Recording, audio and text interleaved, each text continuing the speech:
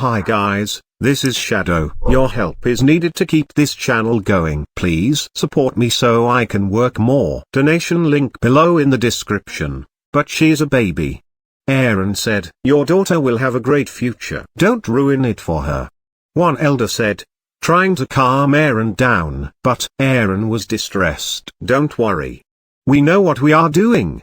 Another man reassured Aaron as baby Lily was placed on a pedestal in the middle of the room. Then from a strange gem in the ceiling she was struck repeatedly by a strange ray of light that seemed to be doing nothing. This only took a few minutes, after which a man came with a compass-like artifact and made baby Lily touch it. It showed F. Perfect. He said the fate had been erased, and the sea dragon bloodline had been sealed. Take her to the orphanage.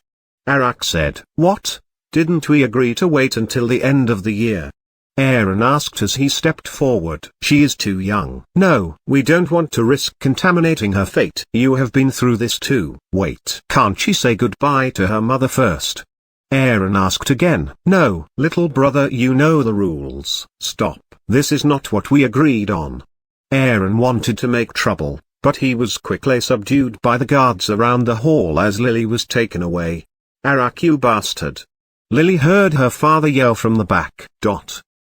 Baby Lily was taken out of the castle after that by 3 elders who grew wings on his back and then flew carrying her. They took her to a nearby town, where she was transported to a big city that she didn't know. There, she was left on the door of an orphanage with a name tag around her neck. The orphanage manager took her in and did the unexpected as he sold her to a slave trader who just happened to have been there that day sampling the merchandise.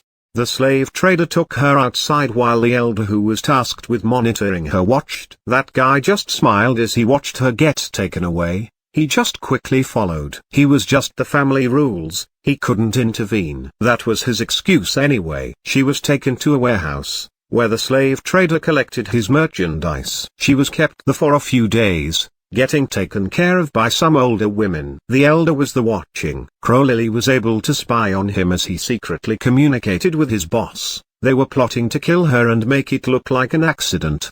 But it would not happen now, but a few years later. Well, that never happened as the slave trader disappeared one night with all his merchandise using a secret tunnel in the warehouse and a few talismans. The watching elder was completely clueless that this trader was in fact an agent for the Von Weiss family who collected candidates for family servants. Once he collected enough he would disappear to cut any traces. The elder, after discovering that something was wrong in the morning, quickly tried to relocate Lily through a talisman that he had. But he quickly found out that it was useless. The tracking symbol that was placed on Lily was faulty from the beginning. It was seemingly the work of a different group.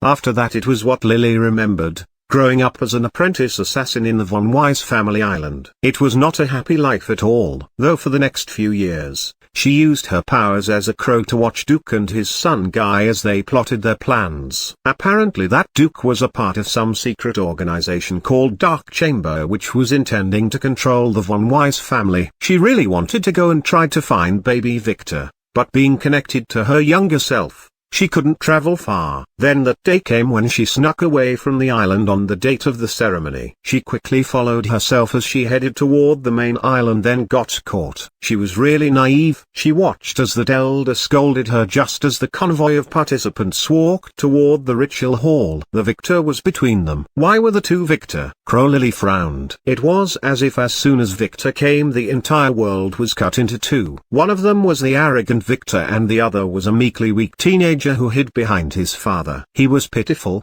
yet cute in a way. Like an injured animal, she felt strange as she flew toward that Victor intending to inspect him.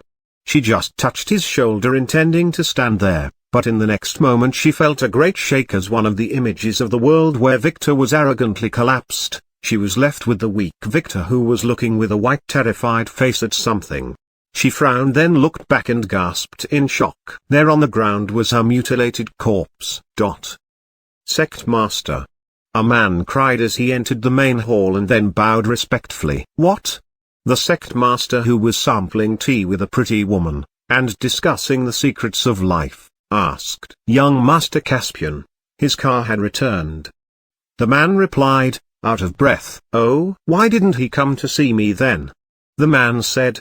He was amused. Did he get that Von Astrom chick? Yes. That's the problem. Something is wrong. Ever since yesterday afternoon when he got the girl from Vane City. They have been at it ever since. In the car. At what?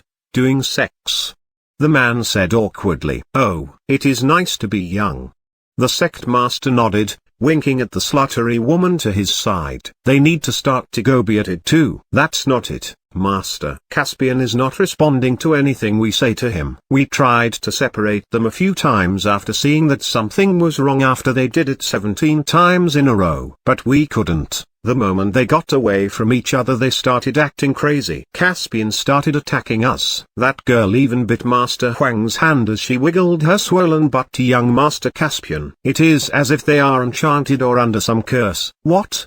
The master shouted as he stood up and his face changed. Call the Inquisition Hall Master and the Array Master and let's go see them. Chapter 324, The Sign, 2. This chapter is updated by novels.pl. Lily, who was watching her dead body getting dragged away, had no idea what just happened, but as a crow, she could feel one thing. Her connection to her body had been broken. She is now free. WTF? She asked herself as she watched the family members slowly enter the hall for their ritual. Lily, who needed to think, quickly flew and perched on the safest place for her, Victor's shoulder. Although he was not the Victor she knew, he was Victor nonetheless. He smelled the same. Everything that happened after that diverted greatly from what she had been through. She could not imagine that things could go this wrong. Inside the hall, Victor, who almost passed out because of nervousness, was only able to awaken as a semi-player, and Guy, who was supposed to have died,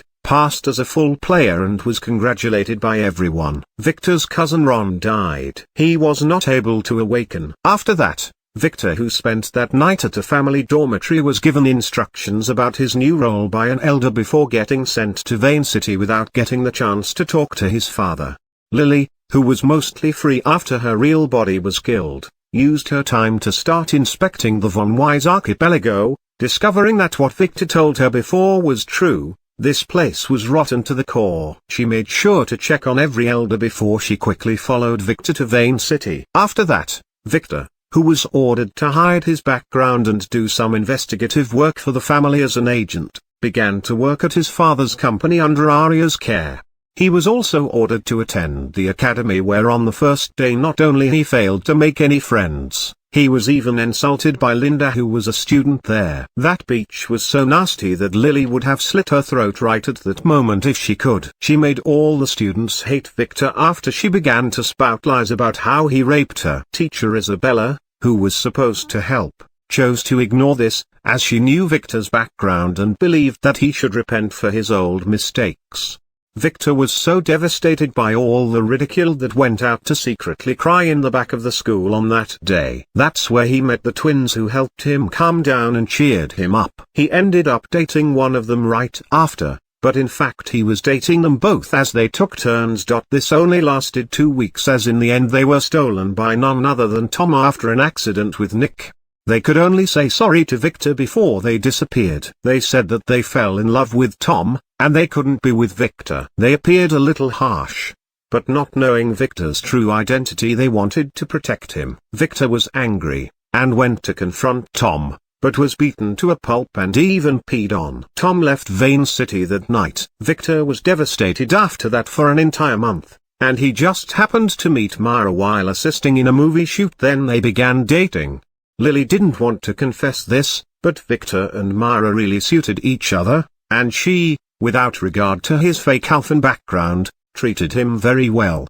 Then Myra was taken away by Victor's brother and he could do nothing but protest to his father, who was out of town at that time. So it was too late. Myra was already dead when Theodore asked Rex about her. Lily, who made it her habit to perch on Victor's shoulder, didn't know if she should be sad for Victor or amused. Victor's luck with girls was really bad. It was as if he had a bad luck charm on him. At this point in time, She was beginning to suspect that this was an alternate timeline, and her hunch was telling her that Victor knew about this, as the way he acted hastily toward Tom since they met made sense now. And this would also explain Victor's relationship with Myra. There was an additional point. Many of those guys that Victor ordered to be killed at the wedding were people who hurt or abused this timeline's Victor when he was working at the company.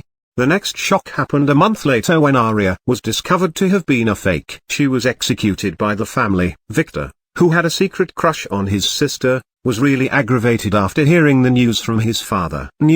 Devastated, Victor threw himself to his work, getting better at being an investigator, where he managed to catch many of the family traitors in the act. He also began to date many girlfriends. He probably feared that one of them would leave him, so he only had more than one. After that, he was sent on a mission to different cities where Victor continued to learn and become more confident, like the Victor she knew. Not quite. This version was still too naive. It was in Tetraqua City, where in a lousy pub he met none other than Gary. They became best friends, brothel friends. Lily took this opportunity to leave the depraved Victor and check many things around the different cities that she had never been to. It was all well after that, and Victor was even promoted within the family after he proved his capabilities. Then disaster happened. Victor was scammed into breaking the family rules by Max, Titus, and Linda. Lily, who didn't tire and could fly around, really knew what was happening, and she wanted to warn him several times, but she couldn't communicate with him at all. It was as if she was watching a movie go on. Victor was kicked out of the family, all his savings confiscated, and all of his gold diggers' girlfriends left him overnight. It was an utter disaster. Lily felt very sad for him, as in the next few years he was reduced to a merry pitiful beggar. He could only get a job for 1 or 2 days before someone would come and ruin it for him. It was Linda who more than once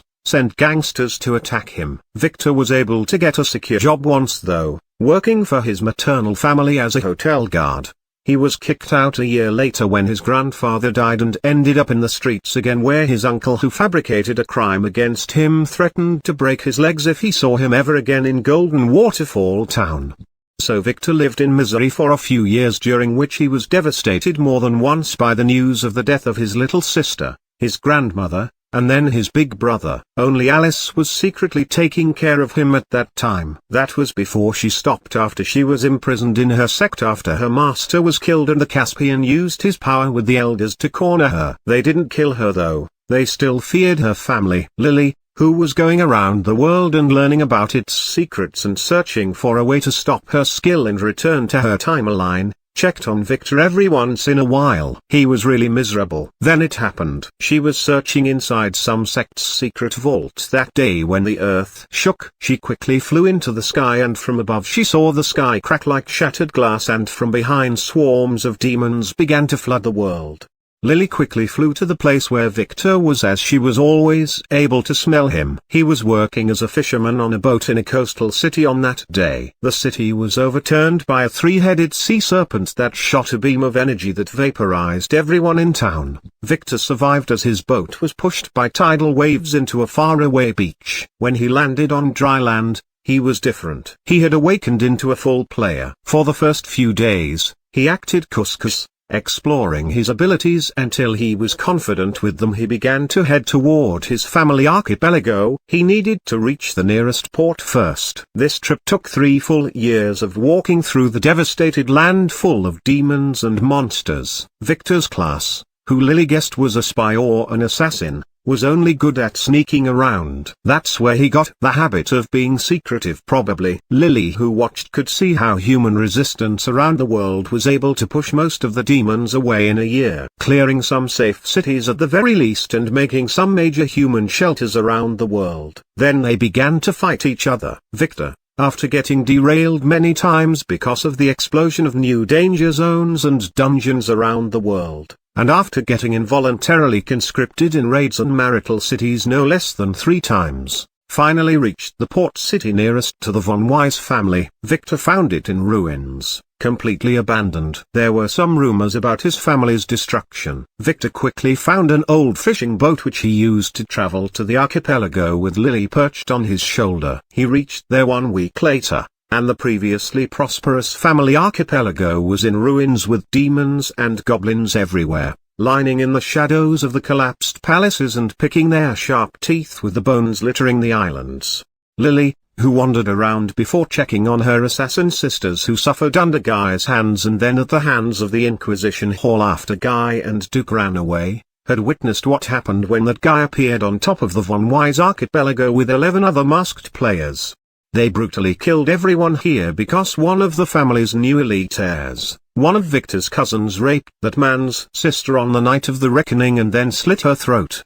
That guy only took 2 years to grow from a weak shrimp to a fighting god while killing the swarms of assassins the family sent against him during that time, gaining more allies and experience as he grew up. At first, the family could only send some random guys because of the reckoning, so by the time they realized what their enemy had become, it was already too late.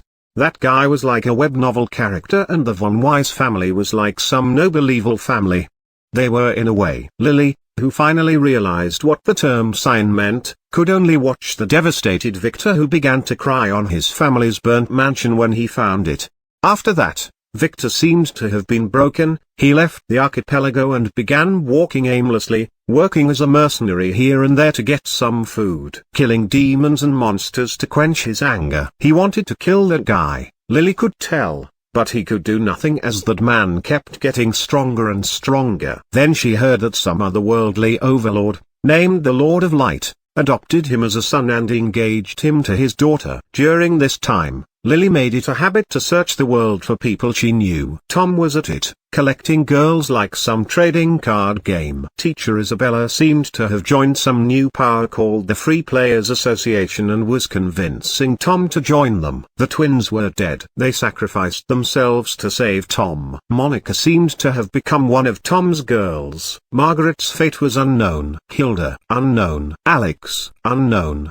The von Geldstadt family fell into an internal strife after their patriarch died and killed each other.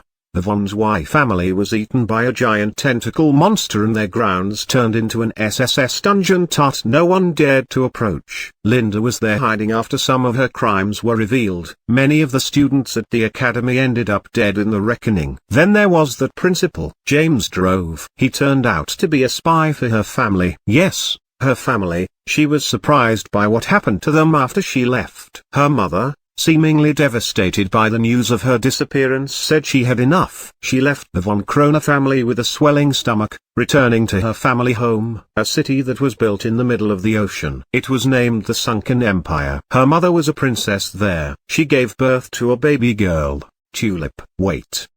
Didn't Victor meet this one calling her a beach? Lily only had to observe her for 3 days to nod. She was an arrogant snobbish beach who was ruined by her mother's pampering. Lily, as a crow, spent the following years moving around, learning secrets, and realizing why Victor never truly shows his power. Behind the world, there were some very scary powers. The Lords. Lily really wanted to know more about them, but they lived in other worlds, and she had no way of going there. 2 changes happened after about 50 years, just when the von Krone family cemented their power as the world's hegemon. The first change was when Lily came to check on Victor. She discovered that, to her shock, he fell in love with some adventurer girl. They seemed to have married 3 days after the meeting. Sure, that girl was super cute, but after spending 3 hours with the lovely couples, Lily, not wanting to drink any more vinegar, decided to return to her family, where they had been collecting world knowledge. She had many things to learn there. Maybe she would find a way to return to her Victor. That's when she was confronted with the second change in the world. Her father,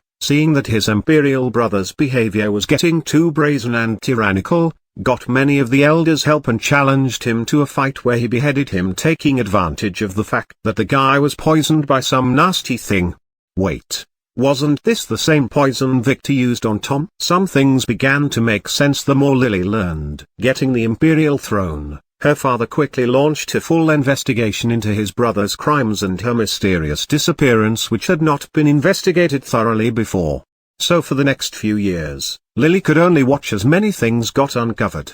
Her uncle was an utter madman. She would occasionally go and check on Victor, who had 3 cute kids by that time. This fact made her super jealous. She also wished to get him some kids. This all collapsed a year later, when she was in her father's imperial office, peeking at his reports. One of them indicated that the young Light Lord was spotted re-entering this world. She felt that something was wrong, so she quickly flew to check on Victor. It was too late. The wooden cabin he lived in with his family was burnt to a crisp. She could tell that this was not long ago, so she quickly followed Victor's smell and found him with his family members in a heap of corpses, totally mummified as if someone drew all their blood.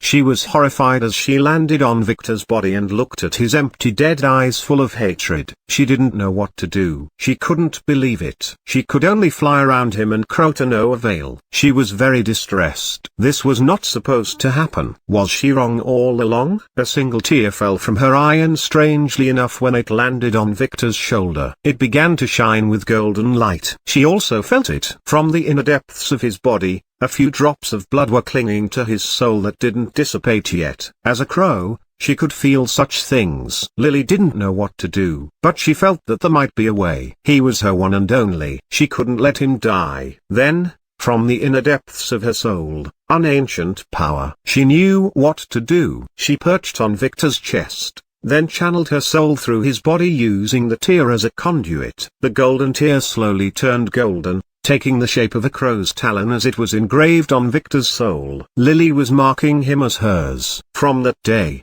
he would be hers, and she would be his. They would be very hard to kill as long as the other was alive. Their souls and fates would be connected. So if one of them were to be truly killed, the other would perish too. So Victor, with the new influx of energy, began to heal up at a visible rate as the few droplets of blood burnt themselves with Lily's soul fire. Then he woke up to his miserable reality and the sight of his family's corpses. Chapter 325. The Sign, 3. This chapter is updated by novels.pl. Victor looked at the results presented by his Akashic search skill in shock. Timeless Grow Soul Seal. Effects: Soul connection, life connection, fate connection. Timeless grow? He knew no one like that. Could it be Julian? No way. Victor quickly asked who put it and when the sign was placed on him, paying 10 order points. Placed 3 minutes ago. Age: 148,855 days. Placed by Lily von Krohn. Victor looked at the screen with a frown. Not really getting this. Did Lily just add that? No, this was on him from before she awakened her timeless grow bloodline. No, the key word here was timeless. It was as if this thing crossed time. Did she also get an X-rank bloodline? Holy shit. Victor gasped as he saw many things fit into place, especially after he paid another 50 order points to learn about the timeless grow's powers. It was all Lily from the beginning. This must have been her ancestral skill. She must have been following him through his past life. No wonder he fell in love at first sight. Their souls were literally connected. No wonder his luck was so bad when he was a child. He was sharing Lily's fate all along. She was literally riding on his shoulder. No wonder he met Julian and they became best friends. He was sharing Lily's original fate. He was his brother in a way. All things that seemed a little random began to make sense. After Lily died in his past life, bad fate kept following. This must have been the fate sect's doing. They must have been the ones who kept targeting Lily, who was a timeless grow on his shoulder. They had no idea she was dead. This stopped after Caspian's demise. That's when his luck began to turn around. Now that he remembers his fate, the thread connecting her to him was special. At first he thought that it was because he saved her life. Now it is apparently not. Victor slowly looked at the age of the sign. 148,855 days. With his intelligence he could easily calculate this. It took him a few minutes. He said as he finally realized what this was. It was all in reverse. It didn't take him long to realize that it was Lily who saved his life back then. After saving Victor, Crow Lily decided to stay beside him. He was literally broken for the next 10 years or so. It took him a lot of time to calm down and cope with his loss. She watched as he struggled with the loss of his bloodline as his health kept getting worse. She watched as he returned to the Von Wise archipelago and began to dig in the already ransacked ruins. He learned many things, and so did Lily, who by that point was convinced that Victor was able to return in time and she was now witnessing his first lifetime. It was a sunny day when Victor met with none other than Julian, confirming Lily's guess. Julian, under his imperial father's orders, was tasked with the investigation. He managed to track his sister to the von Weiss family archipelago. That's when he bonded with Victor, who acted as if he was just an archaeologist, searching for old knowledge for historical purposes. So after Victor helped Julian locate Lily's remains, they became good friends, and Julian promised Victor a position in the capital if he ever went there. For the next few years after that, Victor traveled around the world, visiting famous doctors and magicians, exploring dangerous ruins in search of a solution for his bloodline problem, and a way to kill that hateful man. During this time there was some disturbing news about Alice's ugly death under the influence of those who feared the Light Lord. Then the heavenly sect rebelled and the world was engulfed in a bitter war, as many hiding demon races who were pushed back during the early days seemed to have regrouped and were planning a comeback. Victor, having no other choice, hid away and continued his research in silence as the world shook. After 2 years the war ended with Caspian's demise with his 4 demon girls parade. Then there was a certain rumor about the Book of Time that was found in a secret subspace. This made Victor leave for the capital and Lily to finally be sure of what Victor's next steps would be. Getting to the capital, Victor, who was slowly getting older, met with Julian, whose position in the imperial family was not very good because of the internal fighting.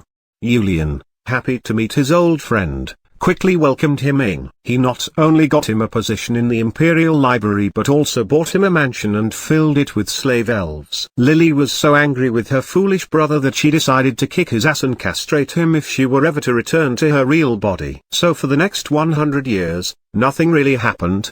But Lily used her time to learn many secrets, including some things about the Fate sect and the Scions. She also finally realized where Victor learned all those secret methods, especially how to summon that dumb rooster. It was all from the Imperial Library, with him posing as a scholar. She watched as Victor transformed from a depressed man into the one she knows. As he aged, he not only became more scheming but also more confident in himself. Although he was old by this point, she liked him like this. During this time Lily was surprised to have encountered many people whom she had known, like Zoe, who became a very strong scion, and Tom, who kept popping up every once in a while to prove that he was a pervert. There were Alpha and Hana too. They seemed to be working for some guy who called himself the Eternal Lord, but she was not able to find anything else. During this time she was fully convinced that her sister Tulip, who made scions go around her like flies, was a beach. So was her mother. She could understand that they came from an imperial family and acted arrogantly, but their attitude was really too annoying. Even when Victor acted proud like a young master, he failed to reach their level of arrogance. On the other hand, she grew to really like her father. Although he acted like a wimp in front of her mother, he was a really wise king. That was unless her mother decided to intervene in something. As for her brother, she really couldn't wait to kick his ass. That piece of shit had the audacity to promise her to Victor while he was peeping on some dwarven PY. She also realized why Victor let Alice marry Julian. This was really the best for both of them. Anyway, it all ended when Victor's lifespan was about to end. He used an opportunity when the entirety of the imperial family went out of the capital to welcome some otherworldly being and stole the Book of Time. He did what she already knew he would. He ingeniously used the Book of Time to return to the past. She had to confess, his way was really smart, as she couldn't even imagine something like that. That day she was standing next to him when she smelled something familiar, a smell that she didn't smell in the past 400 years. Margaret. Her smell was on one of the talismans. As soon as the ritual ended, the world shattered and Lily opened her eyes. She was not a crow anymore, but a newlywed wife, in her husband's embrace. He was looking at her with some very angry eyes. "I like you better as a young man," she said directly, hiding nothing. She could easily tell that he figured out what happened. She had been with him for nearly 400 years after all, and knew him more than anyone. "Next time don't do anything this foolish. By connecting our souls, you put yourself in danger," he said with a disturbed face. "I still plan to go against that guy after all. That is a risk I am willing to take," she said as she pushed herself on him, cornering him in the corner of the bathtub. During the last 400 years, her personality seemed to have changed a little. No, It would be better to say that it was developed. I have to clarify that what happened changes nothing, he said as he watched her ride his body. He wanted to resist, but his body didn't. Lily's charm seemed to have skyrocketed after her awakening. Even with all the resistance skills he got, he could only keep a part of his sanity. Change nothing? She asked as she pinched his cheek and smiled at his reaction. He could swear that when she laughed he almost spotted a third eyelid when she blinked. I will still have my harem, he clarified. He would not give up that right. I will still marry the girls I like. Oh, you are very cute and sweet. She didn't get angry. On the contrary, she smiled like a devil. We will see if you will have the energy for that after I finish with you. She chuckled and then pushed him down, diving into her unprepared husband's embrace. Throughout the years, she learned everything about him. She knew how to make him obedient. This was something she learned from her beach mother. Chapter 326, A Favor. This chapter is updated by novels.pl. It was 8:00 in the morning when the door of a certain room in the basement was kicked open. Victor, who was dressed casually in a yellow shirt and blue polo shorts, walked out with a satisfied smile. In his hands, there was a very pretty girl wrapped in a bedsheet like a dumpling. She was so tired, she couldn't move. This young master is disappointed, he said, sighing and shaking his head. I still have all this energy left, yet you beg me to stop. I expected something big when you first pushed me down. Shut up, Lily scolded with a heavy blush. It was all fun at first, but after doing it for a few rounds, she realized that she had miscalculated. Unlike her, Victor was not getting tired at all. The bastard never told her his real level, so she always presumed that his status and attributes were the same as hers or slightly higher. How the hell did he become this strong in just 3 months? Damn it. She began to kick around angrily with her delicate feet. Where did my sweet Lily go? Victor lamented as he squeezed her tighter in his arms. Now you are even ordering me around. First you say be a man, then try harder. After that take it easy, not the you bastard, stop using your tongue. And damn you pervert. Then you started to give me contradicting orders like hug me and let go you bastard. In the end, you kept ordering me to have mercy and now to shut up. He said it all in one breath, mimicking Lily's voice. Lily blushed as she bit his arm hard. This Victor is too hateful. At first, he began slowly, making her have it her way with him. He was fooling her to think she had him.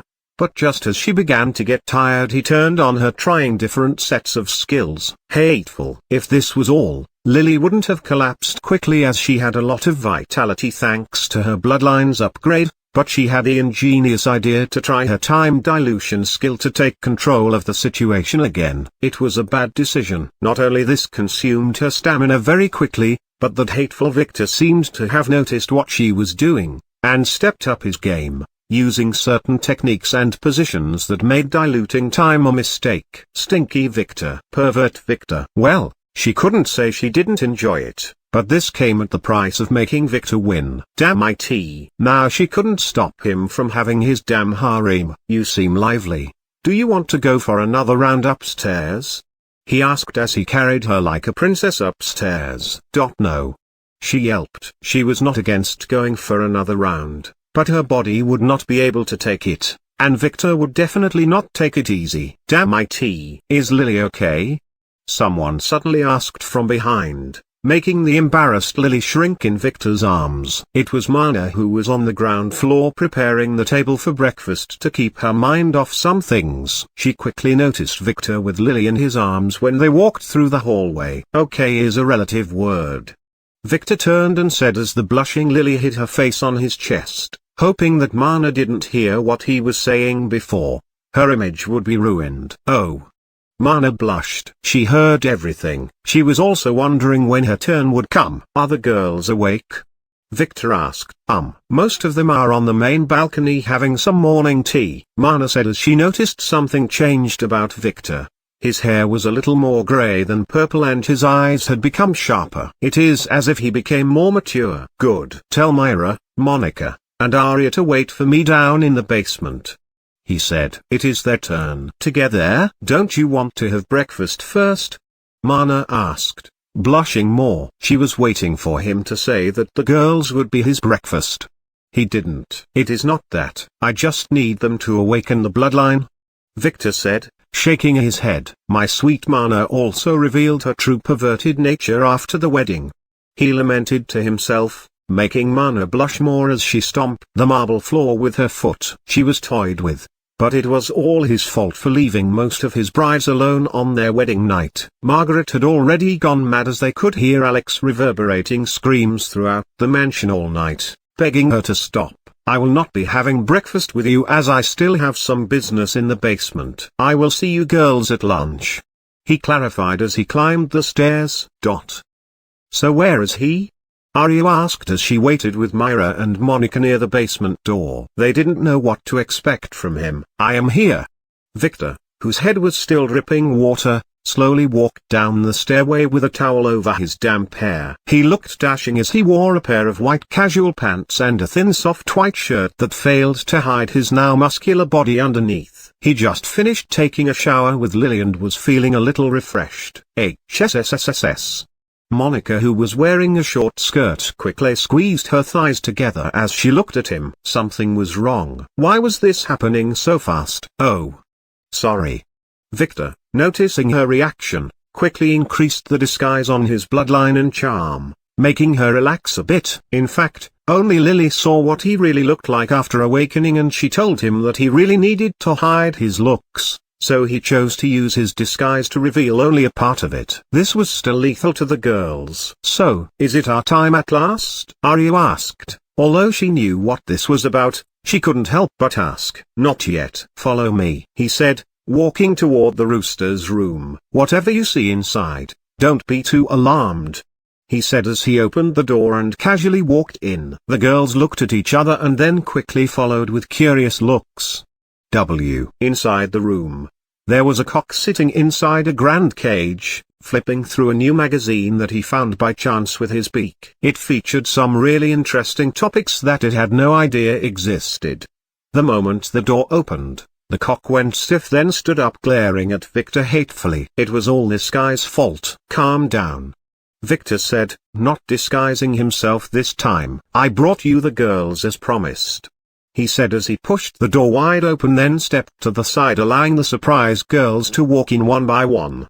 "What a cute rooster," Myra said, making the angry rooster calm down at once as he looked at her. "Damn, this girl is not only hot, she also has some fine tastes," it told itself. "Not like that crowned crow one from before though," it added. Of course, no one would be able to tell what it was thinking about except for another pervert. "It's rude to look at other people's wives like that," Victor scolded. The cock, who was seemingly incapable of human speech, acted as if he didn't understand what Victor meant and just ignored him and kept examining the girls. "Why does this rooster have only one purple feather on its right side?" Arya suddenly asked the obvious, pointing at the poor cock's head. "Quack." The cock immediately flipped and yelled at her angrily. "Where the hell are you pointing at, Peach?" He didn't like this one at all. "It's a style choice. We need to respect it." Victor chuckled, making the cock angrier. "Now come on, step forward." This cock had been horny since yesterday, Victor said. "What?" Minka and Myra asked in shock. "Victor, do you want us to sleep with that thing?" Arya asked. She was genuinely worried. It is not that she didn't trust Victor, but girls needed to be wary around perverts, even the ones they love. "You girls have some amazing imagination." Victor shook his head. He was playing with them on purpose. "I will need just a drop of blood from each of you. This rooster will eat it and then give you a bloodline upgrade pill in return." "Bloodline upgrade?" Monica asked. "Yes, it's a pill that will make you prettier," Victor stated. He didn't technically lie. "Oh." Arya nodded as she watched Victor approach her and then drag her toward the cock that was standing in attention with his eyes on the needle in Victor's hand. It was waiting to be fed. Victor quickly pricked Arya's finger and then dropped her blood in front of the cock, which sniffed at it and then quickly slurped it. Caw. It made a lewd sound as it shook and then spat a red pill as a black translucent feather formed on the left side of its head. "Is this thing okay?"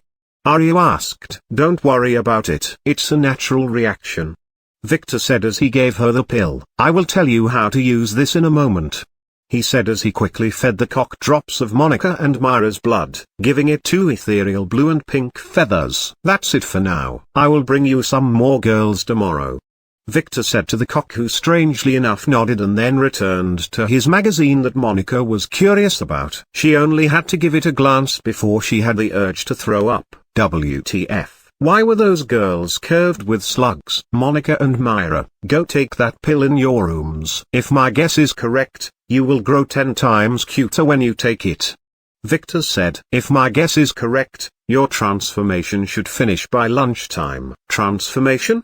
Monica asked as she looked away from the magazine to Victor. Yes, you will see it later. I already took mine with Lily. Didn't you notice how sharp and handsome I look now? He said, making Monica gasp as she finally realized what was wrong. Victor had become more charming. HSSS. She squeezed her legs again. She shouldn't have inspected that perfect face of his. Let's go. Myra, who noticed what happened, sighed as she dragged Monica out after giving Arya a fleeting glance. What do you want from me?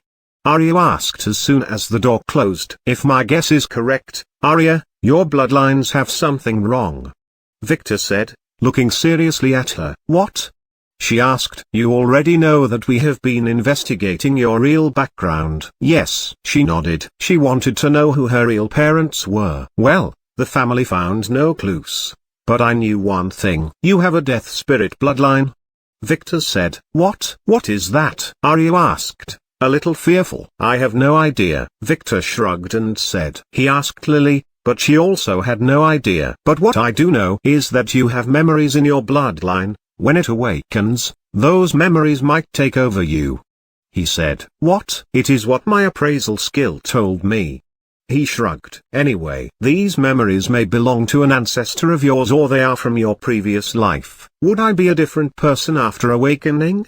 She asked. She understood what having other memories implied. I have no idea, but we have to be prepared. So the first step is to upgrade your bloodlines. With this the memories might get diluted, he explained as he took a booklet and gave it to Arya. This is a soul meditation technique, the same one I gave Margaret. Practice it for today. It will help you control your soul so that you will be able to isolate any new memories you get and look at them subjectively. Will my blood awaken when we take the pill?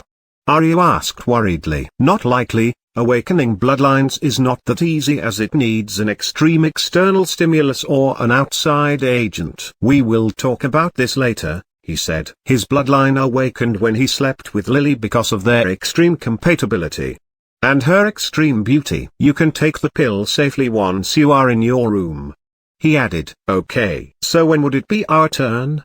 Arya asked, changing the subject. She was trying to act cold, but the blush on her cheeks revealed her thoughts. Turn. Stop playing around. She spat. The girls are literally about to lose their minds. You had already grilled them enough for the last couple of months, including you. She just glared at him. She was not going to say it, but she was blushing. Okay, we will talk about this at lunch, he said mysteriously with a chuckle. She glared at him one last time and then nodded, giving the cock, who returned to his magazines, one last look before she left the room. Victor sighed, then turned and headed toward the celestial rooster. Now it is only the two of us, he said as he sat beside the cage. You should be able to fully understand me by this point, right? Victor asked, making the cock glare at him. Yes, this was one of the celestial rooster's skills, the ability to be multilingual and quickly learn other languages to impress girls. Of course, it couldn't speak, but it had the ability to understand speech. It wouldn't have been so engrossed in the magazines otherwise. Now, I am sorry about the feather. Victor apologized causally, like a dude would apologize to a friend after raping him the previous night when they were drunk. The cock scolded. Yeah, I know, you will live with this forever. But it really suits you. Listen, I know that we were off to a bad start, Victor said, and I can get rid of that feather for you, but it will hurt a lot. Yes, it is possible. And I might even get you another girl who has my bloodline to grow a purple feather on the right side, Victor said, but I need a favor. KKWWW. I know that I am imprisoning you here, but you will be free once the summoning time is over, and you can't really expect me to let you go and assault my girls." Victor said. Although he couldn't understand the rooster's language, it was one of those languages if you listened close enough with an open mindset, you would be able to get what the other side meant. Quack AW. The cock said. "Who, me? I am an honorable cock. Don't lie. I know you like to steal girls' panties for your private collection." Victor said. KWA. The cock got angry. "Don't deny it, we are all guys here." Victor interrupted, shrugging his shoulders. "And this is not something bad for you. I will allow you to steal her panties." KWWWWWWWWW? Its expression changed. "Yes." Victor nodded. Celestial rooster males build their nests using the feathers they pluck from the butts of various female birds. This is to prove their powers. For human girls, panties are the substitute. We. The rooster stated his demands to cooperate. "Okay, I will get you some more panties." Quack. "No, that one would gauge your eyes out if she ever finds out. And mine too afterward." KWA. Not exactly. Waka. Kawaii? Kinda. "Listen, here's the plan," Victor said with a depraved smile. Chapter 327, WTF. This chapter is updated by novels.pl. It took Victor some time to explain his plan to the cock, who began to barter for some benefits to cooperate after fully hearing what Victor wanted. So after they agreed on everything, Victor proceeded to help it get rid of the accursed purple feather. Getting it was not easy at all, even with the cock's full cooperation. Usually, this would be impossible to pull off without killing the damn cock, which was technically impossible due to its summoning contract restrictions, but Victor used some green goo and a needle to simply cut it from its root. It hurt like hell, but the cock bravely withstood it, all for the sake of its image. It was a straight cock. Too bad the green goo destroyed the entire feather. That's what the cock saw anyway. It had no idea that this was an illusion that Victor used to fool it as he hid the feather in his storage space. The cock would have never agreed to Victor having this thing, as it understood how powerful this was. The feather of the celestial rooster had an important task. They acted as a gene reservoir for the rooster to give its children bloodlines superpowers. That's why the more it has, the more attractive it would be for the females. Although this couldn't be used directly to enhance bloodlines, Victor had a crazy plan for it. If his plan proved futile, he might just devour it. So after finishing, Victor gave the cock a healing pill, then left the basement and headed to his new private office in the basement, intending to work on the fake diary that he needed to give to his father. Victor knew that once he started with the girls, he would not have time to do anything else. Just as he closed the door, someone pushed him to the ground with unimaginable force. "Did you have fun with Lily earlier?" she asked in a very cold voice as she pushed him to the ground and sat on top of him. "Ah, Lynn, you surprised me there." He lied. "Yes, Lily was amazing, but I couldn't keep you out of my mind. I was just going to go see you." He lied again. "Liar, but I forgive you. Now it is my turn though." She spat coldly as she dived into his lips. "Lynn, can we continue this somewhere else?" He dogged her by tilting his head and asked as he realized that Lynn's strength seemed to have been enhanced a little after she upgraded her bloodline to a white-scaled leviathan. "We can have some romantic atmosphere." "No," she said, squeezing his body with her legs as a snake would coil around its prey. "I want you now," she added as she began to abuse her innocent young husband. It was 2:30 p.m. when Victor, who after throwing the deflated Lynn in her room and taking a quick shower, went downstairs and slowly entered the dining room where the girls were sitting around the table waiting for him to have lunch. "How was Lynn?" Margaret, who was sitting to the side, asked. Lily, who seemed to have recovered, also looked at him with a questioning gaze. She didn't let the girl feel anything wrong about her. She had always been a girl of few words. She was also trying to act as mysterious as possible, not giving the girls any hint of what happened earlier when her newly established arrogance was crushed under the weight of little Victor. "Not bad," he said, licking his lips. Lynn was strong. She had the stamina and the will to contest against him. She even summoned some gargoyle to pin him down as she rode him. Sadly, she had no experience, So Victor cheated a little and used his blood slave seal on her to increase her sensitivity by some tenfold so that he could emerge victorious quickly. Victor smirked, remembering her flustered expression as he reached for his seat at the top of the table and looked around at the girls looking at him. He was very pleased with himself. This was one of his dreams after all, to have a meal surrounded by his harem. It was every man's dream, whether they admitted it or not. At the table, the first one who was seated next to Victor was Lily, who was glaring at him. Next to her were Aria, Myra, and Monica. They had already taken the upgrade pill and somehow were feeling a little energetic after their bloodlines were upgraded. The real effects would not appear until they fully awakened them though. Aria has turned into a greater death spirit, SSS. It just added greater to the description.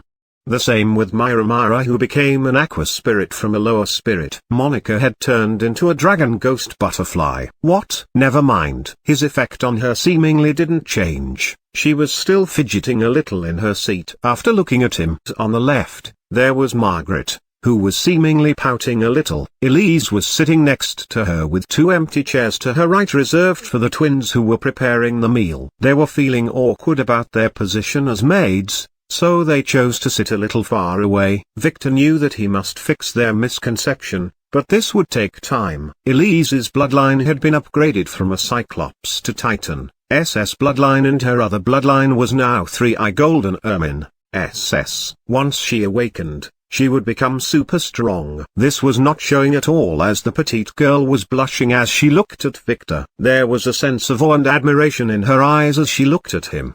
The sure signs of a successfully scammed and entrapped Lily. Nice tattoo, Alex, Victor said, finally looking at Alex, who was the two. She was sitting alone at the end of the table. She seemed to have gotten a new strange floral tattoo on her bald head. Ah, Alex rubbed her bald head. I lost a bet with Margaret, she said. Before the wedding, Margaret said that Victor would only sleep with Lily last night, while Alex presumed that he would sleep with 3 girls at least. When all the girls except for Lily left the basement last night, it was clear that Alex failed. She was totally unaware that this was all a plot by Victor, who carefully inspected the tattoo, making sure that Margaret stuck to his drawings.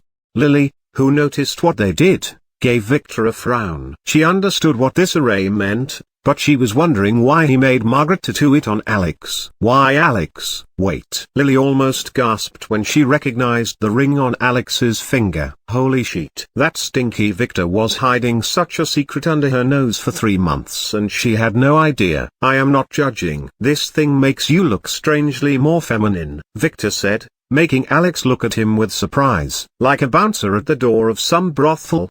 Victor added, making her look away in annoyance. Margaret held her stomach, trying not to laugh, while Lily stepped on her young husband's foot. He ignored her. Anyway, this is a good disguise. We may be able to go visit the Thunder sect soon, so I need you to be unrecognizable, Victor explained, giving Lily a wink. She looked away. Alex, who had no idea of the drama happening in front of her eyes, nodded. I would have never thought that Margaret would be this good at doing tattoos though. Mina, who pushed a food cart into the dining room with her sister, said, I am good at a lot of things. You should try me in bed, Margaret said, winking at Victor and ignoring Lily's glares. I will.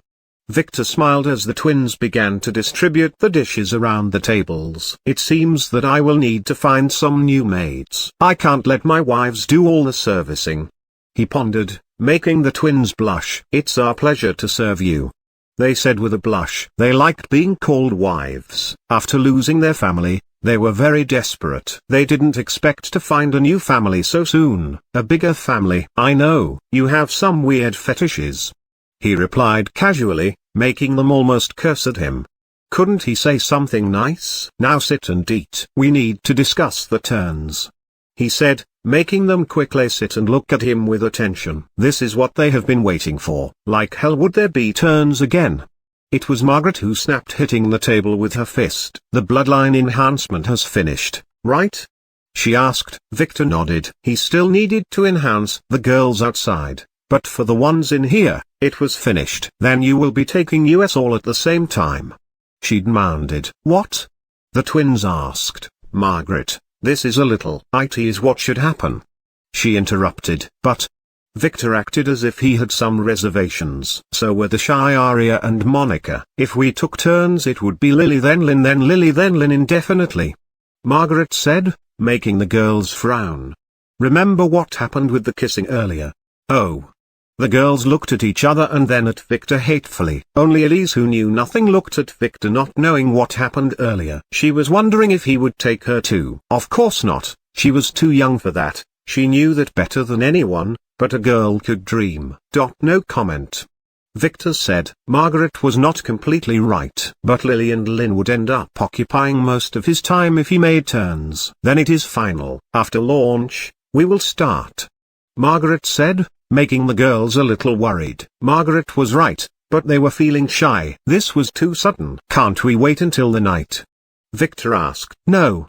Margaret refused. Fine then.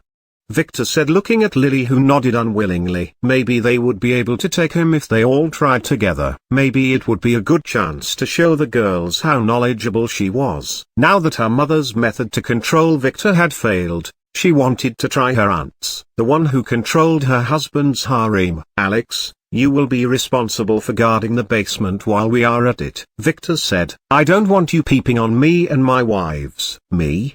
Didn't you forbid me from going down there? Alex asked. She was not going to argue with Victor whether she would peep at them or not. He wouldn't believe her no matter what she said. That was for the summoning. Victor explained. The summoned noble beast in there only deals with females and hates males and sluts, so you better be careful. I need you to take care of it while we are busy. He added, winking at the blushing girls.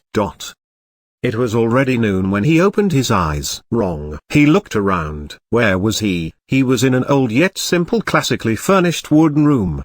His body hurt as if he was doing some heavy exercise. That was his first thought. Wait. He sat up abruptly and looked around as he started to recollect what happened. Ah!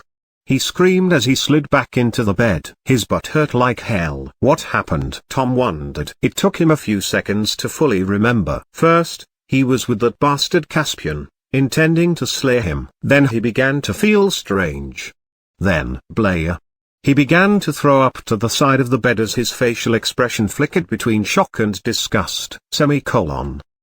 Host, you are awake at last. The whimsical system thought IT had lost you forever. The system suddenly displayed a series of messages alerting Tom. Mission accomplished. You have successfully infiltrated Victor von Weiser's wedding and revealed his secret. Rewards. 1 charm resist pill. 10 healing pills. Mission accomplished. You have stopped Nova's marriage. Rewards. Storage space. 1 squared foot. What the hell happened? Tom asked while frowning, ignoring the rewards. For the moment, he had more important things to ask about, like his lost chastity. You were put under an evil curse. They wanted to target Nova and turn her into a sex-obsessed slut, but you took her place and saved her. A curse? Yes. For the past 2 days you had been under a succubus curse. This system tried to wake you up repeatedly, but IT was useless. I can't help you if you don't let me. The system lied. What? Who cast this damn curse? Tom asked angrily. IT was the evil Caspian himself, wanting to totally ensnare Nova to be his sex slave forever. The good news is that IT didn't go as he planned. Good news? Tom asked angrily. His butt had just been wrecked and the system is telling him the good news. Yes. Because his partner was a male, the curse also affected him, getting him possessed by an incubus. This alerted his father, the sect master, to break the curse and save you too. Oh. Tom was a little surprised. Now Caspian will not dare to confess that he was the mastermind, and he will be forbidden from approaching Nova, fearing the curse might relapse if they get too close. You managed to single-handedly free Nova from the hands of this evil man. Wait, does that mean that if he came near me, uncertain, as a male you should be able to resist, but IT would be hard. Anyway, this whimsical system would fully support you if you chose otherwise. I would never choose that. Tom yelled. System, help me kill Caspian. The system strongly advises against that. What do you mean? The system is feeling too whimsical to clarify. But killing Caspian may lead to your death. What do you, Warning, quick, someone is approaching. Take a new shape-changing pill. The OLD1's effect is about to wear off. If they realized that you are not the real Nova, your life would be in danger. The system suddenly flashed an alert, making Tom quickly reach for his ring that had been hidden by the system earlier and take a pill, just as the door was pushed open and a middle-aged woman walked in. "So, you are finally awake," she said, inspecting Nova distastefully with her slanted eyes. "Where am I?" "What happened?" Tom asked. "You were cursed with young Master Caspian. We are still investigating who did it, so that's all I can tell you," she said, making Tom squint his eyes. "How is he?" Tom asked immediately, following the system's instructions to act as Nova would. "He had already recovered, but you will not be able to see him for now." "Why?" "The Patriarch's orders. The curse might relapse. But we will talk about this later," the woman said. "Now, the Patriarch has agreed to young Master Caspian's request and you have been granted a core disciple position in the sect," the woman said, throwing a golden sign at Nova with envy in her eyes. "Core disciple?" "Yes. This is something many dreams of. So you better be a little obedient. For now, feel free to explore the sect and stay clear of the forbidden zones. The Patriarch will summon you in a few days to make things clear. So you will not be able to leave the sect for now," the woman said as she walked out. Seemingly, she didn't like Nova. "This is your chance," the system reminded the frowning Tom immediately after the door closed. "What do you mean?" Tom asked. "With the help of the Heavenly Sect you will be able to increase your level very rapidly. The Heavenly Sect has access to a lot of dungeons and treasures. As a core disciple your treatment is just like Victor von Wise in his family." "Oh." Tom was tempted. New mission, difficulty, nightmare. Infiltrate the Heavenly Sect and discover Caspian's real plan, then ruin or disturb it without being discovered. Reward: for every time you disturb Caspian's plan you get 10,000 coins or more depending on your achievement. Failure punishment: in case Caspian's plans succeeded, you would spend the rest of your life as his concubine. Alex sighed as she entered the basement. Why couldn't she be with the girls above? She was technically married to Victor too. She quickly shook her head. What was she thinking? She was a man. Her father made her swear. Damn it. She reached for the cage room door and opened it, not knowing what to expect. Victor just told her to wait here until the morning and to watch the summon noble beast. It seemed to have the power to upgrade bloodlines, but Alex had no idea how. Walking in, Alex was shocked. There, inside the grand iron cage, a nice-looking giant rooster that had a head full of colorful feathers growing from the left was sitting reading some magazine. It raised its head and looked at Alex as soon as she stepped in. First, it frowned, pondering and cocking its head as it looked at Alex with its deep eyes. Then it was as if a creepy smile began to appear on its face. Quack! It screamed, then collapsed to the side. Alex frowned. What happened? She waited a little, but the cock stopped moving as it lay on the cage's floor. Did she do something to it? No. She just entered the room. She hesitated. Shall she go get Victor? No. She didn't dare to go up again. Victor literally threatened to castrate her if she did. She slowly approached the cage, approaching step by step, carefully looking at the fainted cock inside collapsed in the middle of the cage, between heaps of adult magazines. Wait, what type of magazines are those? She wondered as she looked to the side where some disturbing photos of a naked girl swimming with a dolphin in a very questionable way caught her attention. Why was she hugging it like that? It only took a split second, but this was enough for the fainted cock to hop to its feet and peck her with its beak from between the iron cage's bars. Ah! Alex stepped away immediately in surprise as she grabbed her injured hand and looked at the cock that swallowed her blood, licked its beak, and then began to crow. Quack! A golden feather began to slowly appear on its head from the left. It was 3 times bigger than any other feather. The cock, who had a smug smile for a moment, froze in shock as its eyes began to portray its astonishment. It looked at Alex with amazement. Kawara, it crowed. Strangely enough, Alex understood it. It meant, that bastard didn't tell me you are one of us. What's wrong? Alex asked nervously. What did it mean? The cock didn't respond as it started preening itself quickly as a guy would comb his hair when he spotted a pretty girl. It only took him a second before it bowed its head, displaying its head full of feathers that opened up, creating a fan to the left side of its head. It was like a peacock displaying its power. Raising its head again, it began to do some kind of ceremonial dance where it hopped around on one leg, shaking the feathers on its head while chirping some lousy tune.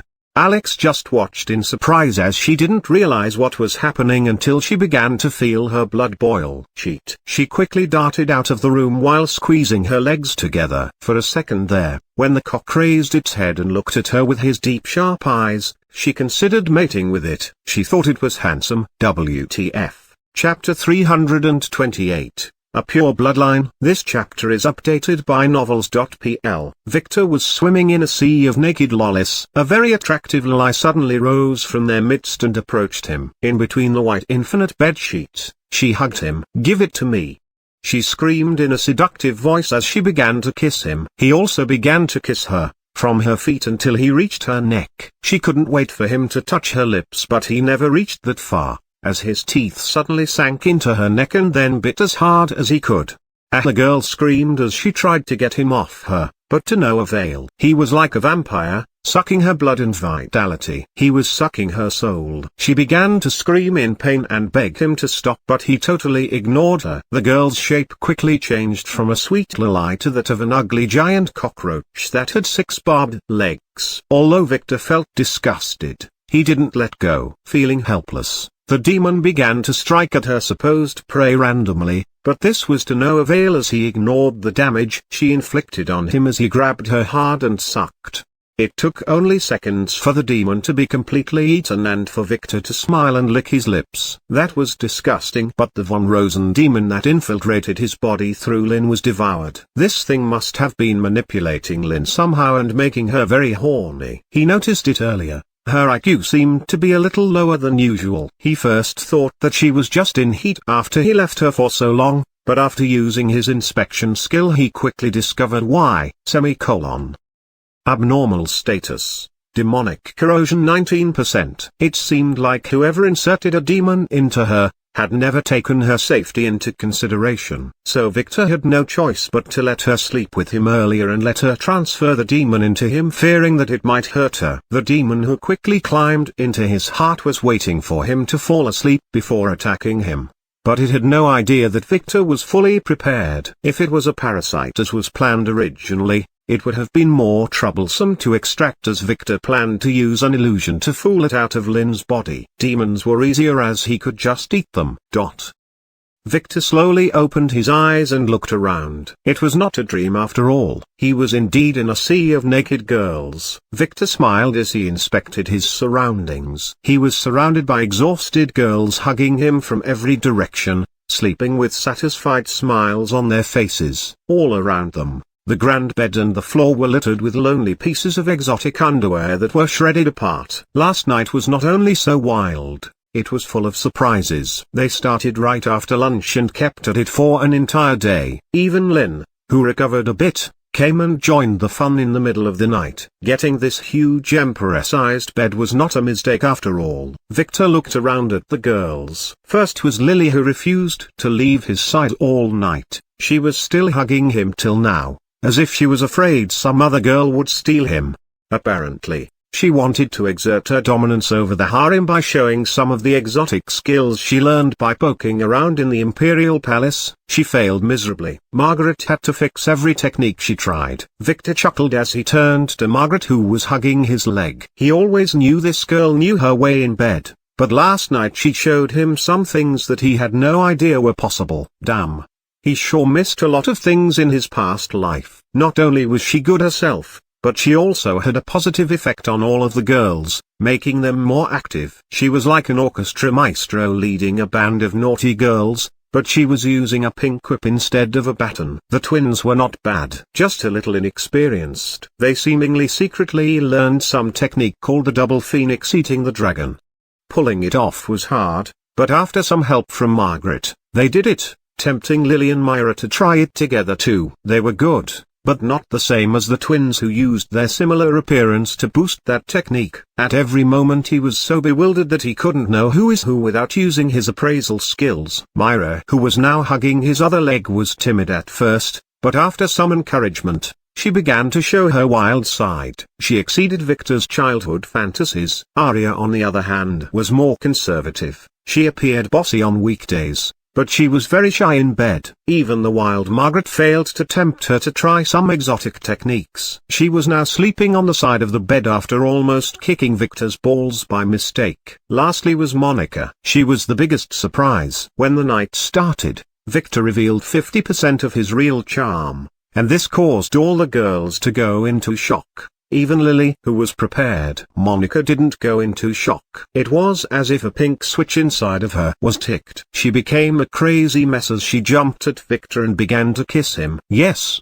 her bloodline was fully awakened by the time she squeezed her young husband dry for the 7th time. None of the girls were able to get her off Victor until she was fully exhausted. Sadly, she was the only one who managed to awaken her bloodline. His charm was not enough for the rest of them. Well, awakening a bloodline was never that easy. He needed the right ingredients for each of them. And yes, Victor was not active at all at first. He chose to stay still like a cheap dildo and let the girls do all the action. This was suggested by Margaret. If he acted, he would have had to prioritize some girls over others, so for the first few hours, he played it wisely and let them fight it among themselves. It was not until they were all a little exhausted that he started his assault. After that night, those girls would never think of even considering another man. He made sure of that before letting go. The enhanced dragon libido had its uses after all. Victor chuckled as he finished inspecting the girls. He planned to take every girl romantically by herself, but this would be later. Maybe they should try going out on dates. He smiled and looked at the slightly opened door. Lynn didn't close it when she discovered the orgy last night. So in the middle of the night, a sneaky little girl called Elise stumbled upon something very indecent when the girls were trying some crazy technique. She stayed there and watched the entire thing while hiding. Victor let her watch. He planned to cook her and let her simmer slowly until she is fully mature before eating her. This technique proved very effective on the twins. Victor slowly used his illusion and left his bed. The girls needed their beauty sleep, and he desperately needed a shower. He needed to go see Alex after that. He almost got interrupted last night when that bastard cock did a mating dance in front of her. Thankfully he was able to activate a charm dispelling talisman in time as she left the room. If not, she would have fallen for it. That bastard cock. They were supposed to be brothers. Victor cursed as he jumped from the bed and headed to the bathroom. Young Master Alex, who was sitting on the basement stairs, quickly stood up when she saw Victor, who still didn't dry his silky hair, heading in her direction. "I know. Now quickly give me your underwear," he said in a hurry. "What?" She had to ask to make sure she heard him right. "You underwear, give it to me." "But now, you are a fucking guy, damn it. What are you ashamed of, fidgeting like a little girl?" he scolded. "Don't make me come get it myself." "Ah. One moment." She ran to a side room where she replaced the grey shorts she was wearing as underwear before she returned and gave it to Victor. She was feeling a little ashamed, but she kept telling herself that she is a guy, and a guy would not be so ashamed to give his underwear to his friends. She couldn't have been more wrong, but regardless, Victor quickly grabbed the underwear with obvious disgust and then put it in his ring before running to the cock's room angrily. "Wait here," he told Alex before closing the door behind him. "How dare you!" Victor scolded, glaring at the cock as soon as he entered the room. "Quack quack." The rooster quickly stood up and began to defend itself. It had a guilty face. "We guys do not hit on each other's girls," Victor interrupted. "KWA. Of course, you knew. Why else would I tell you to enhance her bloodline?" "KWA. No, even if I didn't tell you about her bloodline, she is my wife," Victor scolded. "That was a low blow, pal." "No buts. Now spit up the pill." "I need to enhance her bloodline." The rooster refused. "KWAWKA. You still want more?" "We have a contract," Victor threatened. "KWWWWWW." The rooster glared at Victor hatefully. then spit out a pill full of cock saliva. Victor quickly took it and looked at the cock. Victor sighed looking at the pill. Sorry pal, it is my fault for not making myself clear. I too had no idea that she would cause you to get so horny. Quaswara, quack. Yeah, I just got angry. Sorry. But you know how guys get around the girls they like. And I had no idea you fancy human girls. I thought you just like to have fun around them. KWW. What? You mean that she is 100% pure phoenix and not a human? Victor asked. KWA. The cock nodded. Holy shit. Victor was surprised. This means that Alex's father, the previous patriarch of the heavenly sect, was not her real father as he was presuming. She was a full-blown otherworldly being. No wonder she was a dark scion. This had nothing to do with her fate of being a Phoenix clan princess as he earlier presumed, but by her entering this world illegally. Someone from another world must have sent her here using some method to give her a human shape and then sent her here skipping the world's protection somehow. It was hard but with enough power doable. Her fake father must have known all about this, or he wouldn't have given her the gender-changing ring. They must have been hiding her from something. But how could a man from a lower sect get to know another worldly creature? Victor pondered. He had read his file and it was not remarkable at all, unless... HSSS. Victor gasped. It seemed like he needed to go visit those Thunder Sect ruins soon. They might contain a portal to another world. Thanks, buddy. Victor quickly turned to the cock. This info was really vital. He added as he threw Alex's underwear inside the cage. Keep this for your collection, but don't tell anyone. He said with an apprehensive smile. The cock that was pouting quickly cheered up as he sniffed at the shorts before picking it with its beak and swallowing it. The rooster, like many noble beasts, had an inner storage space where it kept its treasures. Now I have to go see the girl. Tomorrow I will be bringing you some more girls, so rest for now. Quack you are. The cock said, totally forgetting the fight with Victor earlier. It was a cool rooster. Okay. I will not forget the panties. It's a promise. I will send my men to collect them from virgins all around the world. Victor nodded before heading to the door while his brain began to turn fast. Upgrading Alex's bloodline now would definitely cause the lock on it to break. Although he already made percussion with the tattoo, it might not be enough, not unless he had a scapegoat. He paused and looked back at the celestial rooster. Quack. The cock asked. Be prepared. You might get something nice in a few minutes, but the window will be a little short. It would depend on your skills. Victor said, making the cock frown and then open its eyes wide. QI.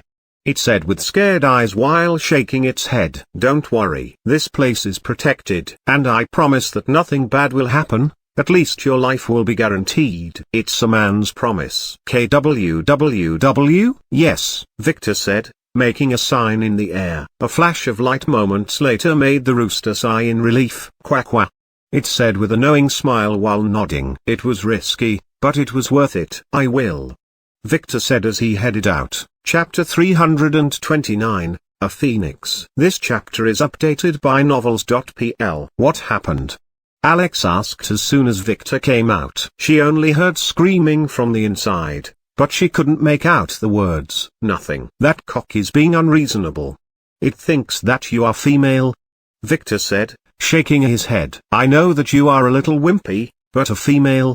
Impossible. Why? Alex had no idea how to respond. That's absurd. If you were a female, I would have slept with you long ago. Victor said, making her blush. Then I would have sold you to the highest bidder for hiding the truth from me. He added, making her swallow the words she wanted to say. Now what? She asked. The stupid cock. Thinking that you are a female, it produced a bloodline-enhancing pill for you. Victor said with a disturbed look. I can't believe you managed to fool it, while I couldn't without Lily's help. Oh, a pill. Yes. It pecked your hand, right? Victor said, pointing at Alex's injured hand. It took your blood and gave you this pill in return as it did with the rest of the girls. How the hell did you fool it? Victor asked, raising the red pill. I am not sure. If I didn't know better, I would have believed that cock that you are secretly a female. That stupid thing even thinks that you are a virgin. How absurd. I saw it myself how you fooked the brothel girls in Golden Waterfall Town. You can't be a virgin. Victor nodded to himself. I think your bloodline has some power that is affecting its perception. Probably. Alex nodded. Now come. Victor said, dragging Alex to a side room and then closing the door. Eat this quickly so that we can upgrade your bloodline, he said, pushing the pill into her mouth before she could resist. Swallow, he ordered. Alex stepped back as she felt the pill melt in her mouth. She swallowed. Then all hell broke loose. Damn it. Theta yelled as she put the binoculars in her hands down and then threw herself on her back on the bed and began to kick the imaginary Victor with her delicate bare feet. Relax, Robin. He already promised to marry you once you are old enough.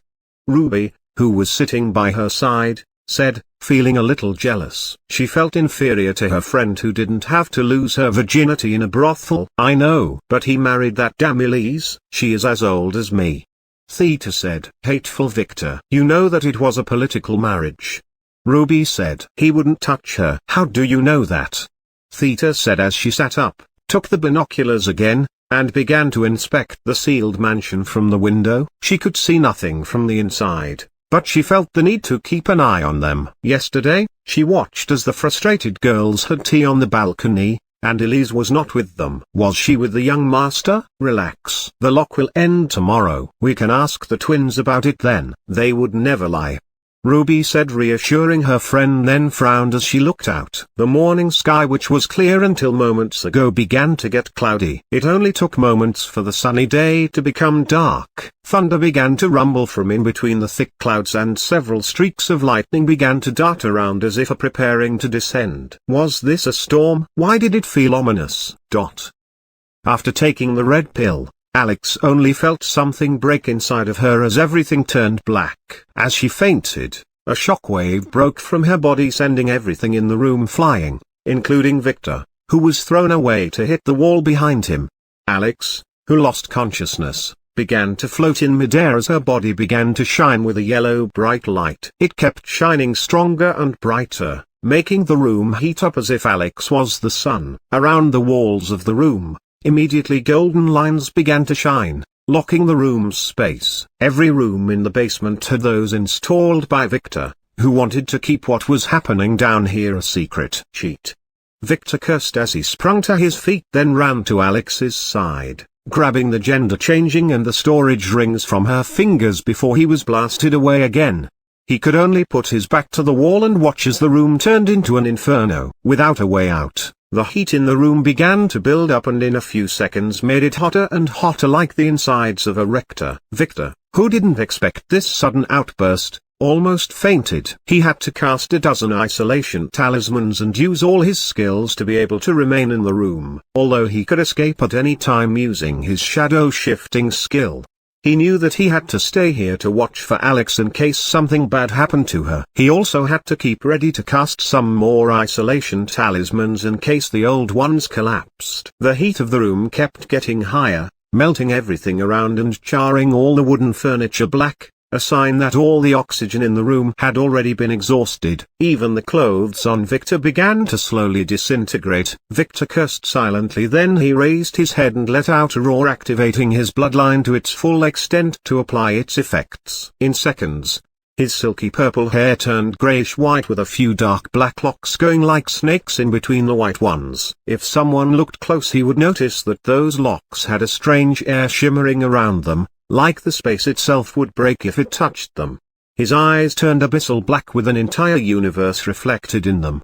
His pupils were like molten gold, piercing through whatever he looked at. On his now shimmering skin, numerous strange signs began to appear, forming an interlaced mesh, resembling the scales on a dragon as they slowly took shape, forming an ethereal exoskeleton around him, giving him long claws and dark black wings that didn't resemble any other creature. From his forehead, two long barbed horns slowly grew up, reaching a few feet above his head. Unlike the fake ones he uses when he disguises as the Nutcracker, those two were original. They had the power to break space itself. With his bloodline fully activated, All his status and attributes doubled. All his skills strengthened. Heat no longer bothered Victor as he stood there, like a real noble demon looking at Alex as her body slowly burned, and from inside a flame that resembled a phoenix began to take shape. The tattoo that Margaret drew didn't burn, it slowly formed a protective shell around the newly born phoenix that completed itself in seconds, and then it uttered a loud cry as it began to disintegrate, leaving one drop of blood that slowly began to form a new phoenix of flames. A white one this time. Suddenly the process stopped and the white newly emerged flames began to wane. Victor frowned. Something was wrong. That phoenix had not enough energy for a rebirth. Without waiting, Victor quickly dumped a heap of gems on the floor, which began to disintegrate in seconds, forming a vortex of energy that quickly began heading toward the white phoenix. It slowly began to grow up again, but Victor didn't relax as he felt the world around him begin to solidify. A feeling that he only felt once before, when he activated the time book. It was either that someone was trying to barge into this world, or the world itself was starting to reject Alex. It could be both. Victor could feel a tribulation vortex forming around him. Damn it!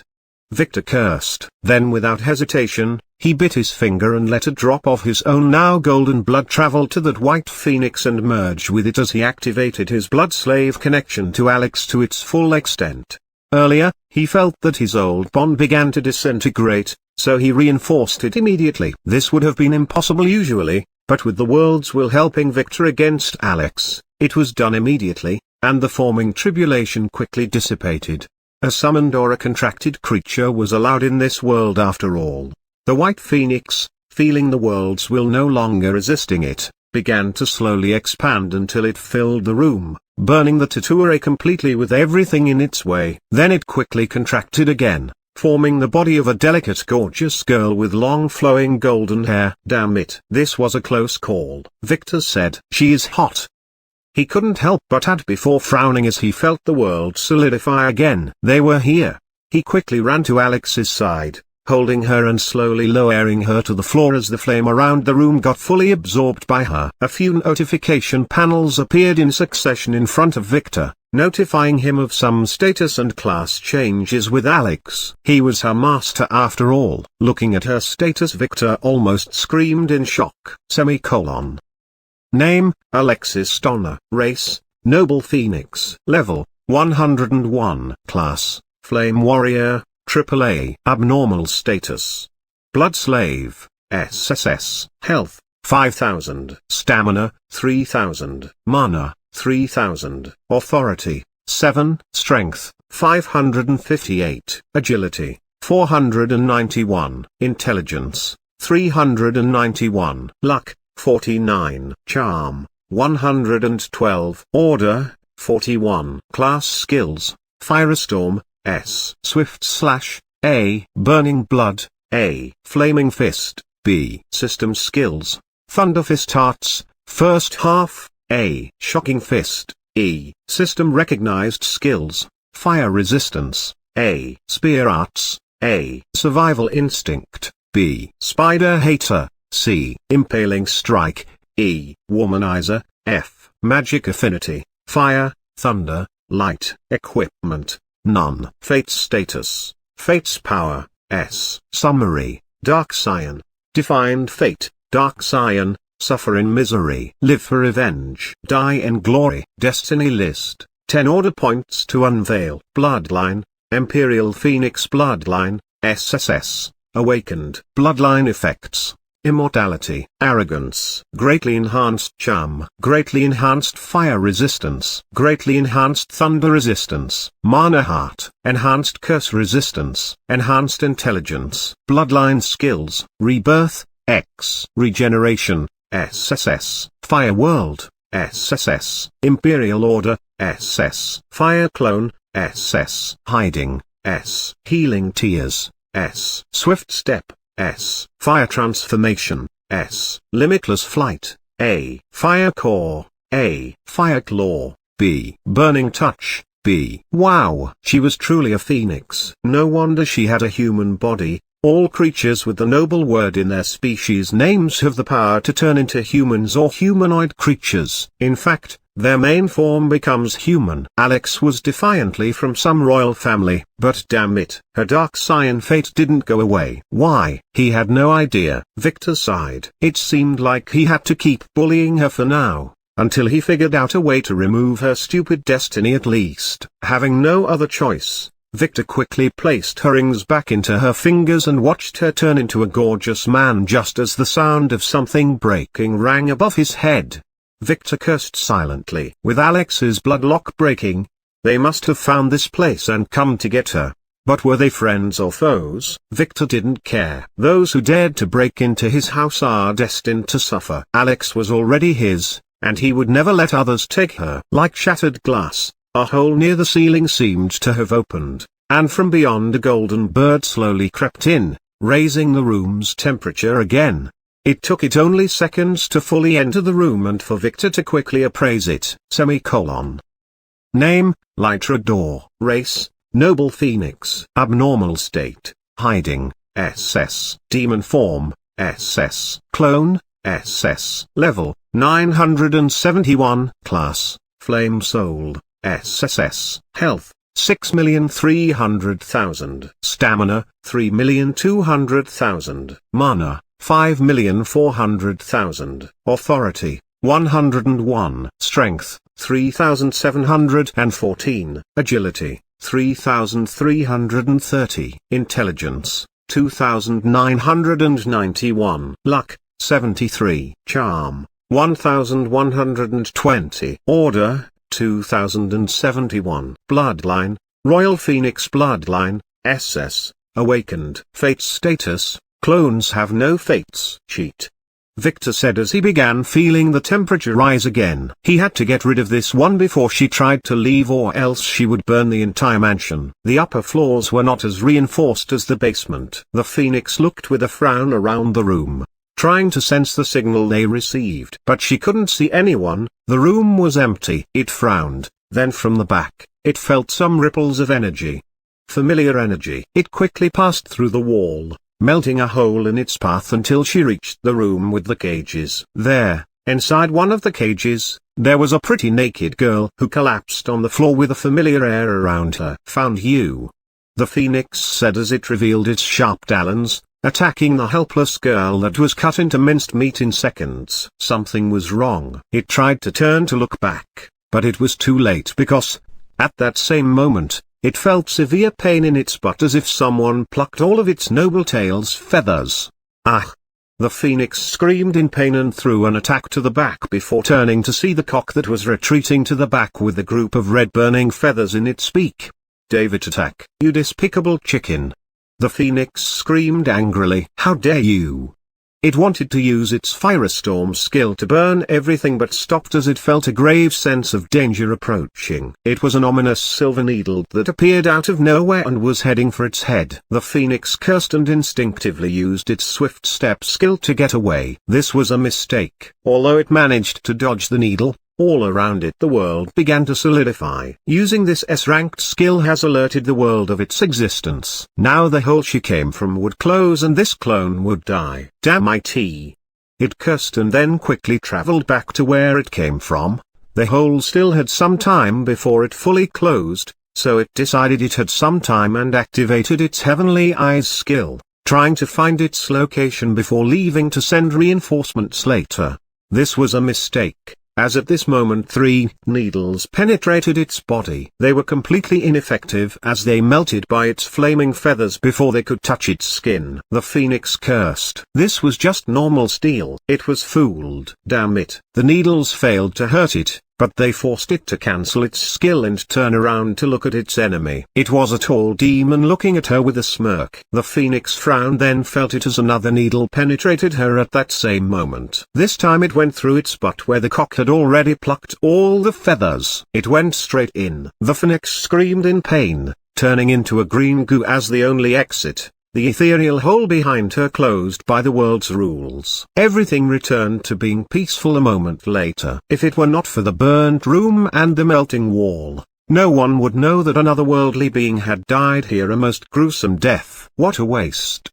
Victor said as he collected the green goo and then looked at the fainted Alex who was leaning against the wall in the corner. She got her hair back, and it was long this time. It seems like your family hates you too, he said, feeling sorry for her. Well, you are mine now, he whispered, then turned around and left the room. It would take Alex a few hours to wake up, and Victor decided not to be here when that happened. It was not time yet to reveal her truth. After heading to the cage room, Victor found the cock waiting for him with a cocky smile. Did you get it? Victor asked with a smirk. KWA. The cock nodded, then spat a few feathers at Victor. KWWWW, it said, meaning this was Victor's share. Thanks, pal. I wouldn't have been able to slay it easily without your help, Victor said, inspecting the phoenix feathers. These things can be used to create some very good elixirs. KWWWW. The cock nodded. Remember, after returning to your world, don't tell anyone what you did, Victor said as he collected the feathers in his ring and left the room. What? The cock said. It was not a foolish cock, and it didn't have a death wish. Chapter 330, Dragon Rider. This chapter is updated by novels.pl, Level up, dot, dot, dot. Level up. You leveled up 20 levels. Lily, who was feeling a little tired after an eventful night, woke up to the beeping of a very strange list of notifications in her mind. So did the naked girls in the bedsheets around her. What the hell? Margaret asked with a frown as she sat up and looked at the girls yawning around her. What? Monica, who was the only non-player girl, also woke up as the girls began to look at each other. We leveled up, Margaret yelled. What? Monica asked. We will tell you later. Where is that pervert Victor? Margaret asked. She was so tired last night that she felt nothing until the notification beeped into her mind. Guiding a group of noob girls all night was hard after all. He sneaked away 2 hours ago, Arya said. As the one sleeping on the side of the bed, she felt it when Victor jumped over her and barely dodged the leg she decided to stretch at that very second. Then the notification? Lynn asked, also ignoring Monica, who didn't know that notification they talked about. I have no idea, but we desperately need a bath before we find where our snaky husband went, Margaret replied, making the girls blush and nod after realizing how filthy they became after last night. They couldn't believe they were that wild. It was all like a fever dream. When the girls went downstairs an hour later after fixing themselves up, they found that the dining table was fully furnished with all kinds of appetizers, and Victor was sitting at the head of the table operating a grill that he placed there. Young master, you can't grill meat in here, Mana shouted immediately. Call me husband, Victor scolded. And this is my house, I can do whatever I want, he added. Ah, but we will be the ones doing the cleaning, Mina replied in a low voice. I already told you that I intend to get some new maids, so ignore it for now, he said, hiding the fact that he was grilling to hide the distinct smell of burnt wood. He didn't want the girls to know about the mess in the morning. Not the entire story of it anyway. Now sit and enjoy my cooking, he ordered, gesturing to the girls to take their seats. They didn't need an invitation. They were famished. Last night they had the workout of their life, especially after trying to pull out that pyramid of doom pose that Margaret taught them. Young husband. Lily, who sat right next to the grill, asked as Victor handed her a big steak. What was that level up notification? Did anything happen? Oh. Yes, it is the result of experience sharing, Victor explained. Whenever I level up, as my system recognizes wives, you will also get to enjoy some of it, he explained. This is one of the benefits of... He paused as he looked at the back. Come in, Alex, I know you are there. Alex nervously walked from behind the side door. She just left the basement after adjusting herself and was a little nervous. The girls gasped when they saw her. She wore casual jeans and an orange sweater which looked dashing on her. The most important thing was not that, but the newly grown blonde hair styled into one long ponytail. She liked it and decided to risk keeping it. She looked like a charming male model who should really start thinking about changing his gender. The gender-changing ring was working to its limit to stop anyone from realizing she was a girl. Wow, you look amazing after awakening your bloodline, Victor said, giving Alex the thumbs up. "Now come and help me at the grill," he added, making the nervous Alex nod and walk to stand behind the grill. She had no idea what happened in the basement after taking the pill and was nervous that Victor might have discovered something about her. "So, continue," Margaret said, giving Alex an inspection look while licking her lips. "Why did you level up?" She turned and asked Victor, who just finished preparing a medium raw steak for her and was carefully placing it on her dish. "Ah, right. Let me start from the beginning. Last night, that cock seemed to have taken a fancy to our Alex here," Victor said as he returned to the grill and slapped Alex's butt. "Ah!" she yelped, but Victor ignored her. "I always knew that Alex was beautiful, but I had no idea he could turn coxswain," Victor said, shaking his head and making Alex relax a bit. "Anyway, the cock produced a blood upgrading pill for Alex, and gave it to him," he said, getting 2 steaks for the twins this time. "And?" Lynn asked. "She liked her steak well done, so she had to wait. The moment I gave him the pill, some demon tried to intrude into the mansion. I don't know why, but I presume it came because of all the pheromones that cock released when it tried to seduce Alex. It probably wanted to eat it. Eat my cock," he yelled, striking the table with his fist and scaring Alex, who began to operate the grill. "Relax, man. No one here wants to eat your cock." Margaret took the opportunity to point out, even with her mouth full of meat. She just couldn't help but say it. "So you killed it?" Arya asked, wishing to stab Margaret with the fork in her hand. Did she really have to point out his lame joke like that? And why did he have to scream it out, making people misunderstand? Elise's face was already beet red. "Yes, with the cock's help. We cocked it," he said. "Too bad I didn't go check back on Alex after that. I got so much experience from that thing that I had to think how to distribute it between you girls," he said. "How strong was it exactly?" Margaret asked. "Strong enough to give me enough experience to not only level up by 50 levels but also level each of you by 20, he said, making the girls a little surprised before he looked at Monica, who was briefed by Lily during the bath on what level up and players meant. "Monica, do you want to also be a player?" Victor asked directly. She nodded immediately. After last night's action, she realized how powerful all the girls were. She was completely exhausted in an hour, but the girls kept at it till morning. This was because they were players, according to Lily. "Good," Victor said. "Then do you see that slab next to your dish?" "Ah, isn't this the one my father used to put under his stupid vase?"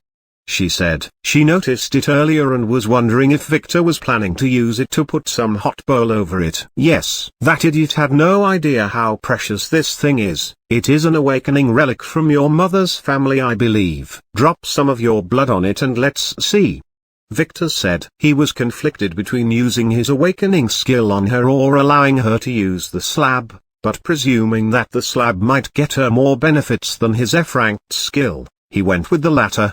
Monica frowned and then quickly noticed the sterilized needle next to the slab. Victor must have prepared this for her. "Ah, okay," she said without hesitation, slowly taking the needle, then pricking her finger before softly touching the slab. The slab shone with a soft pink light and Monica froze. It only took 5 seconds for the outside observers before she blinked again and looked around with a smile. "Congratulations," the girls told her immediately as Victor put a medium raw steak in front of her while secretly removing the isolation talisman he placed under her chair in case something happened.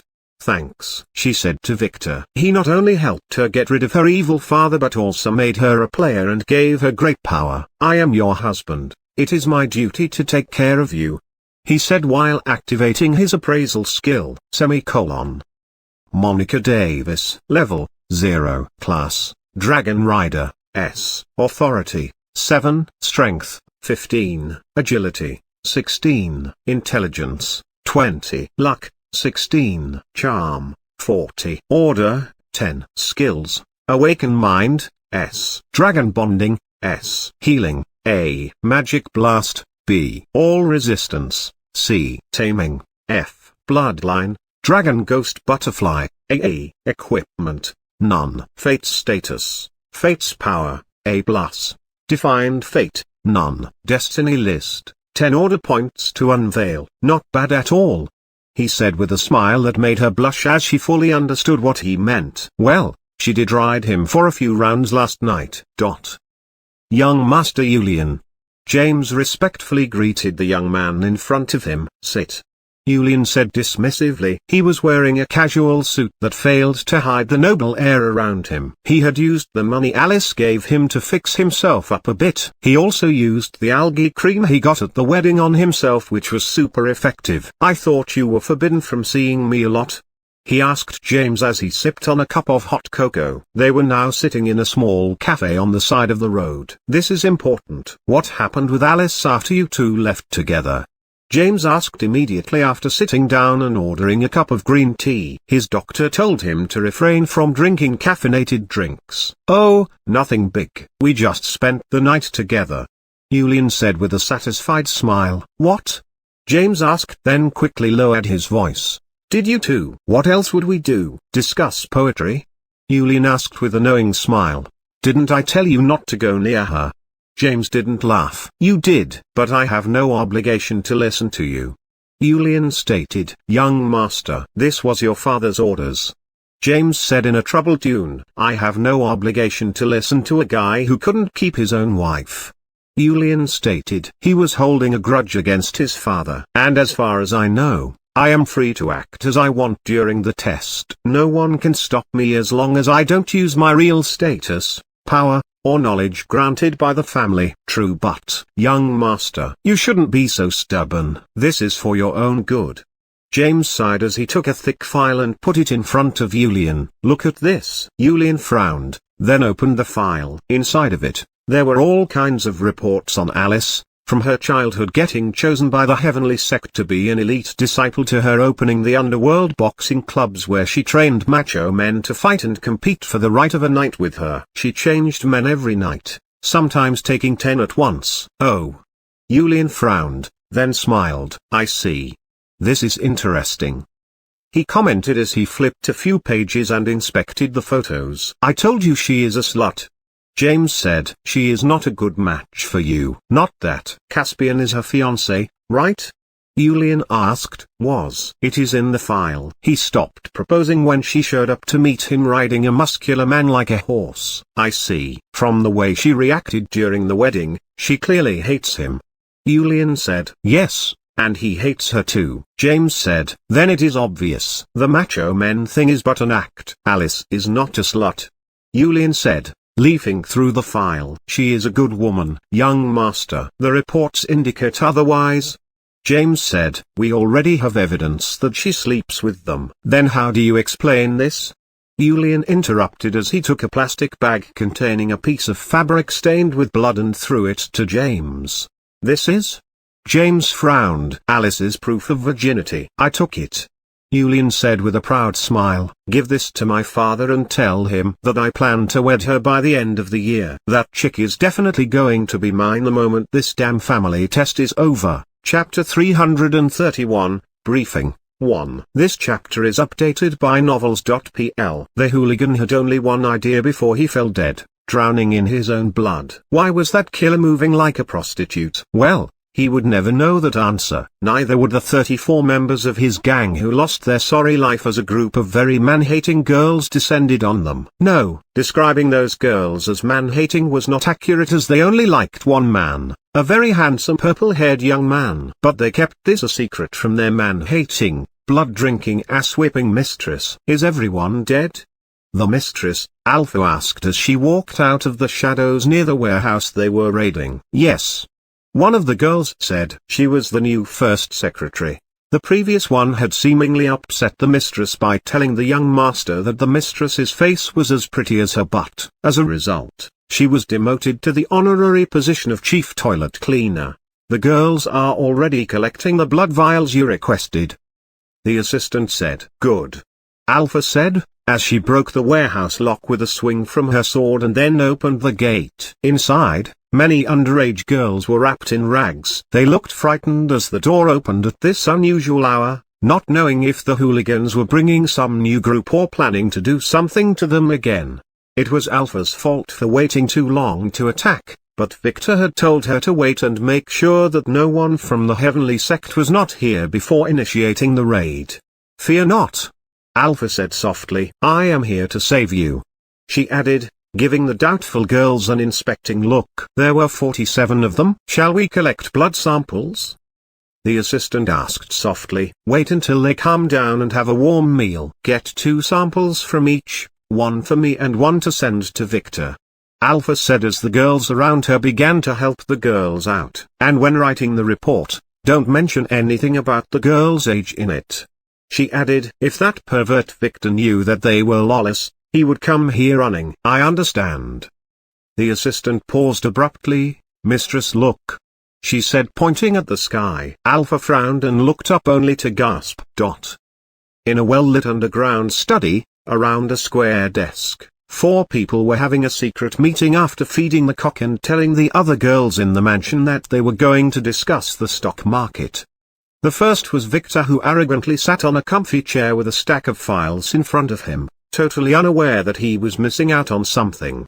To his left, Elise was sitting timidly, wondering why the other 2 were there. To his right, Lily was sitting. She was relaxing on the couch while hugging one of her pretty legs while dangling the other to the floor. Her posture was like a crow resting on a twig. It seemed like her last 400 years trip had changed some of her habits. He didn't mind it, as he would get to look at her pretty feet more. That's as long as she didn't decide that it would be fun to sit on his shoulder. Regardless, in front of them, Margaret sat on a chair, also in a strange way crossing her legs and showing off her expensive panties as she eyed the others. At least she wore them. "Now, let's start this strategy briefing," Victor said after clearing his throat. "Strategy?" Elise asked. "Yes, I was planning to initially delay this a year or 2, but after awakening my bloodline, I became strong enough to be able to take some actions. The earlier we move our pieces, the better." He nodded to himself. "If my calculations are correct, at the earliest in a few months many things might change, so I want you girls to be aware of my plans," Victor said. "Plans for what?" Elise had to ask. "World domination." Lily and Margaret replied at the same time, then looked at each other. "What?" Elise asked, with a frown. Her new husband indeed exceeded her expectations, but she had no idea he had such lofty ambitions. "Don't listen to them," Victor said, shaking his head. "I just want to survive and live a happy life with a large harem, and to make sure all my enemies and those who oppose me are peacefully rotting in their lead coffins, no matter who they are," he added, making Lily frown and look at him. "Aha." Elise still didn't get it. "Isn't that the same as world domination?" "Not exactly. I plan to stay in the shadows." "Let's start from the beginning," Victor said as he stuck another isolation talisman under the table, adding it to the 100 others around the room. "Just to be sure." "What beginning?" Elise asked. "Me, Lily and Margaret. We are time travelers," he said casually as he relaxed in his seat as he dropped the bombshell. "What?" It was not Elise who asked, but Margaret, who looked at Lily. "You too?" Lily nodded, scratching her nose. She was already suspecting Margaret. "Time travelers? What do you mean exactly?" Elise asked after a few minutes of awkward silence. "Exactly what you heard. I am from the future. About 400 years or so. I used an X-ranked artifact that I stole from the Imperial Palace to return to the past," he stated. "Not in the body, through just my soul and memories, so you don't have to worry about sleeping with an old man." "Aha." Elise just looked at him, trying hard to make sure that he was not kidding, but remembering how her grandpa described Victor as an old fox, that time-traveling story would make sense. Margaret is the same in a sense, but she returned by mere chance as she died early in the other timeline, and her soul just so happened to be trapped in one of the talismans I used to course my trip, so she got all her memories from her past 20 years of life or so. Margaret glared at him. "What about Lily?" she asked, turning to observe Lily, who for some reason had a totally out-of-character smug smile on her lips. "Lily?"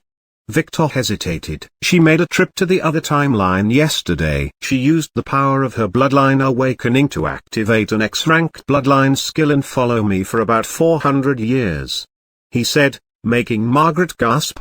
Lily wanted to correct him that she only followed him for the first few years, And after that, she took her time exploring the world and only stayed next to him about 30% of the time. But after thinking about it, she decided to leave him to his wishful delusions. Elise didn't fully get it. Neither did Margaret, who was just feeling slightly nerfed. What happened is not important. You just need to know that we have knowledge of the future. Although it might not be perfect now because we already messed with many things, the general trend will not be affected and we can still use this to manipulate many things.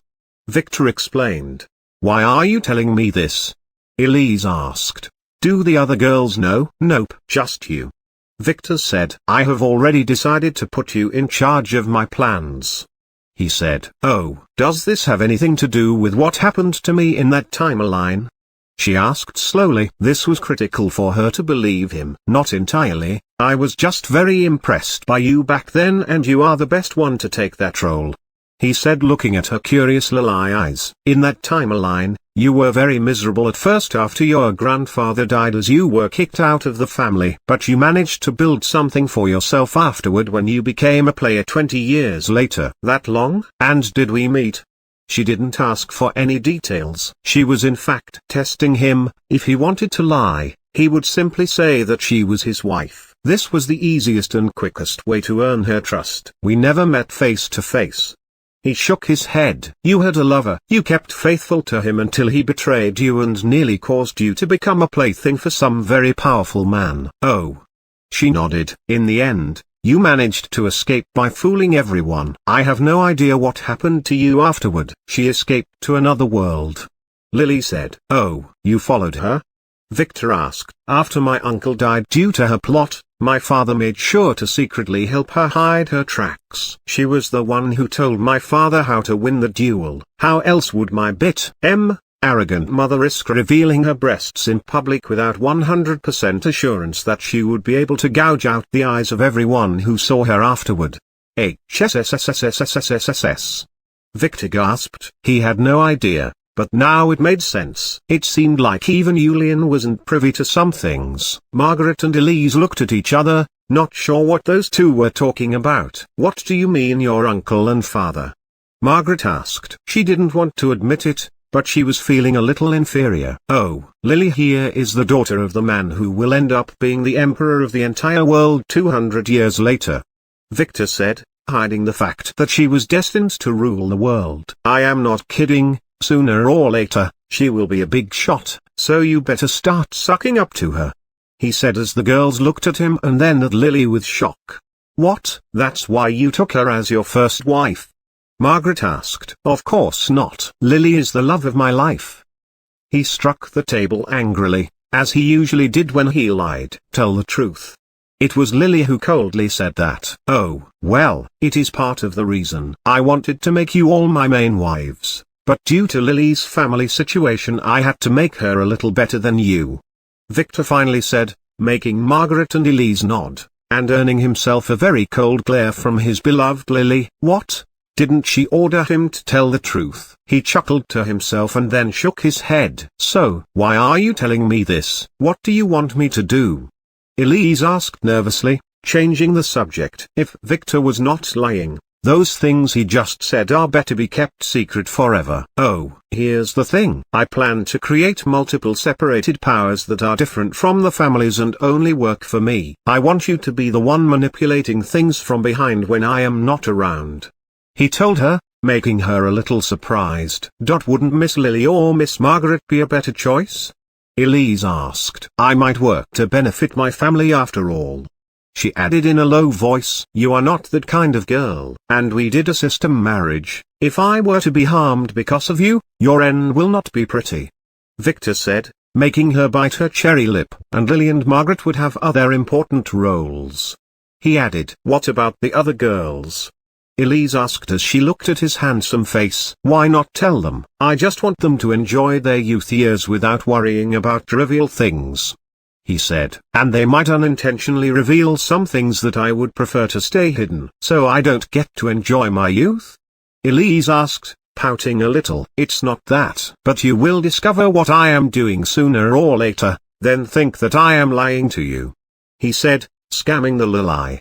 I think it would be better if you were a part of it. You are the smartest girl I know. Oh. She nodded, slightly pleased by what he said. Victor slowly took one document from his stack and spread it open on the table. Now, I returned to this timeline 3 months ago. Throughout this time I already managed to grasp the power structure and already formulate a plan for action before the reckoning. He said. The reckoning? Elise asked. In 20 years or so the world's protection will collapse and demons and creatures from other worlds will begin invading this world, killing billions and destroying everything in their way. Lily was the one who explained. The rules will change, and this world would be more like an map game world where dungeons and demons pop out around all the time. Everyone will become a player at that time. What? Elise and Margaret asked in shock. Margaret was not sure about this as she died a few months before that happened. Victor was being mysterious, not telling her everything until now. How bad will the damage be? Elise asked immediately. At the peak of the invasion, 93.4% of the planet will be occupied, corrupted, or destroyed? Lily replied. She had a clearer picture than Victor. 89% of humanity will perish. 1 from every 10. Oh, then humans will fight back? Elise asked. Yes, humans will win after a bitter 50 years struggle and paying a great price. Victor was the one who replied this time. Other than some very secure strongholds and danger zones, humans will be able to retrieve about half of the usable lands. He explained. Then the emerging forces will fight each other. Elise interrupted. Lily nodded. In the end, my original family, the hidden von Krone, will reveal themselves and use the chaos to take the throne. Oh, you are a von Krone? Elise asked. She heard of them from her grandpa. Yes, Lily just nodded. What about my family? Elise had to ask. Don't you consider us your family now? Victor asked, making her blush. I meant the von Geldstadt, she said with a sweet smile. Oh, let's start with them. Victor said, taking out a file from the stake and placing it in front of him. It had the current state of the von Geldstadt family. In the other timeline, they weakened themselves in inner strife before the von Zwei family completely destroyed and absorbed them. Victor said, but now it should be different, as I already cured your grandfather. Oh, he was cured? Elise asked in surprise. She had no idea that her grandfather who kept coughing blood was already cured. Yes, a month ago when I met him at the auction. I got you in exchange. Victor explained. Ah, so that's it. She opened her eyes in shock. Her grandfather was definitely a fox, fooling everyone around, even his sons. Gary knew? She asked. Yes, he was there. Oh, now after the changes we made, the von Geldstadt family should be able to survive and may be able to preserve their influence after the reckoning. Victor said, putting a golden token in front of him. But are they now our allies or enemies? Lily asked. I will support Gary to be the next patriarch. Harvey already likes him. If he succeeds they will most likely be our allies, Victor said. They are not a militaristic family anyway, and once Margaret finishes establishing our merchants guild they would have no choice but to cooperate with us, as we would be the only one with a functioning infrastructure after the reckoning. Margaret nodded. She already started working on this with Arya's help. A merchant guild? Elise asked. Yes, I plan to build trading centers all around the world in predicted safe zones. It will be filled with reserve grains, food, and weapons that we will trade for precious minerals after the reckoning. Our force's initial goals will be to secure trade routes between them using our initial knowledge. Later I also plan to create space warping gates if possible, but that would depend on whether I would be able to secure required materials. Lily, who heard this, gave him an apprehensive look and then nodded. It was possible, but it would require a lot of scheming. You will be amassing money using your future knowledge of the stock markets for that? Elise asked. Yes, we already formed a few shell companies and we have already begun buying abandoned warehouses under the guise of building movie sets. It was Margaret who said this, realizing that this meeting was about Victor letting his most trusted generals know about his future plans. And she was part of this. Chapter 332, Briefing, 2. This chapter is updated by novels.pl. How is he? The first asked as he leafed through the document on his desk. Perfect.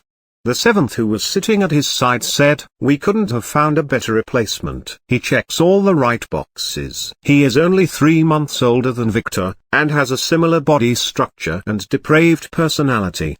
The fourth replied as she put down her smoking pipe, "That permanent face-changing pill really works wonders. Getting Victor's blood from the family to make it was not easy, but thankfully we had an agent in their labs and they had been testing everyone recently. By using the blood on a first-degree relative, the results are always satisfactory," the seventh said, feeling a little proud of himself. "Too bad that Duke went missing. We no longer have a fresh supply of baby blood.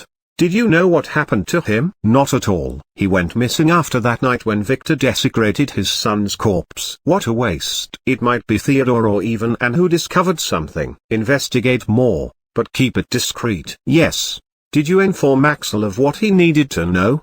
the first asked. "Yes. We finished briefing him and already began training him on the Von Wise etiquette and rules, but he keeps asking about becoming a player.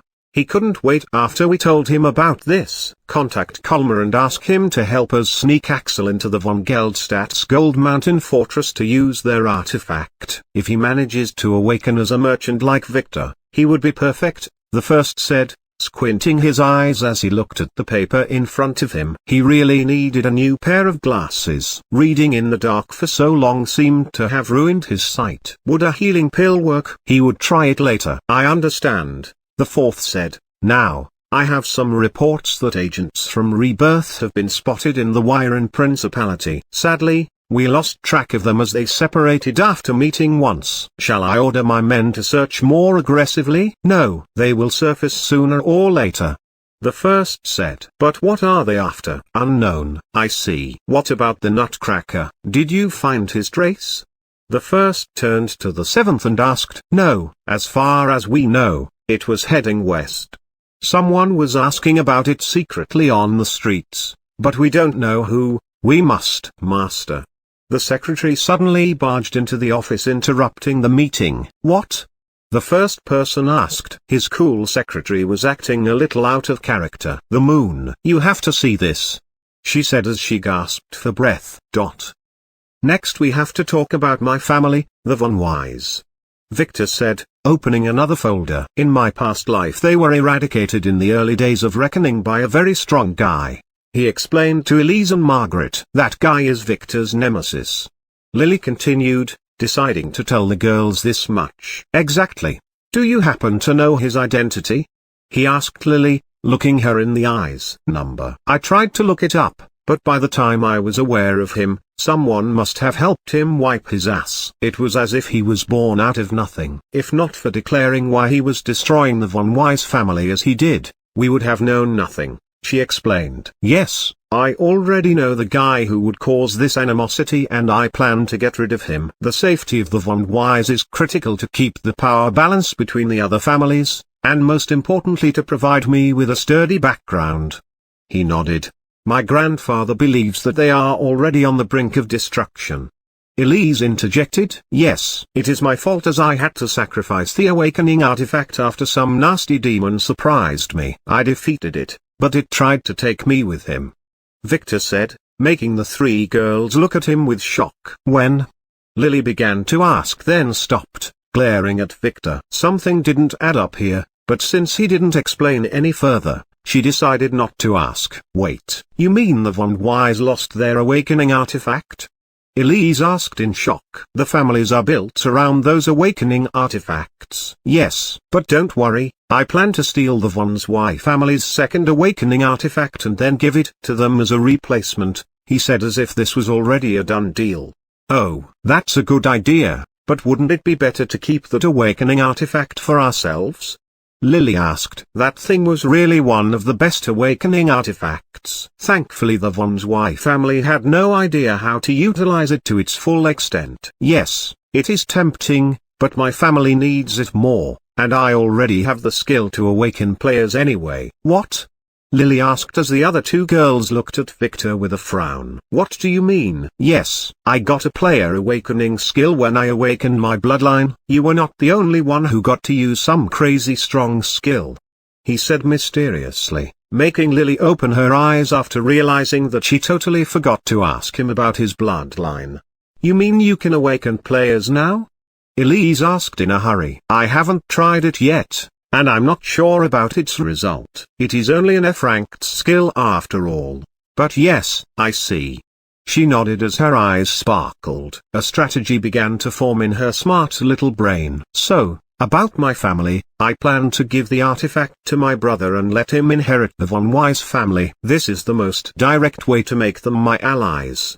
Victor said, taking a purple token and putting it to his side also. Harvey already gave me the entirety of his spy network, so this should act as a backup card to eliminate any resistance. Oh.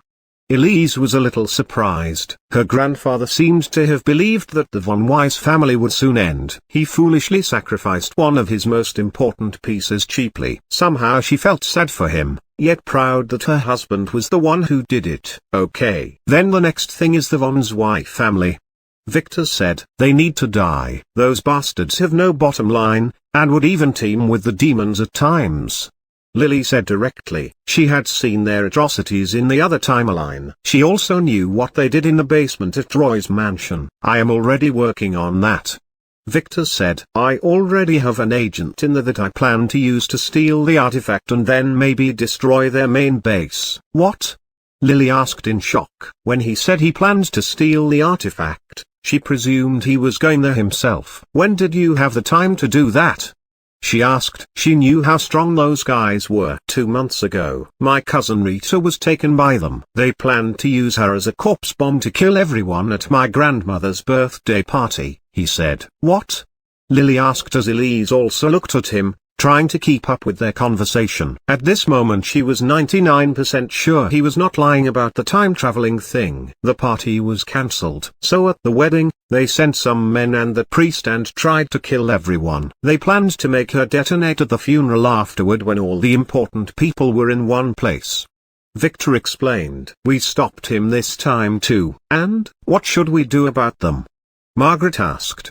If they keep at this they might succeed. Don't worry, Rita was not overtaken by the exploding corpse demon. She devoured it instead after I taught her the soul-eating art, and now she is acting as if she is already possessed and is waiting for my command, he said. Although we might not be able to completely eradicate them by taking out their base, I plan to slowly chip away at their power until the reckoning. By that time they should be weak enough to not cause too much damage.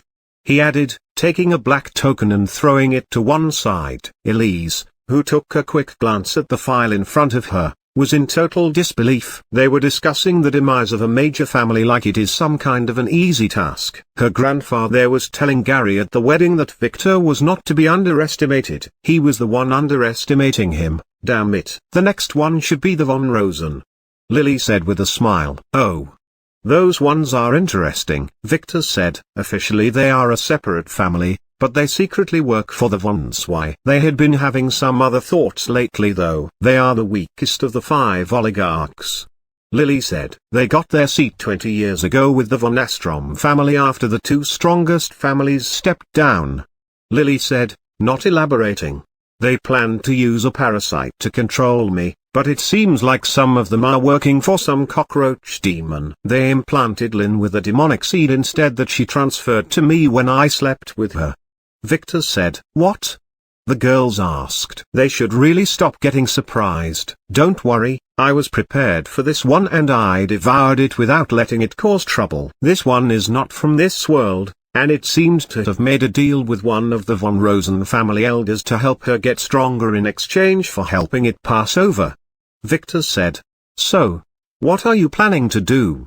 Lily asked. Nothing. No one will know if I am possessed or not. And I already have a bottle of rust blood that I plan to pass to them using Lynn. Oh. Lily opened her eyes wide and then nodded. Then that's it for them. What do you mean? Margaret asked. She was feeling a little left out. They will make a mistake and summon a monster that will destroy them, turning their family into an SSS dungeon. Victor explained. We will do nothing. Oh. Elise nodded as she watched Victor take a red token and put it to the side with the black one. This was his imaginary graveyard bin. What's next? Margaret asked as Elise, who seemed to be enjoying this briefing, looked at Victor. the last of the 5 big families, the von Astrom. Victor said, we have to do nothing. They don't have the background to pose a threat. They will also weaken themselves gradually due to internal fighting in a few years. And after the reckoning, they will only survive as a minor force. Even if something did change, their sphere of influence does not overlap with our plans, he said. Elise nodded and watched as Victor put the blue token to the other side. The ignore bin. Wait, did he just finish the 5 oligarchs who rule the world just like that? WTF. Now, let's move to the 3 major sects, Victor said, putting 3 folders in front of him. He had some more folders under the desk. The sects? Elise asked. She was not really knowledgeable about those. Sects are like families, powers who have an awakening artifact, but they don't keep the awakening in their bloodline, but through their trusted disciples. They are basically like a big gang, Victor said. Other than the heavenly sect, we can safely ignore the other 2. Lily said. They will play an important role in fighting the demons, and after that, they will not be strong enough to cause too much noise. Yes, Victor said, putting a strip token representing the sword sect and a cyan one representing the ice sect in the waiting bin. I already got that girl Windy to the ice sect anyway. Windy ... Oh, isn't it that girl you cornered and forced to sign some contract? Margaret remembered when Victor scammed some poor lass using his demon disguise a couple of months ago. He really started setting his pieces from the beginning. Yes, Victor said. Wait, Lily said as she looked at Victor. Are you telling me that the Windy you met at that time was the same man-killer Windy of the Ice Sect? Lily asked. The one who will become their matriarch in a few years, she added, looking at Victor with apprehension. Yes, that's the one. He nodded. Damn. How the hell did you get to her? Lily had to ask. It was a coincidence that I met her. I couldn't just let her leave that easily, he explained. There was also a change in the sword sect, he added in a low voice. What happened at the sword sect? You never went there? Lily asked. Oh, do you remember the pendant Margaret found in the goblin dungeon? Victor asked. No. Lily shook her head. Oh, you were not there. Anyway, she happened to find the pendant of armors, an artifact that increases authority by 1. He said. What? Lily asked. You gave it to the sword sect's perverted young master? When did you meet him? At some brothel? She asked, getting angry. No, I gave it to my grandmother in exchange for your assassin sisters, Victor said, acting hurt. Oh, my grandmother gave it to the sword sect master. I see. But do you really know what that depraved guy would do now that he has the power? Lily asked with disgust. You should have never helped that bastard. Don't worry. To wield the pendant he will have to use the Mardic curse. Oh, so that's why. He will never touch another girl again. Lily nodded, calming down a bit. In the past lifetime, that guy, knowing that he would not be able to inherit his father, proceeded to rape all the girls in the sword sect after drugging them one by one and then blackmailing them to entrap others. It was vicious. That didn't end until one heroic girl stood in his face, not only killing him but also single-handedly defeating the sword sect master and replacing him. Wait, doesn't that mean that? Lily asked, looking at her pervert husband angrily again. Who knows? He said with a depraved smile. You were already planning on your next capture target, aren't you? She asked coldly, making the other 2 girls look at him. Maybe I will not meet her, he said. We will see about that, Lily said, biting her cherry lip. That girl would definitely be at the tournament. We will. Now, the heavenly sect, he said, changing the subject while twirling a white token in his hand. Isn't the heavenly sect the one that Guy Caspian came from? Margaret asked immediately. Now she understood why Victor didn't explain these things before. There was too much to take in. For the first time in her life, she was jealous of Lily. Yes, they are the major controllers behind the Players' Council, and it is the strongest power in the world nowadays, at least if we ignore the hidden ones. Lily was the one who replied. She was enjoying displaying her knowledge in front of the helpless Margaret. The slut was not that scary after all, at least not in bed. Caspian is not what he seems. He is in fact a demon in disguise planning to use the sect after the reckoning to wreak havoc, Victor said. What? Elise was a little surprised. She remembered when Alex screamed at him for being a demon. This triggered a very valiant response from him. Yes, about 50% of the losses after the reckoning were due to his betrayal. Lily said, completing Victor's words, he will get 44 very strong players to assist him as his generals. And one of them is your cousin Valerie. She said to the shocked Elise. What are you planning to do against him?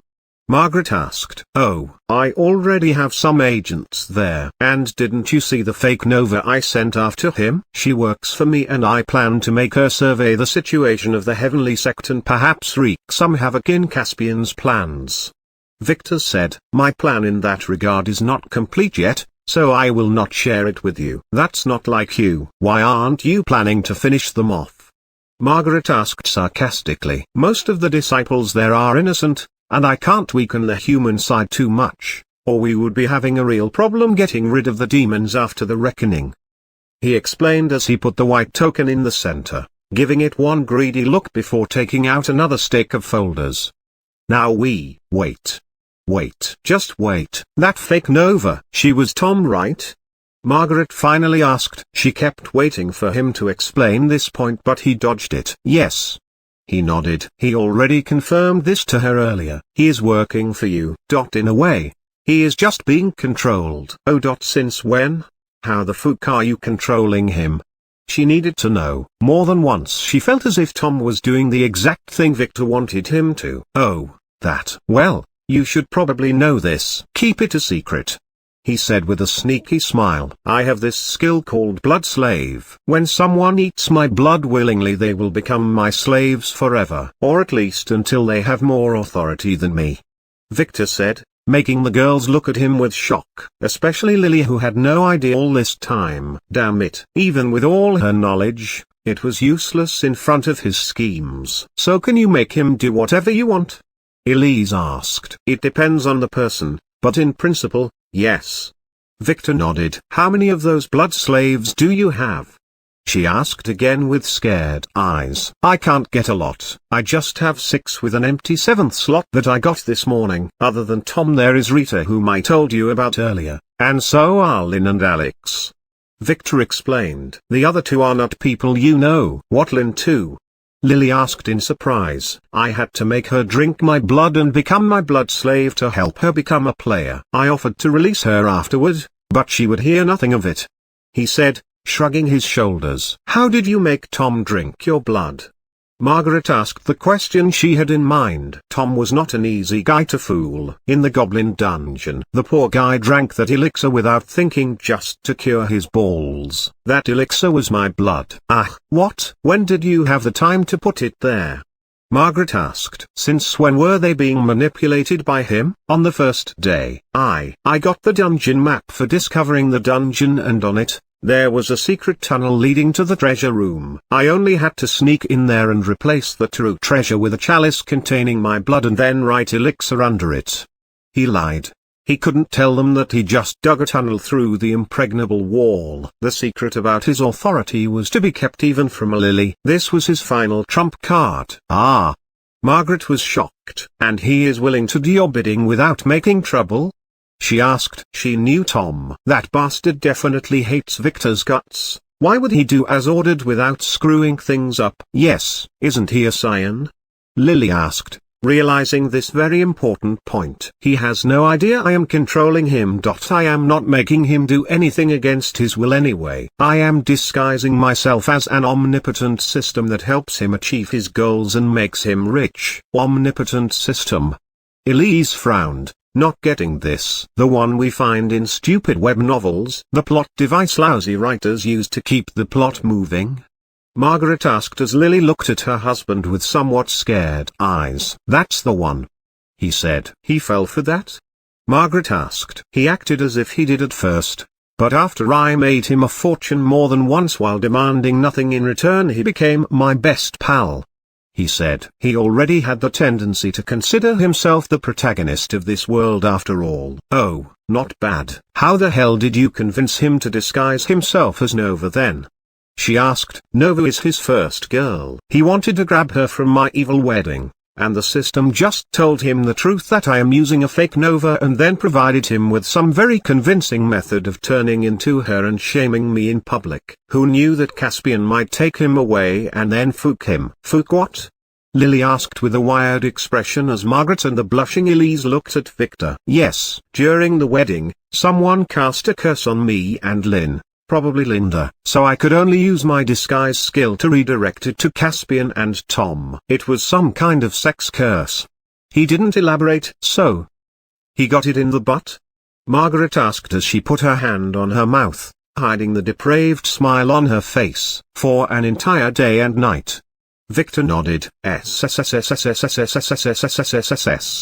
She gasped. So did Lily, who didn't like Tom at all. Excuse me, what exactly is cyan? Elise, who was blushing, suddenly asked. She noticed how Lily's face changed when she mentioned this word earlier. Victor sighed and looked at Lily, who nodded and looked at Elise. Well, I guess I need to explain science clearly. Lily said with a sigh, glaring at Victor. What you know is probably 50% wrong anyway. She told him. What? Victor asked as he looked at her in surprise. That can't be true. This was one of the secrets kept by the real-world powers. She sighed. Chapter 333, The Science Dilemma. This chapter is updated by novels.pl. Rhea. Rain screamed as he looked around. Moments ago when they were exploring this old dungeon, Rhea seemed to have touched something and there was a bright light shooting up through the ceiling. When everything calmed down, Rhea was nowhere to be found. Rhea. He yelled for her again. Shut up. Your vulgar sound is hurting my noble ears. Tulip scolded as she lightly approached the place Rhea touched. There was a strange symbol there. Let me concentrate, she said as she examined everything around it. What is it? Where is Rhea? Rain asked. He knew that Tulip had some extraordinary background. She knew many things. This seems to be a teleportation array. The same kind they use in my family, she said as she took a compass and placed it next to the array and watched it for a while. Strange, she said. What? The array target is more than 250,000 miles away in a negative space. Oh, this must lead to some alive dungeons, she said, striking her palm with her fist. What? He asked again, but as usual, she only treated him as some bug and ignored him as she took the compass and put it in her ring. Follow me, Tulip said without looking back as she made some symbols with her hand, then stepped into the array and disappeared. Arrogant beach. Just you wait, one day I will. Rain cursed as he jumped into the array. Nothing happened. Oops, Tulip forgot to tell him how to activate it. Lily used her fingers to tap at the table as she looked around. Everyone was waiting for her to speak. First, let me ask you this. Do you believe in fate? She asked Elise. Elise nodded. All little girls believe in fate. If not for fate, how would they meet their Prince Charming? Good. Do you know what fate is? Lily asked. Elise frowned, not knowing how to answer this. Fate is the maximum entropy achievable in a certain set. Lily said. What? Margaret asked. She was trying hard to understand what Lily meant. So was Elise. Victor on the other hand frowned a little then nodded. Technically that was true. Let me phrase it in another way. Imagine there are infinite timelines and infinite possibilities. Lily said. Now, imagine that one of those possibilities has a 90% or even 95% chance of occurring. We call this possibility fate, as no matter what changes it will happen. Oh. Elise nodded. So did Victor. Margaret was still frowning. Now, every moment everyone makes many choices, and those choices affect the fates of everyone around us to some extent. Lily said. Some people's choices have more effects than others. Oh. The three listeners nodded. All creatures in this world have a hidden status called fate power. It is the one that determines how one will change the world. She began to explain. Simply put, the more fate power you have, the easier it is for you to influence a certain fate and affect others' fates too. Elise nodded again, squinting her pretty eyes as she took a notebook and began to take notes. Did she carry that with her? Now, usually the strongest rank someone's fate can be is A-ranked. Lily said. They go from F to A? Elise asked. Usually yes, but sometimes, very rarely, some people are born with an S, SS or SSS ranked fates. Lily said, making Margaret squint her eyes this time and glance at Victor, who kept looking at Lily. Those are the scions? Elise asked. Close enough, but not exactly. Lily shook her head. Having an S-ranked fate means that your choices have a major effect on the world. This is as powerful as it sounded, so usually those people are really scary to go against. But? Elise asked as his eyes twinkled. There is no free lunch in this world. But having an S-fate is not a good thing. Although you would be able to influence the world to your will, it has one drawback. The world would put a mark up your ass. The world? Elise asked. Yes, we call it the world. It is the collective consciousness or the hidden mysterious force guiding this world to be balanced. Lily said. We don't know exactly what it is, but when something threatens to affect this balance, the world will eliminate it. And S-ranked fates might affect this balance?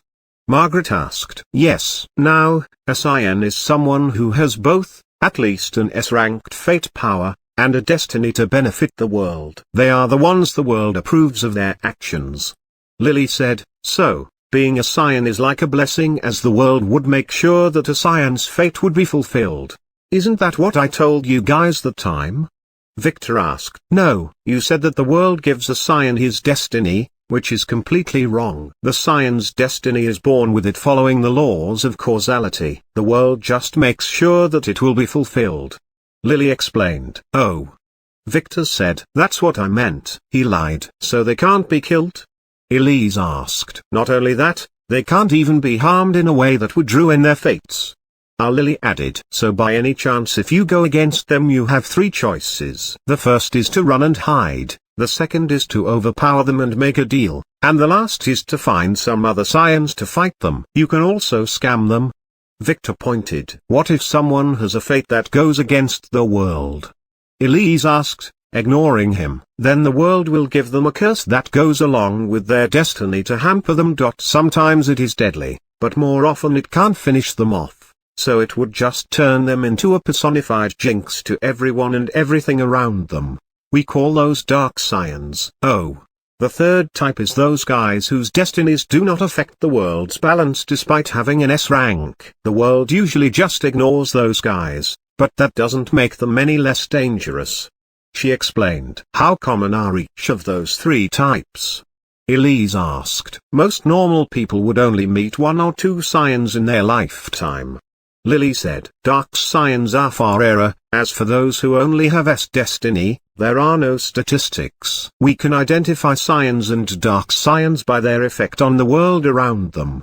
But for the other, it is not an exact science, as measuring fate power requires very rare skills or artifacts.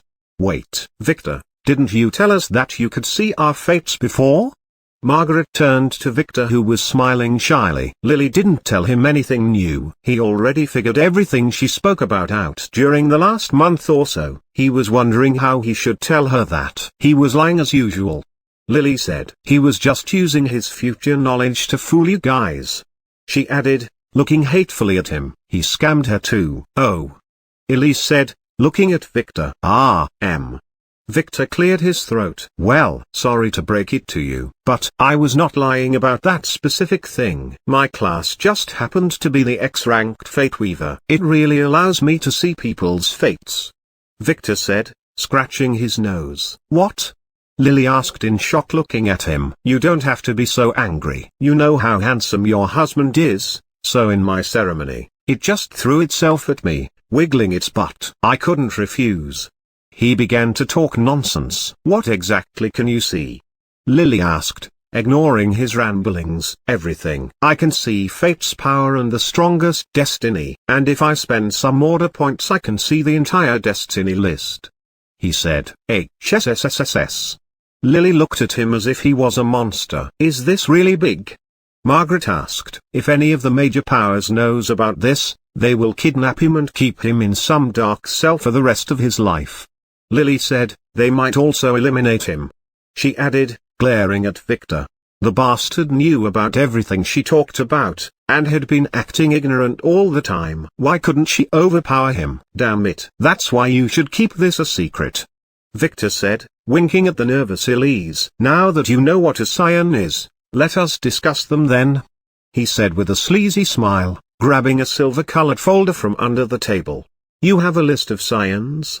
Margaret asked, wondering how many other folders he has there, and whether it would be possible to try some under-the-desk action after this meeting. "Yes. The first is Tom. He has an SS Fate Power and a Berserker class. He is destined to defeat demons around the world and help take down Caspian," Victor said, making Lily nod. "He is a big shot," Margaret said with surprise. She had no idea, but her intuition about him was right. "Yes, in the future he will go on to build a grand harem and a pawn business empire. Thankfully right now he is under my control, so no need to do anything about him," Victor added. "The next one is Zoe. Fate's power is SS+, she has a hero class. She is destined to be one of the world's gate guardians," Victor said, making Lily nod again. They were a group of scions. They formed this small sect that had one goal, which was to stop the demons from entering this world. Later they got the approval of the Emperor and were given the authority over the world's gates. Lily explained, looking at Victor was not really privy to this matter, he only knew some random info. "Oh, good. We shall ignore her for now," Victor said. "Weren't you planning on adding her to your harem?" Lily asked. "On the waiting list," he said too casually as he flipped to the next paper. "The next one is Oliver Goodman, a berserker. He is Zoe's childhood friend. His fate's power is S," Victor said, making Lily frown and then sigh. "The one I castrated?" She admitted. She was really lucky as she knew what it meant to be an enemy of a scion. Thankfully it seemed that Victor managed to repel him for her. "Yes, the one you castrated?" Victor nodded. "Thankfully after I humiliated him he turned into a dark scion. His anger must have changed something in his destiny," Lily said, shaking her head. "I have never heard of him in my past life. He escaped somewhere to join the army. I guess we can ignore him for now," Victor said, flipping the page. "The next one is Sebastian Silver, class is Battle Mage, and Fate Power is S+.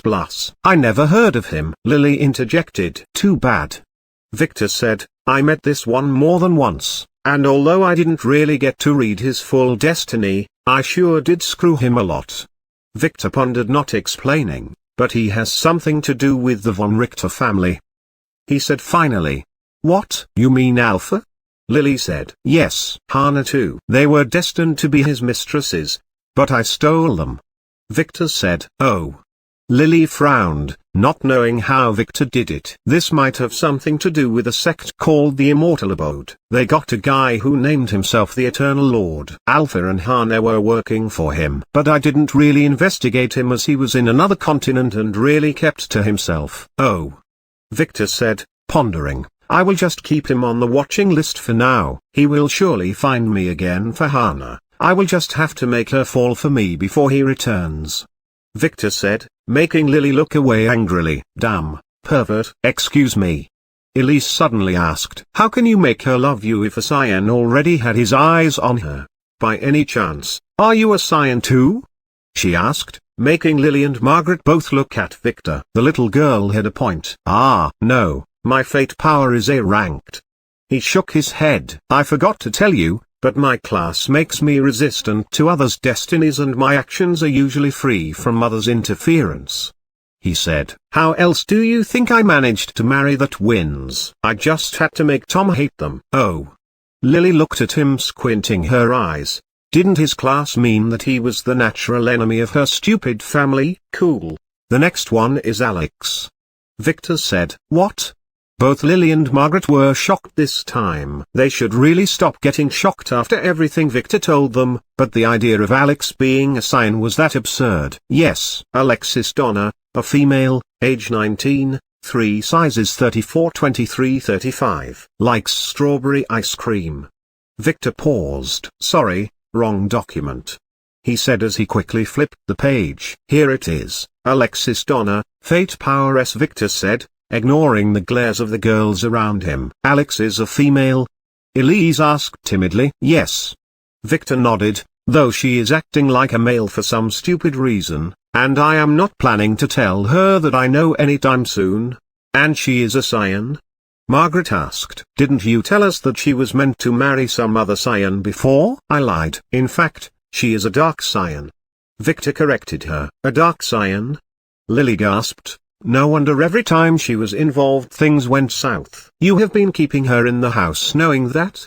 Lily asked in disgust as if Alex was some dirty dog. It's not her fault, but she has seen what dark scions are capable of. Yup, don't worry, as long as we keep her miserable no bad luck would hurt us, he said as Margaret finally got her answer. No wonder Victor kept torturing the poor girl. Lily thought that poor Alex was just some side project of his, or revenge from his previous lifetime. It seems like I need to up my game. Margaret nodded to herself. Why keep her in the first place? Lily asked. A few reasons. I really feel sorry for her on one hand, and I want to test if I can change her fate. Victor said. Does her being a beauty play any part in your decision?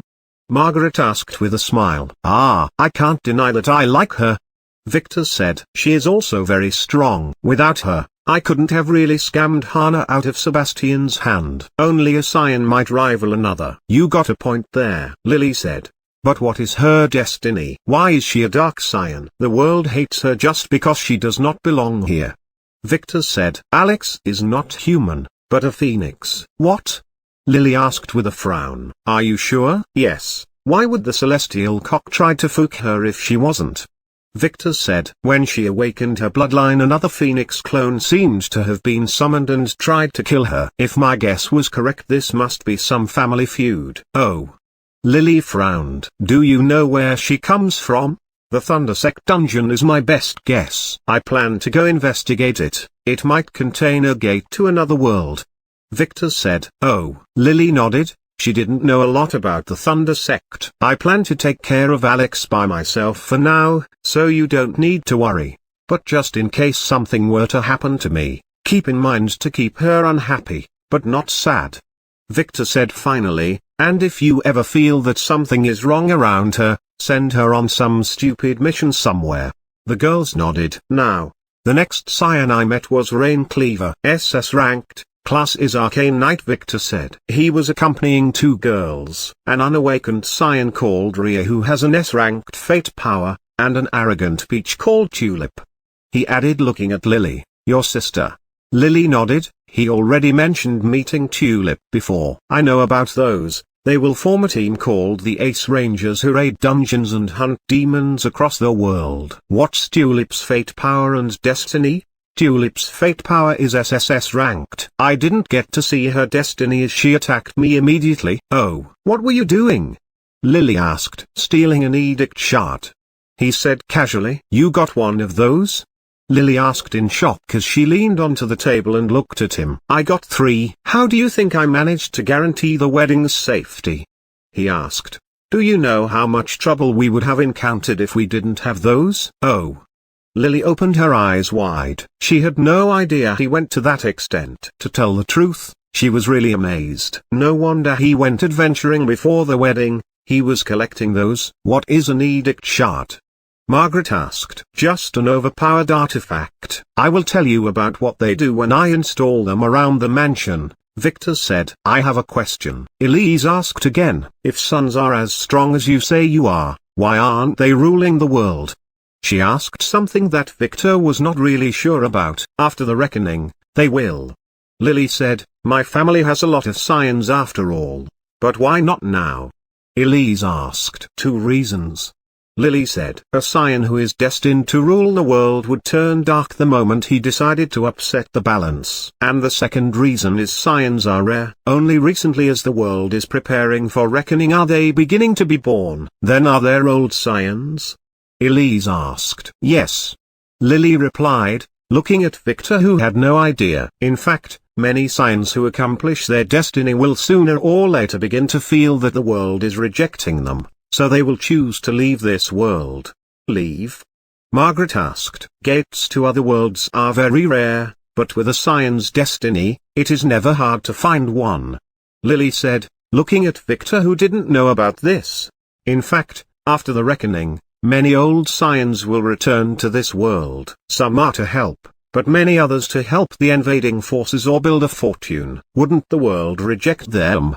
Elise asked. No, after the reckoning, many rules will change, and as long as those guys keep their ambitions in check, the world will tolerate them. Lily replied. Yes. Victor nodded. This brings us to the real trouble and the most problematic scion.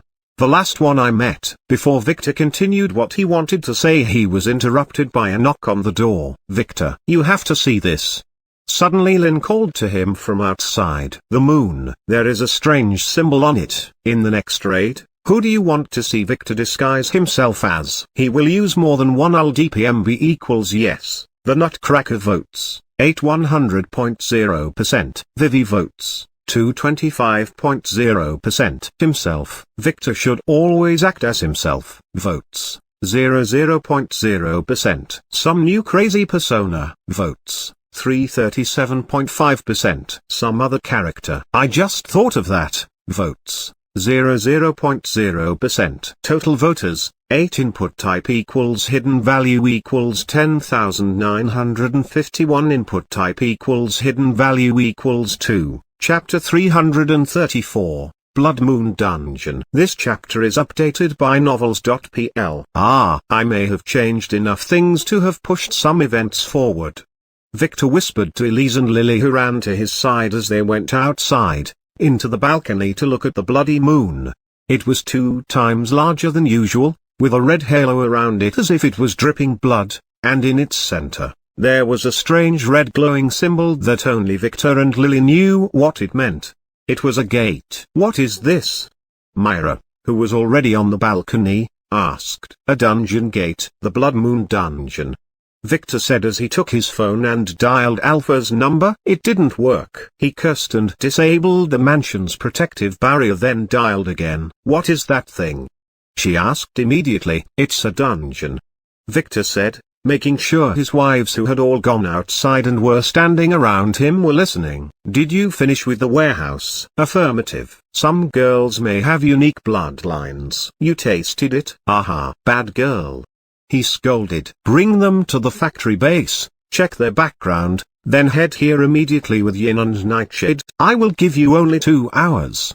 This is not enough. I need 4 at least. She said coldly. Then I will depart before you. Leave the commander to Camellia and get your sorry ass here. I will leave you the instructions on what to do with the Hilda. He said, this is a chance you don't want to miss. He said before hanging up. We are not going with you? Mina asked, biting her lip. No. It was Lily who replied. The moon is a dungeon, a very dangerous SS ranked one. Only I and Victor will go. She said, making the girls pout and look at their husband, pleading to take them along. Sorry, Lily is right. Victor said. Lynn and Alex, you two will also come. Me too? Alex asked as Lynn smiled. Yes, you two are powerful enough to protect yourselves, but the rest of you have to wait here. Victor said, giving Alex, who was standing to the side, a nod that meant, you are the man I can count on. Alex, who was feeling a little sad for being ignored for the past few days, nodded back. She really liked how he trusted her. Little did she know that he didn't want her to stay in the mansion with the girls. I want to go too. Margaret complained. No, this is very dangerous for your level. And I need someone to stay in command in case this dungeon takes more than expected to clear. Victor said, and to lie to my family in case they came looking for me. Margaret frowned. How long will this take? Didn't teacher Isabella say that S-rank dungeons take years to clear? She asked. This one is not a normal dungeon, but a trial left by an ancient civilization. It won't take that long. Victor said. I should be able to clear it in a week at the earliest, and 2 months if things don't work out as I expected. That long? Monica asked. Yes. He said. He was not really sure, but he couldn't delay this. So make sure to find a way to hide my departure, and go with Elise and check the plans I left in the study if needed. The moon dungeon could only be accessed when the moon was full, and this was only 3 days every 4 weeks. Today was the last day of this cycle. In his previous lifetime, it appeared 5 years before the reckoning and stayed in the sky for 9 months before it disappeared. Unfortunately, at that time he was not in a position to inquire about it, and he had no idea who cleared it. In the Royal Library, only the dungeon's characteristics were recorded, not the one who cleared it. And even those were sparse, as the families only learned one how to enter the dungeons a little too late, and from those who tried to enter it, only 1/10 survived. Lily, you take care of the preparations, Victor said. For 6. Oh. Lily nodded, then quickly left after she watched him take his phone and make another call. Zoe, are you in Vane City? He asked directly. Ah, yes. She answered in a little surprised voice. She just finished her evening training and was prepared to go take a bath. Can you be here in an hour? Here? My mansion. Why? A rare opportunity. This might take a month, and you can't tell anyone. How rare? Once in a lifetime. Fine.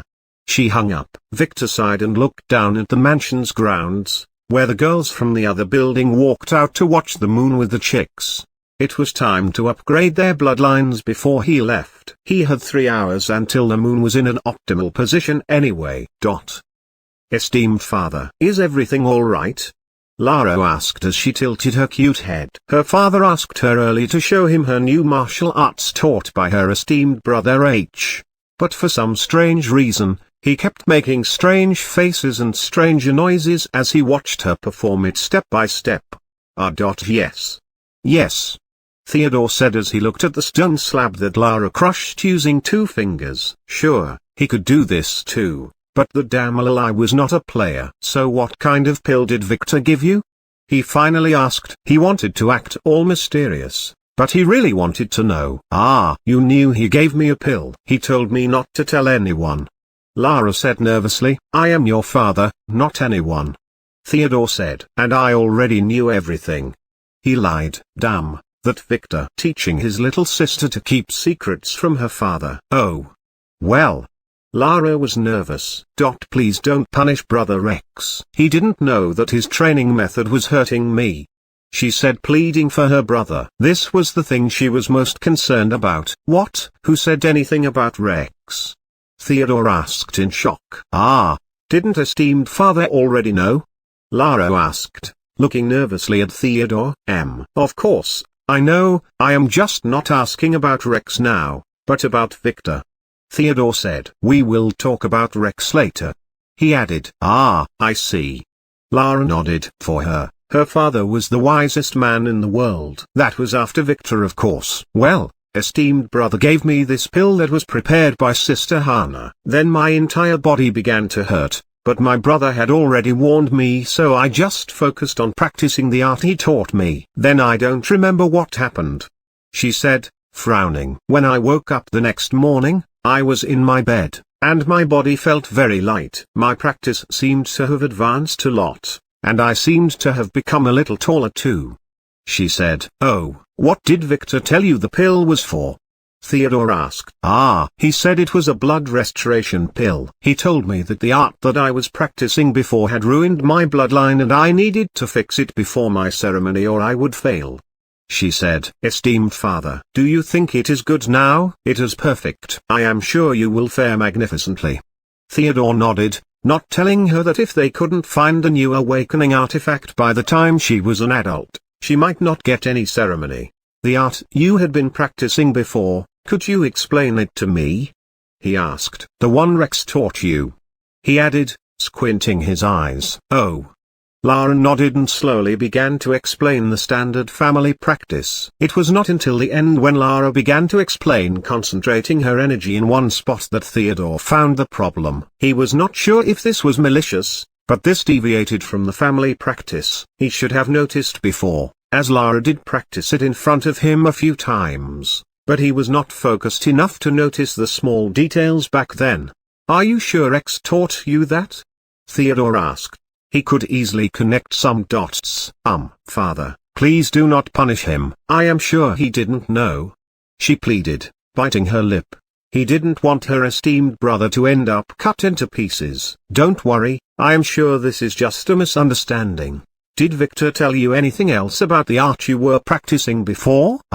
He mumbled something about it burning my pure blood instead of the impurities. She frowned. He added that this made me look healthy, but be sick at the same time. She said, she was not sure what those contradicting sentences meant. Oh, I see now. Don't repeat anything you told me to anyone. Other than me and Victor, Theodore added, squinting his eyes. Usually, he trusted his wives and sons, believing that although there would be some troubles here and there, they would never truly harm each other. He believed that the frictions were only minor and that they were beneficial for them, building their character and making them stronger and more wary. He had trouble with his brothers after all, and although they were not on the same page most of the time, they would always help each other in their time of need. But now it seemed like he needed to re-examine some things. And if this was really on purpose, he needed to prepare a very pointy screw, maybe more than one. Esteemed father, what is that red symbol on the moon? Lara suddenly asked, making Theodore frown and look up, then gasp. What the fuck is that? He asked just as his phone began to ring. The family elders were being invited to meet about the moon. Why are we standing in line like this? Wasn't this mansion sealed? Hana asked after she yawned. She was awakened after ordering the girls to gather in the basement, and they were now standing in line. I have no idea. Theta said. Ruby was not with her, as only the girls with bloodlines were allowed to come. So the only people here were Hana, the 7 alphabet sisters, and Nora, one of the assassin girls whom Victor seemed to have asked to stay after the wedding. Be sure to find suitable maids among them. Victor suddenly entered the basement with Hilda and Margaret behind them. And give that girl Nightshade the letter I gave you. I understand, Hilda said. Anything else? Nothing for now. Just make sure to arrange the rooms as I told you, and send Zoe to me as soon as she comes. Hilda nodded, then turned and left. Sorry for the wait. Victor turned to the girls and said. They didn't respond. They were in shock as they gasped involuntarily. Did he become hotter after marriage? They did hear that married men became more confident and charming, but Victor seemed to have doubled his charm a couple of times. Why are we here? Hana asked to distract herself from looking at his handsome face. And what is that? She asked as she noticed the huge black bag in his hands. We need to awaken your bloodlines. Behind that door, there is a noble beast who will help you guys become stronger. Victor said, just wait for me to call your names. He added before disappearing behind the door with Margaret, who seemed to be a little nervous as she followed. Kyra. The next moment an angry screech could be heard from the inside. Calm down, pal. Victor told the cock that was arching its back and spreading its wing defensively as it glared at Margaret, who in turn was absolutely shocked by the huge cock. The cock said, get that slut away from me. The cock seemed to have gone defensive the moment he noticed her. That hurts. Margaret said. This was a new low even for her, getting called a slut by a damn cock. For some strange reason, she could fully understand it. Easy. This one is my slut. She is not allowed to touch you. Victor said. KWA. The cock replied. Then get her away from me. Come on now. She will be running things here while I am away. So treat her nicely. Victor said. Look at the offerings she brought you. He added, gesturing to Margaret to give the cock the plastic bag. She hesitated. Don't worry about that, it is a friendly cock. Just don't touch it. Victor said. It comes from a conservative family. You know how prejudiced some can be. He added as the cock nodded solemnly. She nodded and slowly approached the cage as the cock eyed her. She sighed and slowly began to dump the bag's insides on the cage's floor. 171 panties collected from Horizons Media and its affiliates Virgin Female Artists. Collecting those on short notice was definitely a hassle. But money could really move people. The cock's angry face changed in an instant as he sniffed them, then it jumped into the mound of panties and began to flap its wings as if it was swimming. Its face displayed a depraved expression that no member of a conservative family should ever have. We will get you more during the next week. Victor told it. Now, I brought you some more girls to drink their blood. Are you ready? KWA. Hey eyes. The cock said. Bring them. This cock is in a good mood. Good. Go call the girls. Victor said as he watched Margaret, who headed to the door. She seemed to be able to understand the cock's language, and this meant that she either had some chicken bloodline or some really powerful soul. Chapter 335, Moongate. This chapter is updated by novels.pl. Zoe was in total shock after she finished eating the pill the cock spat at her. In the last 30 minutes, she had no idea what happened. First Victor invited her to his mansion, citing some great opportunity. Feeling that Victor would definitely not harm her, and maybe wanting to see him again, she accepted his invitation. She had an intuition that it had something to do with the moon. Her first shock was Victor himself. How the hell did he become more charming? Are married men really more handsome than others? Was she that kind of a woman? She quickly forgot about her stupid thoughts when Victor grabbed her hand and dragged her into the basement of his mansion, wanting to show her his giant cock. She had no idea why she went along. Maybe because he was holding her hand. After what happened in the skeleton dungeon, where he showed his courage facing that demon and saved her life, she seemed to have begun to trust Victor a lot. She had one thought in mind though: if Victor were to try anything funny, she would leave immediately and then report him to his father. What happened next was beyond her wildest imagination. In the basement, he stood in shock as she looked at the giant rooster that was waiting for her. Victor's giant cock. She blushed, thinking she misunderstood Victor earlier. Damn it. He was definitely doing this on purpose. No wonder everyone called him a pervert. Why couldn't he act like a gentleman? Damn it. He fooled her. After that, the rooster, who was seemingly busy arranging some female underwear according to some incomprehensible logic, agreed to give some of its precious time to her after Victor promised him some benefits and told him that more girls would be arriving later. Was he really talking to that cock? Zoe had no idea. After that, Victor took a drop of blood from her finger using a needle and then fed it to the rooster, who licked the blood with relish and then began to crow in a perverted way before he spat a red pill as on its head a purplish gold feather grew like a new leaf. Victor quickly told her to eat the pill as he shoved it in her mouth. She had no choice but to swallow. Then she felt it. It was as if every part of her body began to hurt. This only lasted 5 minutes though, as the pain soon faded and a new sense of energy began to spread in her body. According to Victor, her bloodline was upgraded, and he made her promise not to tell anyone, not even the family. Why was he keeping this a secret from the family? She was not stupid, of course. She realized that he was building his own force. Why are you spacing out?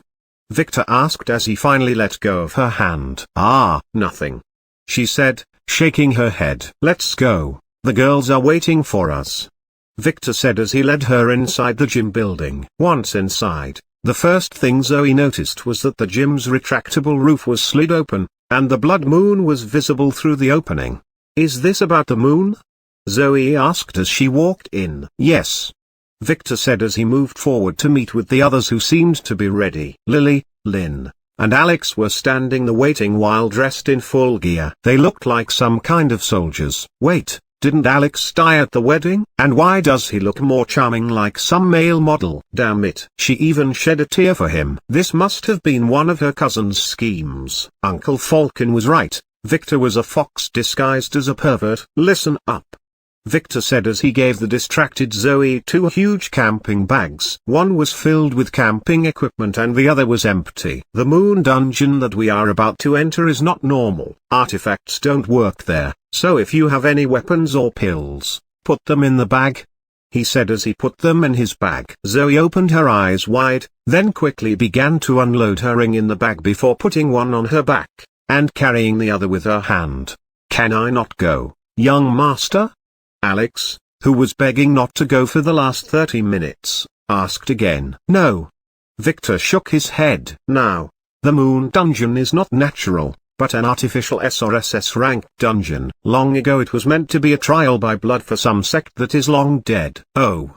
Zoe nodded. This dungeon is composed of many levels, like a maze inside a tower. The only way to clear it is when someone reaches the top. It is like some cheap video game plot, Victor said, but don't let the fact of it being a trial fool you. This place is very dangerous, he said. He was not really worried about Zoe, who was a scion, but about Lynn and Lily. We can't leave until it is cleared, Zoe asked. Not exactly. There are only 3 ways to leave before the trial is cleared. The first one is getting killed. Unlike normal dungeons, your corpse would be ejected outside. This is how most of the people inside would leave, he said. The girls nodded. Take note to make sure that if you kill anyone to make it that it is not traceable to you, he added. Zoe frowned. Why did he just sound like some mafia boss? The second method is collecting 3 jade tablets inside. You can use them to leave immediately in case of emergency. Victor said, ignoring Zoe's gazes. And the final way is when the gate opens again next month. He added, every level has different rules. Zoe asked, yes. Sadly, I am not sure about them. He said, but I can tell you, that on the first level, there would be a jade tablet hidden under the first step, so make sure to take it, it will save your life. First step, how do you know about all this? That's irrelevant. You will know when you see it. But it is vital to get it. Victor said, warning again. If my guess is correct, although we are early, there will be many others inside, coming from other places and continents, from hidden families and secret sects who have the old records. So be careful and wear a mask to hide your face and identity. You don't want those guys coming for you with their armies once you exit. Victor said, pointing to a mask at the side of the bag. Oh. Zoe nodded as she looked at the girls, who had their masks ready on their necks. They must have been briefed before. What if we encountered some old player who comes from one of those sects? Zoe asked. Don't worry. There is an age limit, only those below 25 can enter. He said, looking a little worried. Oh. Zoe said. Now let's go. Victor said, it's about time. Where? Zoe asked, did they need to fly there? Victor said, pointing to the swimming pool. It was filled to the brim with the huge bloody moon reflected on its clear surface. Wait. The symbol was there, but it was not a mirror image. This is the gate? Zoe asked. Yes. It might take the others a month to discover it, and hopefully, we would have secured all the benefits by then. He said as he approached the gate. Can I not go? Alex asked nervously for the 100th time. No. Victor replied. Do I really have to repeat this? Just make sure to hide your identity inside. Don't tell anyone your real background or where you come from. He said as he prepared to jump, then paused, turned, and grabbed Alex's arm. What? Alex asked nervously. Good luck. He said, then threw the poor Jinx, who was considering her escape route, into the gate head first. Alex disappeared the moment she hit the water's surface without making a splash. It was as if there was a gate there. It's working. Victor nodded, then jumped. After a moment of hesitation, he disappeared too. Lily sighed in relief and then looked at Zoe and Lynn. A word of advice: if you see a rabbit inside, run and hide, as your life depends on it, she said as she adjusted her mask and then jumped. Lynn nodded to Zoe, then quickly followed, disappearing into the gate. Does Alex and Victor know about the rabbit thing? Zoe, who was left alone, asked herself, then bit her lip and jumped. In the middle of a desolate field covered with ice in the far north, a group of disciples stood as the elder threw a ton of fireballs on the frozen lake to melt the ice. It took him 30 minutes to make a decent-sized hole and then look at the moon, making sure it was reflected on the water. Now go. The elder said, remember to hunt for benefits. This is our chance to rise again. The Lords had heard our prayer. The disciples nodded, then one by one jumped into the lake. In the center of a jungle, a group of dark-skinned, lightly dressed men finished digging a hole in no time, then started filling it with water. Remember. An old woman said, you must get the moon bead. Our ancestors failed 5,000 years ago, and this must never happen again. For the tribe's glory. The men yelled. In the middle of a grand ocean, an old man looked at the moon reflected on the seawater. Should we go? A woman behind him asked. Send some of the new ones, he said, and give each of them a soul bottle. Oh, understood. In the middle of a forest, a lone girl took off her clothes to take a bath under the moonlight. The second her feet touched the moon's reflection, she disappeared. In a silver palace that floated in the middle of nothingness, a young man with long white hair opened his eyes and frowned. My lord. A woman appeared out of nowhere and bowed as if she was summoned by his thoughts. Are your hemorrhoids acting again, master? Shall I invite the healer? She asked. No. He said dismissively. Call my daughter, and tell her there is a new chance for her to redeem herself. To get me the moon tear. I understand. Tell her that this is the last chance that I will give her. No mercy if she fails. He said, squinting his eyes. And call the healer on your way out. He added, sitting on a throne made of hell steel for a long time comes with a price. In a grand hotel on the side of a grand city, A very fat young man was enjoying his time in his infinity pool, surrounded by 8 dear slutty models. "Young master," one of them said, "look what I found," she said, taking out his floral decorated swimming trunks from the water. She took it off him a few minutes ago with the help of her friends, and they needed a few minutes to catch their breath before they continued with their play. He didn't mind. He knew most of those beaches were after his money, but he didn't mind. That's the way he liked relationships. All clear. Too bad he could only become a semi-player, unlike his lousy little brother who was set to inherit the family after becoming a player with the help of some young master from the oligarchs. Damn, those ones. Why? The patriarch's seat was supposed to be his as the elder brother. He struck the water with his fist, scaring the girls away. That's when he noticed it. The bloody moon reflects on the water. It was right in front of him.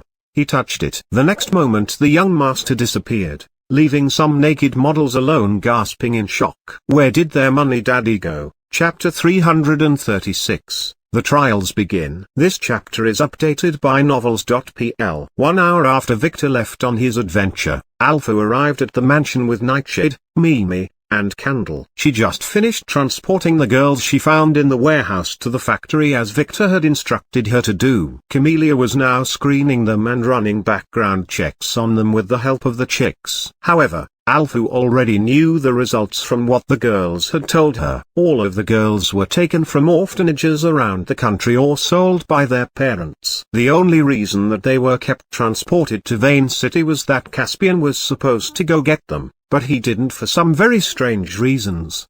When she reached the door, Alpha was greeted by her sisters who seemed changed. It was as if they grew 2 times prettier. When asking them, they answered that the young master showed them his cock. It took the shocked Alpha a few minutes to realize that it was a joke when Theta couldn't help but start laughing and tell the truth that their bloodlines were enhanced by some crazy rooster in the basement. Those damn girls were definitely being corrupted by that Victor. They were getting cooked slowly, but the fools had no idea that they were about to get eaten. She really wanted to warn them, but the girls were too lost to be rescued. Alpha wanted to go meet that damn cock, but she was interrupted by Hilda who handed her Victor's letter. Feeling the urgency, Alpha quickly read it and then left the Nightshade and the girls for Margaret to manage before she quickly headed to the gym, where a camping bag was waiting for her. She considered her options for a second, but seeing that the moon was going down beyond the gym's roof, she only had a few minutes to make up her mind. Cursing at Victor, she quickly took the bag, then plunged into the pool. She passed right through the gate into the cold water. It took her a second to realize what happened, then swim to the surface where, to her surprise, the gate that was there a moment ago seemed to have vanished the moment she touched it, turning into a normal moon reflection. Looking up, the moon was still bloody. Why did the fucking gate disappear then? Was this some kind of a prank or was she rejected? She had no idea. When Victor opened his eyes, he was laying on the surface of a lake that seemed to be as solid as glass. "Am I dead?" he asked as he looked around. No one responded. Of course, no one would respond. But he had to make sure he was alone as he stood up and adjusted his clothes. Where he was can only be described by the word strange. It was like some part of a surreal painting. The kind you find videos online of people painting them with kitchen utensils. He was standing on the water of an infinite lake that went in all directions. He knew that it was a lake because of its clear water. He could see the bottom where all kinds of strange stones were placed. Above him, there was a cloudless and sunless dawn sky that had colorful stars clearly visible. "Now what?" he asked. Welcome to the moon trials. All artifacts are disabled. Reach the top and achieve greatness. You are on level 1. Level task. Climb the infinite stairs. Time limit, 3 hours. Termination upon failure. As if waiting for him to ask, a message suddenly appeared in front of Victor. The moment he read it, behind him, from the lake, a long flight of revolving stairs rose to the sky in a split second. It was as if it was made of a single sheet of folded paper. It went up without any support. Each of its marble fan-shaped steps was 1.5 feet high, and 5 feet deep. Victor knew about this one. It was the preliminary assessment of the trials. but he couldn't help but frown a little as he read the prompt. Something.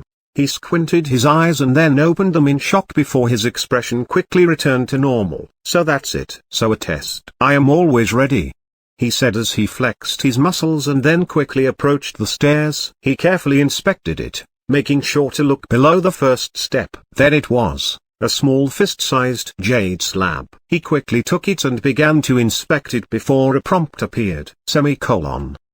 1 jade token acquired. Jade tokens can be used as sacrificial pawns in case you fail some level. Reading the prompt, Victor nodded. This thing was an extra life in this place and also a big headache. The prompt didn't say it, but this thing was important for many things later on and others might be able to find his location because of it.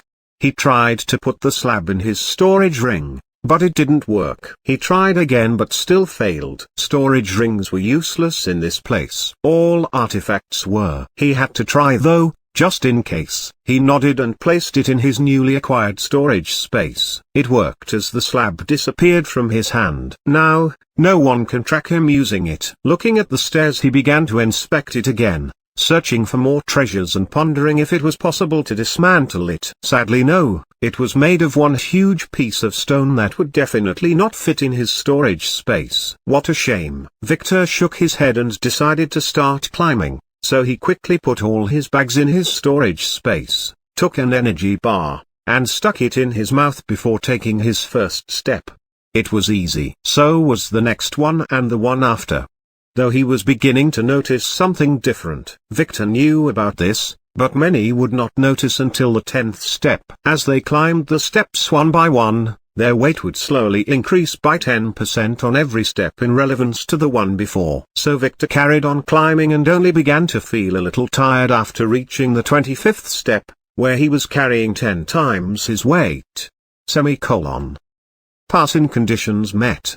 Do you want to travel to the next floor? A prompt appeared when Victor paused for a moment to assess his position. He ignored it as he continued to climb. This was a trial after all, and the more he could go on, the more rewards he would get. On the 50th step, he was carrying his weight 100 times, so he had to take off all his clothes and the mask on his face before storing them in his storage space. On the 65th step, he was carrying his weight 500 times and began to sweat. His power as a player was reaching its limit. He knew that his body would not be able to carry on, but he couldn't give up. He frowned as he took some rest on the steps where he ate another energy bar before he stood up and activated his bloodline. His body changed as he grew taller, his skin paler, and 2 long horns grew from his head, which was now covered by long silvery hair. The feeling of heaviness disappeared as he carried on. By the 70th step, he was carrying his weight 1,000 times, and he was fine, but he knew this would not go for long, as by the time he reached the 90th floor he was carrying his weight 5,000 times, and he was truly exhausted. Looking up, he noticed that the stairs only reached the 100 steps, so he knew he only had a few more, but he was truly out of energy. Passing conditions met. Do you want to travel to the next floor? The prompt appeared again. Maybe because Victor didn't move a muscle for the last 15 minutes. Victor shook his head and then took a berserker pill from his ring and ate it. Then in one swoop he decided to run to the last step, knowing that he might regret it. Poof, he failed. He only reached the 97th step and then collapsed down again. The weight here was 10,000 times his weight. He knew his body would not take it anymore. He had to either find a way to reach the top, or just give up. But he needed to go there. He looked at the nearby last step with a greedy look, as if she was a naked woman wiggling her butt at him. He considered using the shadow shifting skill, but he didn't dare to go into shadow space in this dungeon, as he had no idea if he would be able to return if he did. Thinking for a moment, he had an idea and activated his flight skill. Of course, it didn't work, but it reduced the weight on him somehow by 20%. Damn it, he should have thought of this earlier. He quickly used all his power to climb on, then got stuck again at the 99th step, where he was pushed to the ground again. Damn it. He cursed. Why was this going like some lousy B-movie plot being performed by a lousy actor? If he was at some cinema he would have long demanded his money back and then sued that damn production company for wasting his time. Victor sighed and decided to use all of the rest of his power to climb onto that last step and finish with this, but the moment he prepared to crawl his way up slowly, he paused after noticing something in his body. His blood seemed to be reacting by vibrating at a strange frequency. This was totally unexpected. He quickly sat down on the step and began to relax. He could feel it, something was transforming. A sudden thought suddenly struck him. He needed to try this. He took a deep breath and then began to make the blood in his body float according to the eternal arts he got when Alpha merged with the bead. And it worked. Slowly, Victor began to feel that his blood was getting thicker and more powerful. He could see it in his analysis skill as his primordial demon blood's purity climbed from 25% to 43% and then stopped. During this, he could feel it as his body transformed. His muscles that were already rebuilt when he awakened his Chase Dragon bloodline, seemed to have begun transforming again, getting slimmer and more refined. Too bad this stopped pretty soon when the gravity outside was no longer enough to stimulate his bloodline. He slowly stood up, then crashed again to the nearby step. Although the weight was much tolerable, it was still too much for him to stand up. He cursed silently, then like a dehydrated slug, he crawled his way onto the final 100th step, where the weights on him were suddenly lifted and a bright light began to shine around him. Semicolon. One level past 100%. Reward, a jade token. Just a jade token? Victor sighed as he grabbed the token that appeared from thin air. Could this have some other use later? He pondered as he felt a sense of weightlessness. He was getting transferred to the next level. He smiled as he felt it. He was right. Semicolon. Warning, you are getting appraised. Request header, origin.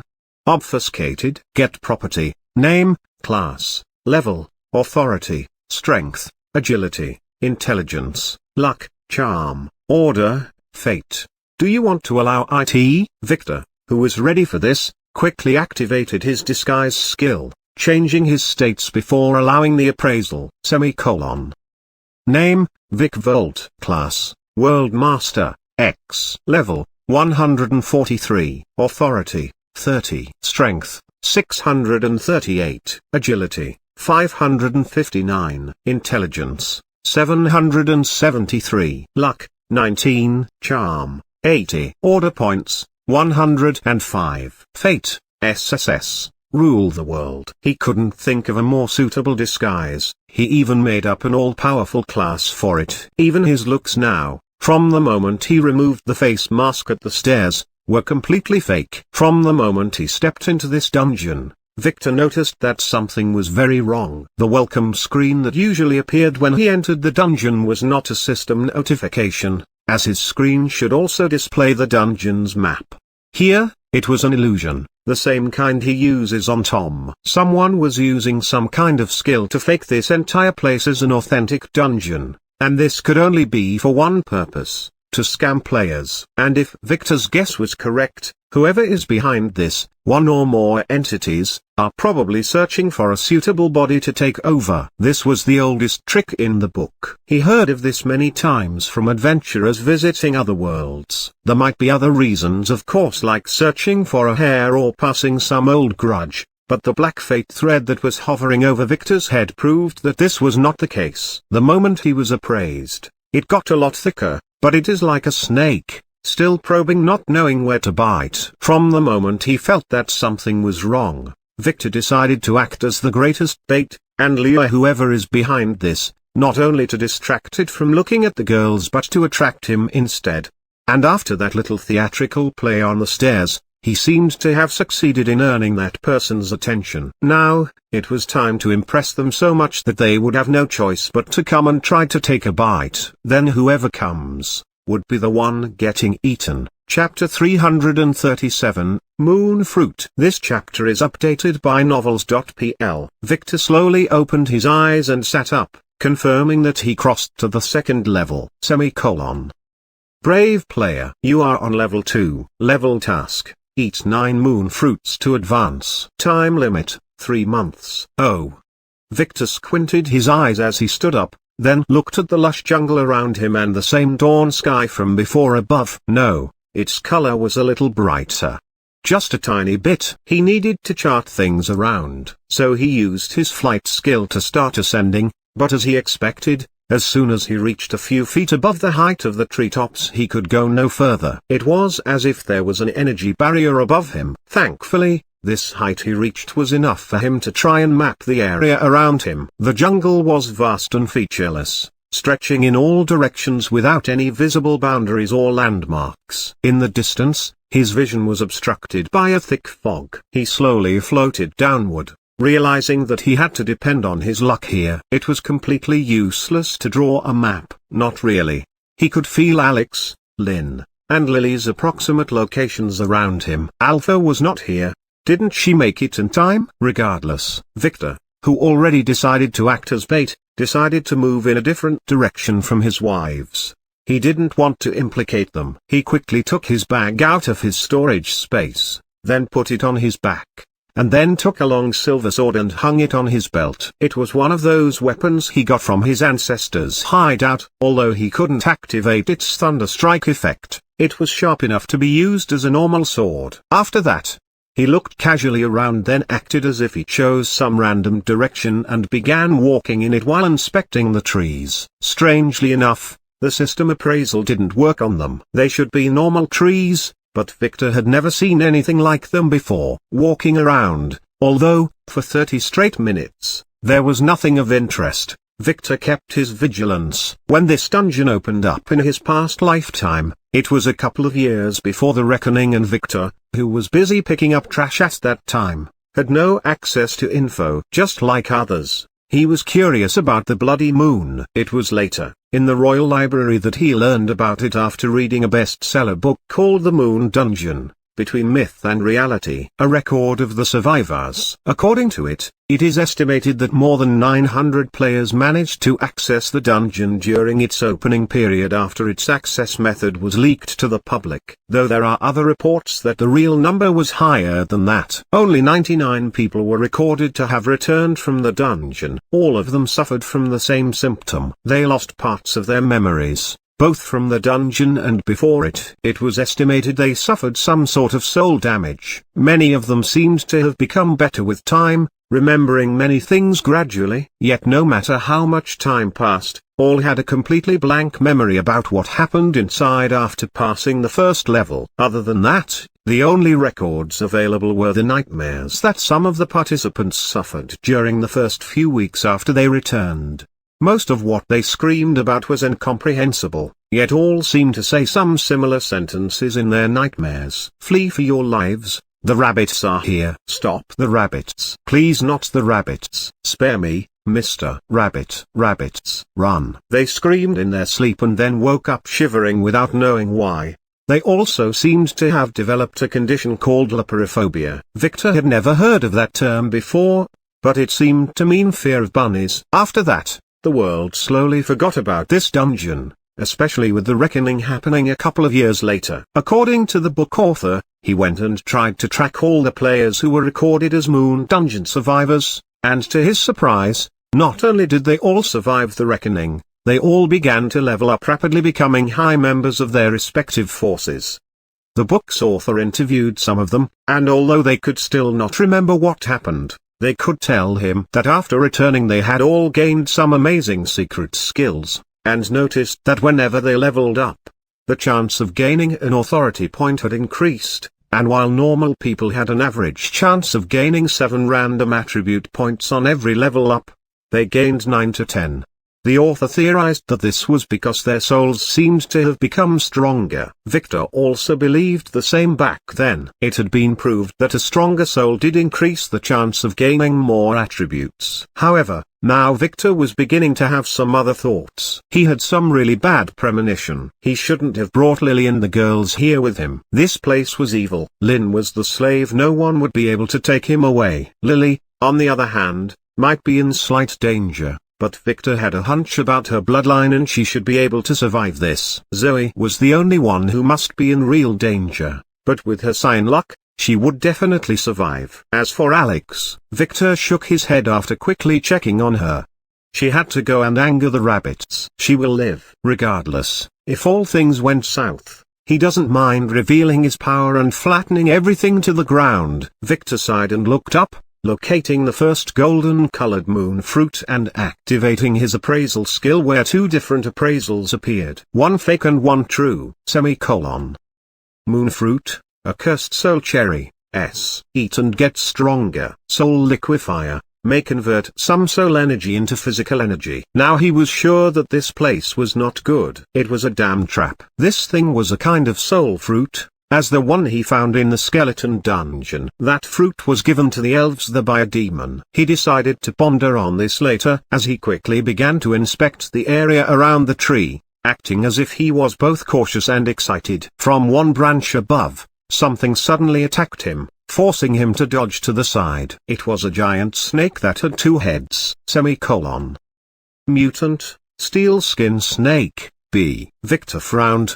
It was just a normal monster. Well, as long as it was not a rabbit, he knew what to do. He just stepped back while using his sword to protect his vitals. The snake didn't follow with another attack. It just stayed on the branch eyeing him. Victor pondered on how to get rid of her, then shook his head, and turned around exposing his back to it. It attacked again, but this time Victor, who was ready, used his sword to slay it, displaying his exquisite swordsmanship by cutting it in half. Each head finally got its own body. Victor made sure that the two parts were dead before he jumped to the tree to grab the moon fruit before suddenly moving to the side, narrowly dodging an arrow that was aimed at his heart. He grabbed the fruit with one hand and then used the other to swing on the branch, pulling himself behind the tree's trunk and looking at his assailants. It was a burly dark-skinned man holding a crossbow who was standing near a nearby tree. He was eyeing Victor for a while now, semicolon. Name, Simon Opfer. Level, 34. Class, Wood Archer, D. Authority, 4. Strength, 103. Agility, 100. Intelligence, 89. Luck, 10. Charm, 10. Order, 0. Skills, Marksman, B. Trace, B. Crossbow arts, C. Cooking, C. Survival, C. Lying, D. Rape, E. Bloodline, Demon dog, A. 24% purity. Light parrot, S. 1% purity. Fate's status, Fate's power, D. Summary, D+. Defined fate, be eaten by the demons. Destiny list, 10 order points to unveil. Drop that fruit and I may spare your life, the man said in a foreign language while knocking a new arrow in his weapon. Victor could tell that it was poisonous, semicolon. Paralysis poison, C. The Emperor doesn't understand what you are saying. Victor lied. The man was using a language that was only common in the Western continent. Victor expected people from all around the planet to appear here, so he was not really surprised at all. Damn it. The fruit, drop the fruit, the man said slowly as if Victor would be able to understand him somehow if he did. He was aiming at the tree, at a small part where Victor's hand was supposedly exposed. Victor watched him jump around while pondering how to get rid of him without using his disguise skill. You can shout all you want, but this Emperor still can't understand you, Victor said casually, as he decided to reveal some more skills. He waited for the man to raise his bow. Damn, it, the man cursed and stopped talking, realizing that Victor didn't understand him. He wanted to trick him and save an arrow, but it seemed to be useless. He walked to the side, adjusting his angle as Victor moved his exposed hand slightly, then retracted it as if adjusting his grip, forcing him to take a few steps forward. The man had no idea that Victor was waiting for the man to get close enough. The man finally found a good angle. He aimed his crossbow and pulled the trigger. Nothing happened. The man looked at the crossbow in his hand, and the arrow didn't move. Neither did his finger. Why was his finger not moving? He frowned as his head slid down to the ground, followed by his headless body. Victor, who used his new teleportation skill for the first time, appeared behind him and slowly returned the bloodied sword to its sheath. Damn it. Why is this inferior skill's range too small? He lied. The real teleportation maximum range was 10 times the one he used. Teleportation skills were very rare, and whoever is watching him would surely focus on him now. Victor was sure of that as he was appraised 3 more times. It seemed his enemies were more than one as he expected. If his guess was correct, this place was meant as some kind of an old body abduction trap, and his enemies are most likely to be demons. Victor slowly knelt next to the man inspecting him, then suddenly remembered something. He almost forgot. In the next moment, Victor fell to the ground gasping for breath as if he was out of energy. He must not appear to be too overpowered. He thought for a moment, then slowly took the moon fruit in his shaking hand and ate it. Then smiled as he was feeling the energy fill his body as he watched the stupid prompt appear again. Moon fruits eaten 19, you are on your path to greatness. The fake system had no idea this was all an illusion. Victor was, in fact, eating a normal apple. The real fruit was in his storage space. Damn it! Alex cursed as she ran through the dense jungle, ignoring all the twigs that hit her as she passed by them. Why does this keep happening to me? She asked herself after running for 3 hours straight. Behind her, there was a fluffy white rabbit following. It had deep red eyes that focused on its target as it leisurely hopped without getting tired. Calling it a rabbit might be a mistake though. Despite its shape, sound, and smell appearing 100% like a rabbit, it was not. Alex learned that the hard way when she tried to hunt it using her spear. It was a mistake. The damn monstrosity opened its mouth in a strange manner, revealing a 3-part angular jaw that had 10 rows of sharp consecutive spiral teeth that lead to a hole in the end that should be its true mouth. From the center, 3 sharp flat steel tongues that acted as whips sprung forward at Alex. She didn't fear it. She just struck the mouth with the spear, but a second later she realized that this was a mistake, as the spear quickly got sucked inside that mouth and shredded by the tongues. If she didn't let go in time, she would have been eaten too, as one of the tongues passed by her face, cutting a few strands of her hair. At that moment she knew that she should run, and running was the only thing she did for the last hour. She thought that this place was peaceful after passing the 50th step on the stairs and reaching this level. Damn it! She cursed as she made a left turn and then bumped into something. Or rather someone. She tripped and fell, pushing him down. Ah! The man screamed from underneath her. A tall young man, who had tan bronze skin and a handsome face, was there, collapsed under her weight as she sat on him. He was looking at her in shock. Sorry, Alex said as she stood up in a hurry and looked behind. The rabbit was not there. Did she lose it at some time? Wait, what direction did she come from? She began to look around frantically. The man didn't know what to say as he slowly stood up while keeping his eyes on her. She was the prettiest girl he had ever seen. Did you see that damn rabbit? Alex asked him as she turned to look at him. He was tall and muscular. The black leather jacket he wore made him look domineering. Why was he looking at her like that? Is he an idiot or something? No. He shook his head. My name is Roy, he said, extending his hands and flexing his muscles. I didn't ask about your name, Alex said frantically. Where is the rabbit? She asked again. Rabbit? He asked. If you are hungry, I have some food here, he said, showing his bright teeth. Alex didn't care. She was fanatically looking around searching for that damn rabbit. It was definitely there bidding its time. Lady, I think you should calm down, Roy finally said. Don't call me a lady, I am a man, she said directly. She made sure to wrap her breast tight and tie her hair after arriving here. Was this not enough? She quickly touched her mouth. The mask she was wearing was no longer there. It must have fallen when the rabbit attacked her. Be careful, the rabbit must be nearby, she quickly said, changing the subject. The young man frowned, not caring about the rabbit. He just kept inspecting Alex for the 3rd time. She was definitely a woman. A hot woman. Was this some kind of a game? Do you like to act as a man? He had to ask. She was wearing male clothes. Don't look at me like that. I am a full-fledged man, Alex repeated with annoyance, patting her crotch twice as she saw those hunks do in movies. She was never going to admit that she was a woman. Not to this stranger anyway. She promised her father. The man took a step back. He remembered something important.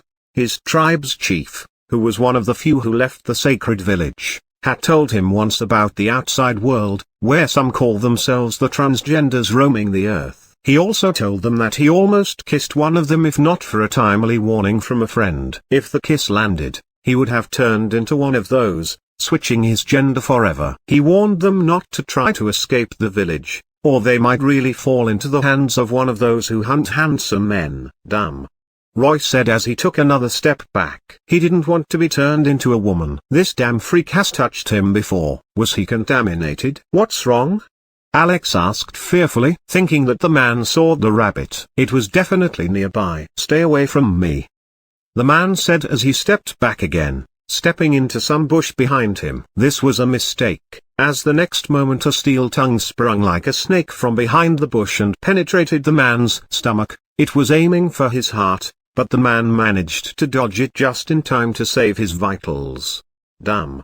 Roy cursed as he took a strange-looking axe that was on its back and hacked at the tongue. The sound of metal striking metal rang, then the axe fell to the ground after getting cut into 2 pieces. Alex, who saw this, didn't wait and started running in the opposite direction. Wait. The man screamed hatefully, help. But Alex, who saw the thing that began to appear behind the man's back, could only ignore it and run. The man struggled and looked back. An innocent rabbit was standing behind him, looking at him with empty eyes as if he was inspecting him. Percent. The rabbit said distastefully, then opened its mouth wide and swallowed the man full. Alex, who was a few miles away by now, only heard a desperate scream from behind her. She felt sorry for the man, but she knew that she had to run for her life. If only she could bump into Victor, he would surely be able to save her as he did in the skeleton dungeon. Chapter 338, Juicy. This chapter is updated by novels.pl. Although the dungeon didn't have a sun, it did display a day-night cycle. The sky altered between a dusk light and a very dim night, and it happened in a mere second. Zoe discovered this the hard way when it went dark pretty quickly just after she found a moon fruit on a grand tree surrounded by wolves. The only light source was the moon fruit itself, as it shone with a dim light, allowing Zoe to barely win the fight. After that, she climbed into the tree, and after picking up the fruit, she used the net bed in her camping bag to make a temporary camp over a thick tree branch. Thankfully, Victor gave her those things before coming here. Although she didn't have a very good sleep by the time the sky became bright, her body was rested enough, and she quickly dismantled her camp and descended to the forest floor after a quick scan to make sure it was safe.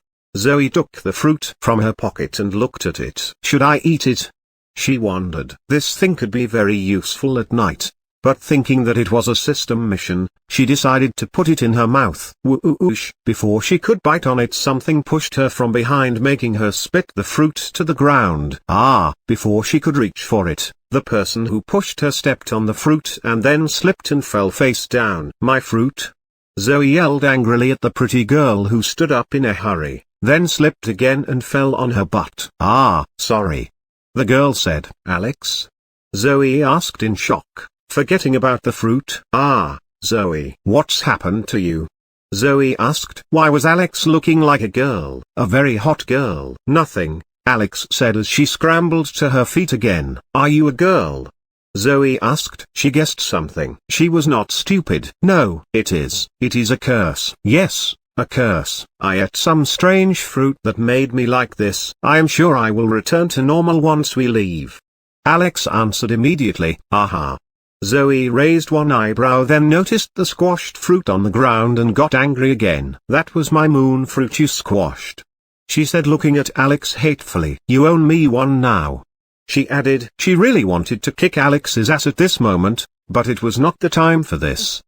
Sorry. I was just... Alex remembered why she was running. We should run. There, she slowly said as she looked to the side, and it was there looking at her. The rabbit is here, Alex said, then began to run.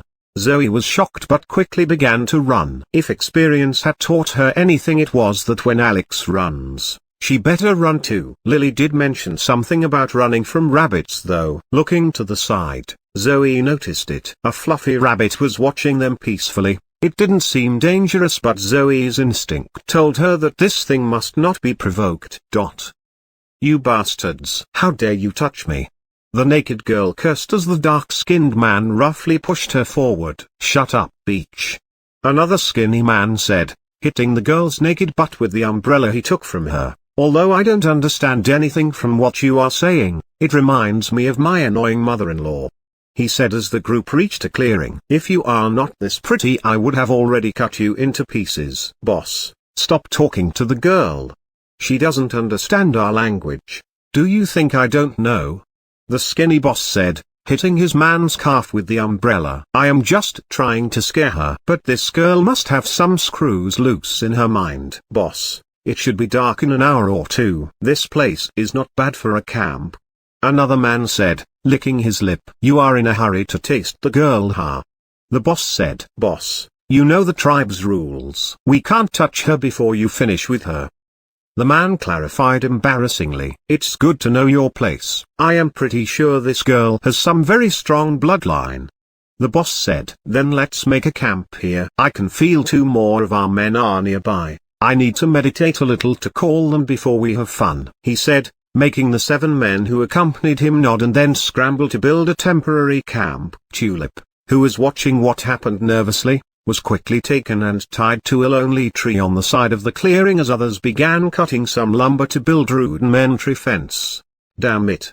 Tulip cursed again as she began to kick around. This was her 3rd day here, and it didn't go well from the start. After reaching this place, she was first shocked that her storage ring didn't work, nor did any of the magical treasures she was wearing. So naturally the imperial armor and flying shoes she was wearing regained its real weight. Those things were made out of orichalcum. They were not light at all. So to scale the stairs at the first level she had to take them off. She was not afraid of losing them as they were connected to her. Once the dungeon was conquered they would return to her. So after reaching the 55th step she decided to pass to the next level when the dungeon offered her that. She ended up here, a lone inexperienced girl in the middle of the first without food or tools. She was not an idiot. She knew she needed to hunt and secure a shelter. She had seen Rain do those things for her before. She could do it too. It was easier said than done. So by the end of the 2nd day, the sleep-deprived girl, exhausted herself fighting a giant crocodile, and then was captured by those lowly guys who waited until she defeated it to attack her from the back. Hatful. Those men have no honor. The first thing they did was to feed her some ugly herb that rendered her powerless. She couldn't use her teleportation or void dance skill to run away. Then she stripped her like a banana, taking all her treasures and clothes while touching her noble body all over. Those men were so thick-headed and dumb that she couldn't even bargain with them and explain that those of low birth like them should not dare to harm an imperial figure like herself. Her mother would be furious if she knew that her daughter was touched inappropriately like this. Tulip knew that she would also take a portion of the punishment. Her mother was very strict regarding such matters as social status and etiquette. Yes, she was more scared of her mother than the prospect of those men raping her. She really wanted to cry and beg them to leave her for a second at first, but remembering her mother's lessons, she decided to act as a dignified lady to the end. Maybe if she took her own life her mother would not punish her. She cursed again then frowned. Why did those guys stop shouting? Did they finally realize how vulgar and unpolished their primitive language was? Looking around she almost gasped. The 2 men who were at the clearing were dead with arrows sticking from their foreheads. It didn't take a genius to figure out that the others who went to collect materials were the same. This was fast. A man who was holding a crossbow slowly entered the clearing. He was tall, muscular, and had flowing silvery hair. He was easily dragging a headless dark-skinned man's corpse. He threw the man to the side after taking something from him. He stood up and looked at her. He froze in shock. "What?"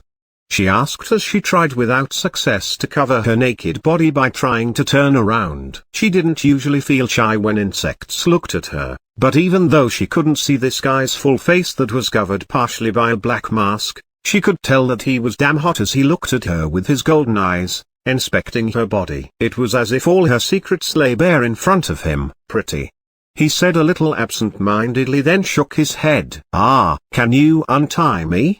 she asked, her face blushing like a tomato.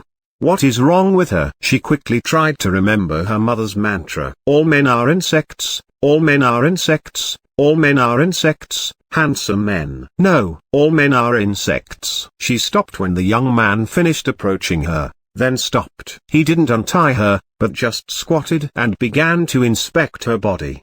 "What are you doing?" she yelled angrily as she tried to kick him away. Too bad her legs were tied firmly to the T-trunk. Her desperate struggles let him see more. "Considering what this emperor should do with you," he said, pondering as he stood up and looked at her. "This one is really considering his options," he said, telling the truth. "Emperor, can't you just release me?" she asked. "I would be really thankful." "No, this emperor would never do such a stupid thing. What if you decided to kill this emperor because he saw you naked?" he said as if he was reading her mind. "We can tell that you come from some good family." "I would never do such a thing," she lied. "We will see." "What's your name?" he asked. It's a secret," she said after hesitation. She was really considering killing this guy, but in case she couldn't, she had to make sure that this shame would be buried here forever. No one must know what happened to her, especially her mother. "Oh, then this emperor shall name you." "Let's see," he said as he inspected her as if he was naming a puppy. "Yes, Juicy. It suits you," he said, squeezing her butt. "Juicy. Fuck you. Let go, you beast," she flared angrily. This was the first time in her life she used such vulgar words, but she couldn't help it. No one had ever dared to call her something that shameful before. No one has ever touched her like this before. No, those guys earlier did the same, but those were not considered humans. "Yes, Juicy. I will give you two options, either to become this noble one's slave or to die," he said as he slowly let go of her, glaring her in the eye.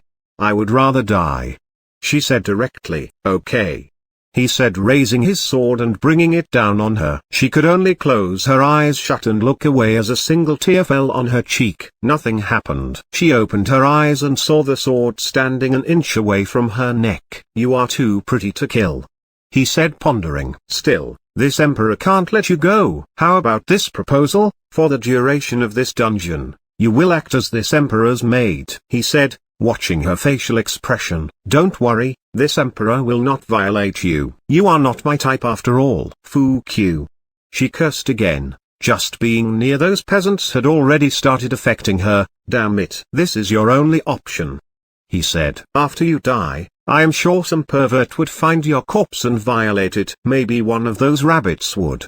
He paused as he watched 3 rabbits enter the clearing, hopping innocently. "What?" she asked and noticed the rabbit. "What's wrong?" she asked, seeing the fear reflected in his charming eyes as if he was reading something horrifying. "We should go," he said as he cut the rope in one move, then carried her like a princess and jumped.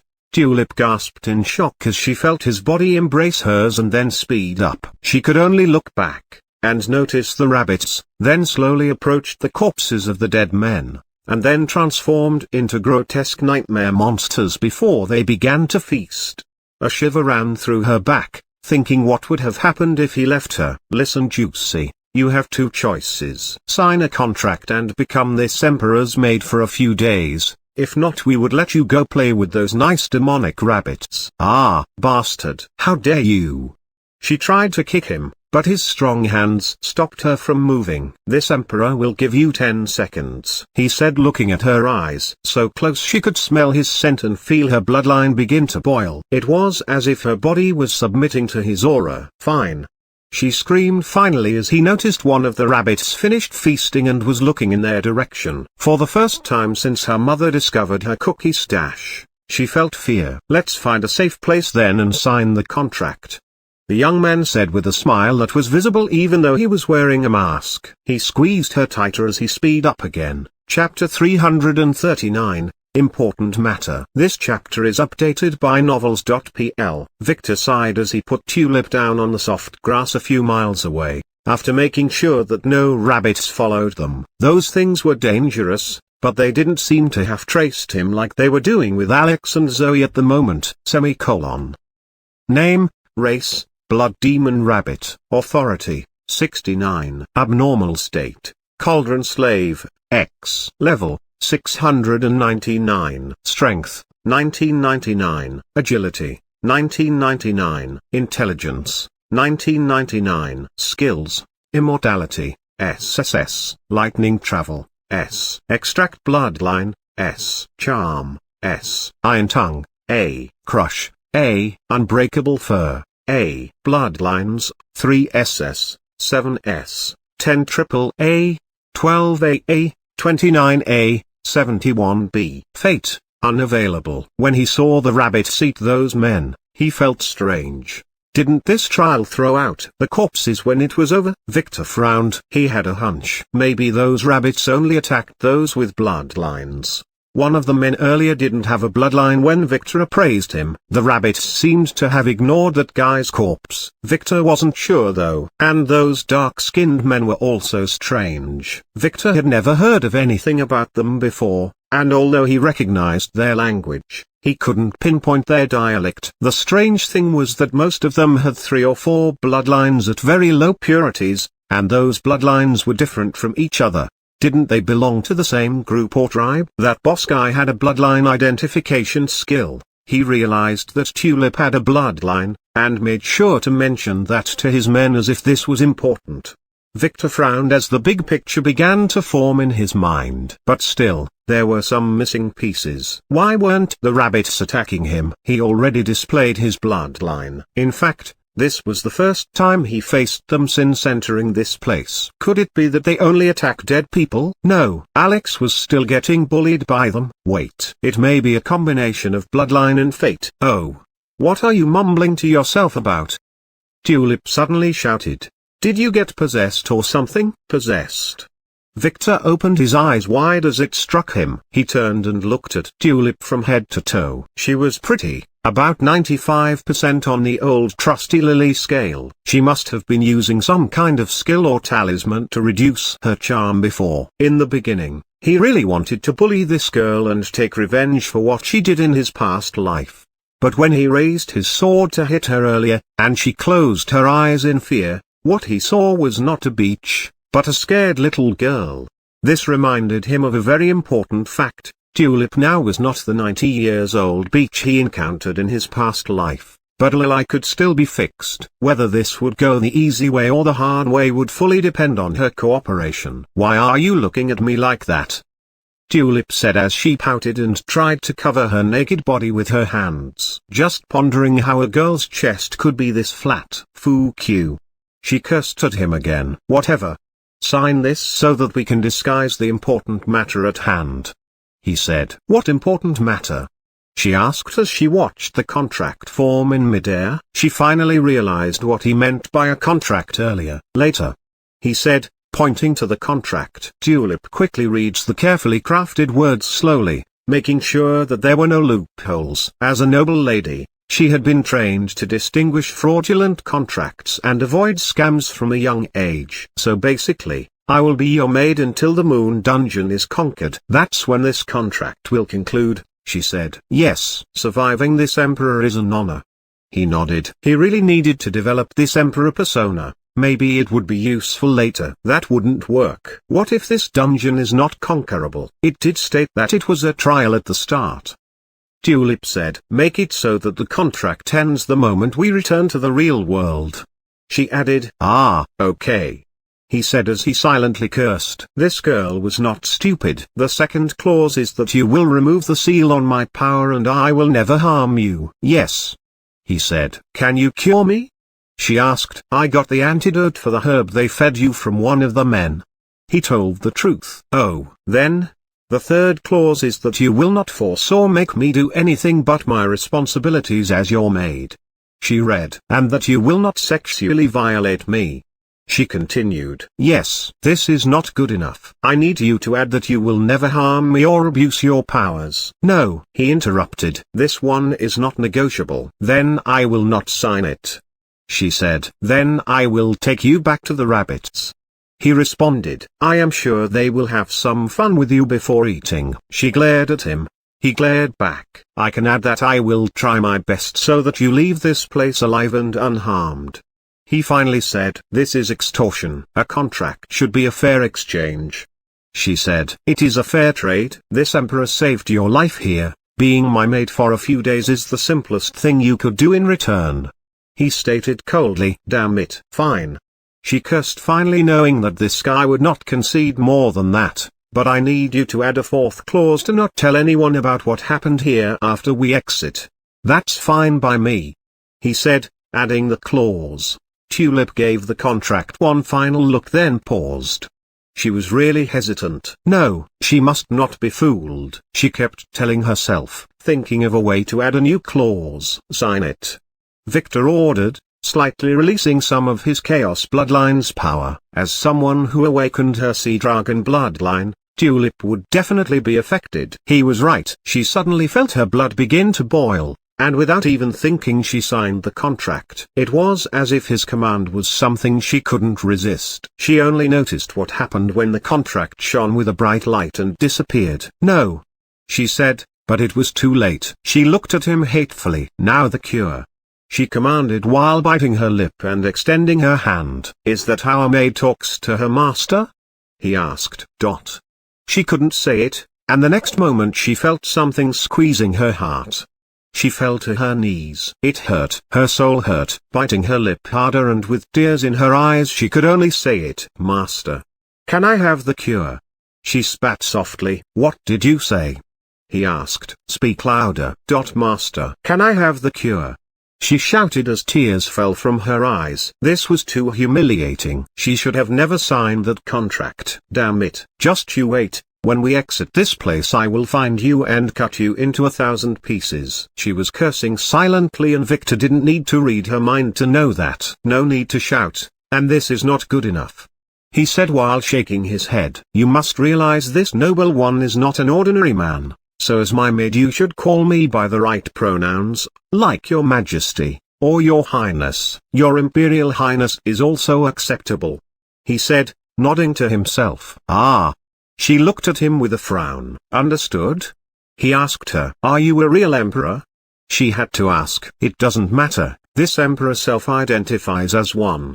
He nodded. "And again, use the right pronoun, self-identify." She looked at him wondering if this guy was in his right mind. No wonder he kept calling himself this emperor and such. Was he a lunatic? "Yes."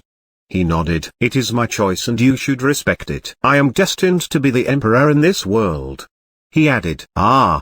She nodded. This one was a lost cause. It was her fault for considering him a real royalty for a moment there. "Then, can I have the cure, your highness?" she asked with sarcasm in her voice. "Of course," he said as he took a small gourd and gave it to her. "This should remove the mana-depleting poison from her bloodstream." She quickly took it. Glaring at him she quickly drank the liquid in the gourd and in the next moment, she could feel that her body was filled with energy again. The damn poison was purged. She sighed in relief and looked at him only to see him throwing something at her. It was a fluffy maid uniform that had a very short skirt. "What is this?" she asked, noticing that he didn't have it before. "A storage ring?" "No." "Storage space," she pondered but didn't let it show. "Your maid uniform of course.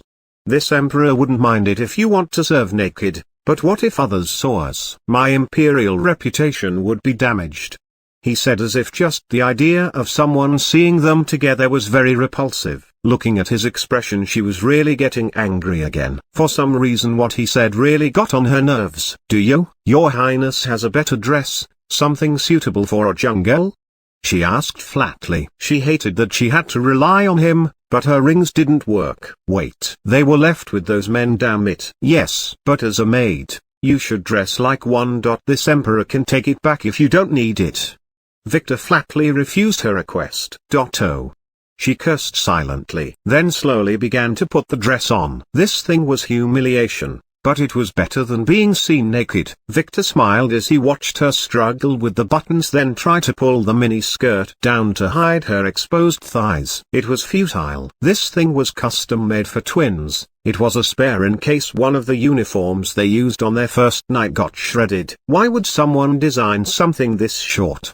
she asked as she finished. "For practical reasons. Some tasks are easier performed with short skirts," Victor said with a smile. He was sure she was considering how would she torture him after they exit, but he didn't care. "Now what?" she asked. "Were those?" he said as he threw her a couple of boots. He considered giving her some high-heeled shoes first, but in case they wanted to run, she had to be ready. "Now, let us discuss the really important thing," he said. "What?" she asked nervously. "Our sleeping arrangement," he said as he took out his giant sleeping bag. "It is almost night, and as this emperor's maid you have the duty to warm my bed, so do you want to sleep on the right or on the left?" he asked. Raise your arms up," Hilda told the little girl, who quickly nodded and obeyed. They were now in the backyard and the head maid Hilda was taking her measurements for a new maid uniform for her and the other new maids who were standing beside her. 3 days ago, they were saved from the hands of the bad men by Big Sister Alpha, who gave them a choice to either bring them to a safe place to live or to stay and work for her. She warned them that working for her is not easy, but it was worth it, and it would be a chance for them to become stronger. As most of the girls were orphans, they chose to follow Alpha. She was one of those. After that, the other girls with her were taken to a grand building on the top of a mountain where a lot of construction was being done. It looked as if they were digging the entire mountain. There, the girls were cleaned and questioned before some nice burly men gave them a hot meal and a place to sleep. It was the best sleep they had in a few months. This morning, Big Sister Alpha chose 15 of them and brought them here, saying that from now on they will work as maids to serve the young master. She was curious and a little afraid of this young master like the others. The one the bad men were going to sell them to was also called a young master. Her fears were quickly dispelled by the warrior girls who worked for Alpha. They reassured the little girls that the young master, although a little scary, was a very nice man. He was a real prince from a very powerful family and he treated all girls nicely. So, after that, they were brought here to this grand mansion and then led to the basement by a very pretty red-haired girl. She took them to see the magical giant cock. For a second the girl thought that they were fooled, and that the magical cock was referring to the young master Alpha mentioned. They almost surrendered to their miserable fate. Oops, it was a really magical cock. This was embarrassing, but that red-headed girl, Margaret, was definitely teasing them on purpose. Alpha had warned them that this place was magical, but they didn't believe her until they saw the rooster, who seemed to be busy arranging some clothes. After scolding Alpha out of the room, it drank some blood from each of them and gave them a pill in return which they were ordered to eat. That pill was really magical. Ever since she ate it she could feel as if she was full of energy. She even ate 5 full bowls of rice when head maid Hilda took them to eat in the servants' building while informing them about their future maid training. "What kind of garbage is this?" someone suddenly shouted, making the little girls look up. It was Alpha, who was reading a paper with 2 very pretty girls who stood on the balcony over them. "Wait, isn't that Myra? She was here too?" "It is what Victor gave me before he left," Myra said. "It is the new song I am supposed to perform in the idol group announcement ceremony next month," she said with a blush. "This is very interesting." The one who said it was Margaret, the girl who took them to see the cock. "Interesting my ass. Is there a single verse in that song that doesn't perfectly work as a porn movie title?" Alpha asked. "Just look at those damn lyrics." "You don't have to say it," Myra said with a heavier blush. "That's the beauty of it," Margaret interjected. "This song will definitely be a big hit. I am sure of it." "Come on, sing it for me," she said with a knowing smile as she looked at the paper. "But," Myra hesitated. "Come on, you will have to sing this in front of an audience later," Margaret said in anticipation. Even Hilda, who was taking the girls' measurements, stopped working and waited to hear. "Fine." Myra said the uncleared hear through and began to sing. "I rode the young master train. It took me to heaven. Choo, choo. I felt your love tonight again. Please touch me and let it rain. Let it rain. Let it rain. ... It sounded like a nice song. The little girl thought the tune was really catchy. Wait, why was headmaid Hilda's face all black? Chapter 340, Cyan Harem. This chapter is updated by novels.pl. Tulip abruptly opened her eyes and looked around. The sky was bright and something smelled really fragrant. Ah! She quickly let go. She was hugging that crazy self-identifying bastard emperor with her face resting on his chest. She was even drooling on it. How dare he make her drool all over him? She wanted to back off, but she was quickly hit by the reality that they were sharing a sleeping bag that was hanging from the top of a tree like a cocoon. She had nowhere to run. Last night, it took her a few hours to sleep, as she was really nervous about the existence of another guy near her. She tried to refuse to sleep with him at first, but confronted with the contract, she had to do it. Who knew that being his maid allowed him to spank her? That bastard didn't keep his hand, using the excuse of educating a disobedient maid to take liberty with her. Damn it, when she was young, she heard that her imperial grandfather used similar excuses in his palace, but she never thought of this when she signed the contract. Anyway, in the end, she had to obey. But having never slept with a guy before, she was very nervous. Her mother had warned her about it. Thankfully her imperial mother was not around. In the end, nothing happened. That guy truly only let her warm his bed as he slept. She couldn't though. Not for a few hours. She had no idea when she dozed off. At that time she was thinking about his smell. It was really nice. She quickly shook her head as she pushed her body away from him. What was she thinking? Stop making trouble, the Emperor said as he seemed to have woken up. He yawned and began to stretch his hands out of the bag. Get us down, she ordered, trying not to look at him so close. He looked really handsome. Is this how you ask your master? Do you need this Emperor to spank your little butt again like last night? He asked. Can your highness put us down? She asked sarcastically with an angry blush. Yes, he said, grabbing the rope that was tied to the side of a tree, then began to lower the bag until it was on the ground. He set this entire thing last night, and it really surprised her. He seemed to be more proficient than Rain in regard to survival techniques. Why was she comparing them? Tulip quickly slipped away, then began to adjust her uniform, especially the very short skirt. Who sold those things? Don't they have any shame? The Emperor ignored her as he slowly rolled the bag and put it in his storage space. This skill was really useful. She needed to ask her master to find her a skill book for one when she exited this place. Tulip watched as he took a bottle of water and then drank from it before emptying it over his head. He looked like a model. Was he doing this on purpose? She wanted to ask him for some, but she couldn't make herself do it. Suddenly there was a sound of something growling. Tulip blushed and looked away. It was her stomach. She was hungry. Damn it, this was humiliating. Now, Juicy, do you know how to cook? The Emperor, as if he heard nothing, looked at her and asked after finishing washing his hands. No, she answered truthfully while glaring at him. Damn it. Did he have to keep calling her by that stupid name? She tried to ask him to change it, but he refused, saying that first impressions were very important. Useless, he scolded, shaking his head. Let this Emperor teach you, he said, taking an entire grill from his storage space and then beginning to set it. After that, he took some meat and began to arrange them. Take this, he said, throwing her another bottle of water and a new toothbrush. Wash up then come help, he ordered. Tulip looked at the things in her hand in surprise. She hesitated for a second then nodded and ran behind a tree as she wondered how many things he got in that storage space of his. She also couldn't help noticing that the water bottle was from the Tron Republic. At last some clue about his identity. This hateful guy was hiding it behind his stupid facade. But she was not a fool. A strong guy like this would never be a nobody. She now had an idea where to begin searching for him after exiting this place. Just wait. No one touches this princess's butt without paying the price, she swore as she touched her butt. Please spare me. I already told you everything, the man said, then went silent as his head rolled. What did he say?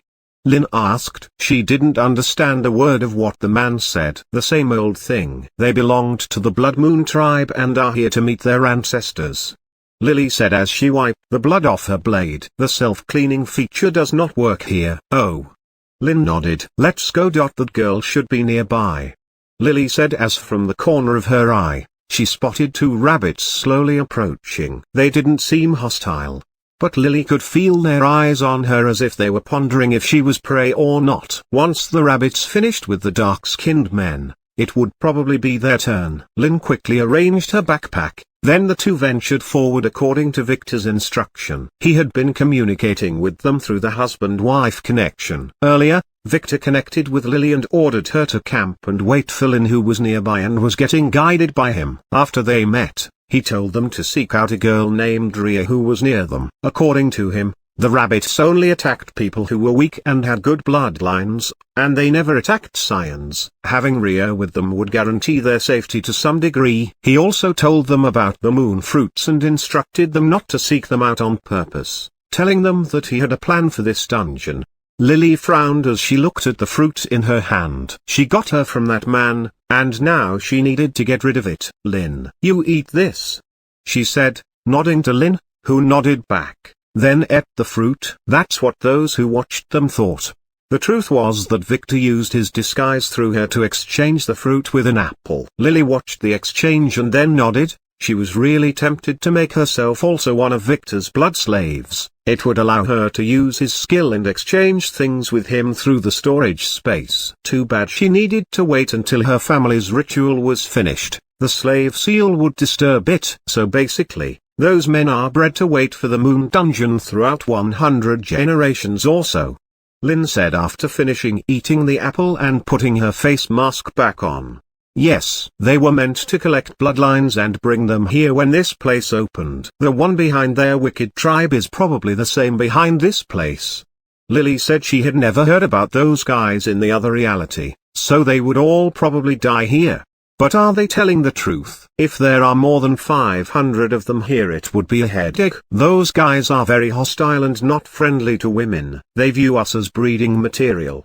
Lynn sighed. Yes, Lily began to say when they heard something. It was a sound from a nearby bush. They stopped as the bush was pushed away and a pretty girl walked out. According to her look, she was definitely Rhea, whom Victor told them about. Before Lily could say a thing, the bush was pushed again and a handsome young man appeared. "Rhea, wait for me," he said, then paused and looked at Lily and Lynn. He couldn't help swallowing his saliva. Despite the mask on their faces, the two girls were definitely hot. "Ah, excuse me, pretty ladies. Would you happen to have some food?" he asked with a bright captivating smile. Victor smiled as he watched Tulip slowly flip the steak on the grill with a serious look on her face. After burning 3 poor steaks, she seemed to have gotten the feel for it. When she worked, all the arrogant air around her seemed to vanish as she concentrated on her task. This was proof that she was acting arrogant on purpose to fool others. This girl is not that bad after all. It was her beach mother is ruining her. Maybe he shouldn't call his mother-in-law a beach. Nah, she was a beach. But taming Tulip was not easy, and it would take a while, and he didn't have the time. Maybe he should use that method to scam her, killing 2 birds with 1 stone. He looked around, searching for any rabbits or monsters, but there were none nearby. As he expected, the monsters on this floor only roamed around the fruits, and the rabbits seemed to not be interested in him. He was not really 100% sure about what was happening, but if his theory was right, he would benefit a lot from this place. He shook his head. First, he needed to make sure of something. Victor slowly activated his appraisal skill, looking at Tulip. Name, Tulip von Krona. Level, 101. Class, Void Rider. Abnormal status, Void Lord's Greater Blessing. All attacks have a chance to break space. 10-70% of any damage can be diverted into the void. Cannot be affected by space locking. Authority, 16. Strength, 331. Agility, 350. Intelligence, 362. Luck, 36. Charm, 50. Order, 71. Skills, Void Strike, SSS. Banishment, SS. Void Dance, SS. Soul Instillment, S. Hiding, S. Soul Suck, S. Death Shrill, S. Swimming, A. Elemental Energy Strike, A. Limited Dive, A. Limited Flight, A. Charm, A. Camouflage, A. Survival Instinct, A. Sweet Tooth, A. Sword Arts, A. Trident Arts, A. Needle Arts, A. Spear Arts, A. Perfect Memory, A. Dancing, A. Painting, A. Piano, A. Strategy, B. Regeneration, B. Minor Teleport, B. Hate Resistance, B. Mocking, C. Acting, C. All Elements Resistance, D. Poison Resistance, E. Sewing, E. Stun Resistance, E. Talisman Making, E. Pain Resistance, F. Leadership, F. Cooking, F. Equipment, none. Bloodline, Crowned Craw, S. Awakened. Sea Dragon, Triple A, Awakened. Fate's Status, Fate's Power, SSS. Summary, Scion. Defined fate, Scion. The world bends to your will. Destiny list, 10 order points to unveil. Oh, she has risen 2 levels since the last time he saw her. Not bad. What about her fate? Semicolon. Destiny list, world fate, Scion. The world bends to your will, SSS. Birth fate, the natural enemy of all demons, SS. Birth fate, build a kingdom, A. Birth fate, marry Sebastian Silver, A. Birth fate, marry Reimersling, A. Birth fate, marry Paul Meyer, A. Birth fate, marry Rain Cleaver, B. Birth fate, marry Altair V. SSS. Birth fate, marry Karastar, S. Birth fate, marry Azura Simon, S. Self-set, eat all the sweets I want, SSS. Self-set, make my mother proud, SSS. Self-set, collect 3 void crystals for Master SSS. Self-set, cut this fucking Emperor guy into pieces SSS. Self-set, learn how to cook SSS. WTF. Victor almost gasped loudly. Was she going to marry those one by one, or was she destined to make a male harem? Victor unconsciously stepped back. This girl was definitely a beach in the making. He shook his head. Can her destiny be changed? Maybe. In his past life he never heard of her marrying anyone. Did she do it in secret, or was it yet to happen at that time? He had no idea. And there was that relationship with the Void Lord. She needed to collect 3 void crystals for her master. Could her master be the Void Lord? This made sense. He needed to inquire about this from Lily. He was about to ask her about them when the meeting was interrupted. Now he had to ask himself a very important question. Did he still want to tame this beach? No, that was the wrong question. The real question was, would his fate class level up if he did get her and stop her from getting all the other guys? Hey! Tulip suddenly yelled and threw the skewer in her hand, hitting something behind a bush. Ah! Someone screamed. Victor quickly looked, fearing it was a rabbit. He didn't want to end up like Alex and Zoe. It was not a rabbit. The rabbits were not that big. Come out slowly or die. Tulip said coldly, taking a sword and aiming it at the bush and making a strange ball-shaped animal slowly walk out from behind the bush with his hands above his head. Victor was about to use the crossbow at him but paused. It was not an animal, but a haggard naked fat young man. Ah! Tulip squealed and looked away. She would never be able to remove the memory of that thing from her mind for the rest of her life. The word fat was not sufficient to describe this guy. He was a giant ball of fat. A very indecent ball of fat. Victor sighed as he watched him approach. That guy appeared careless, but Victor could tell he was extra cautious as he positioned himself so that he would hide behind a nearby tree if someone attacked. Although he appeared to be shaking in fear, making the fat flaps around his body wiggle disgustingly, his eyes were on the grill, and his mouth was drooling.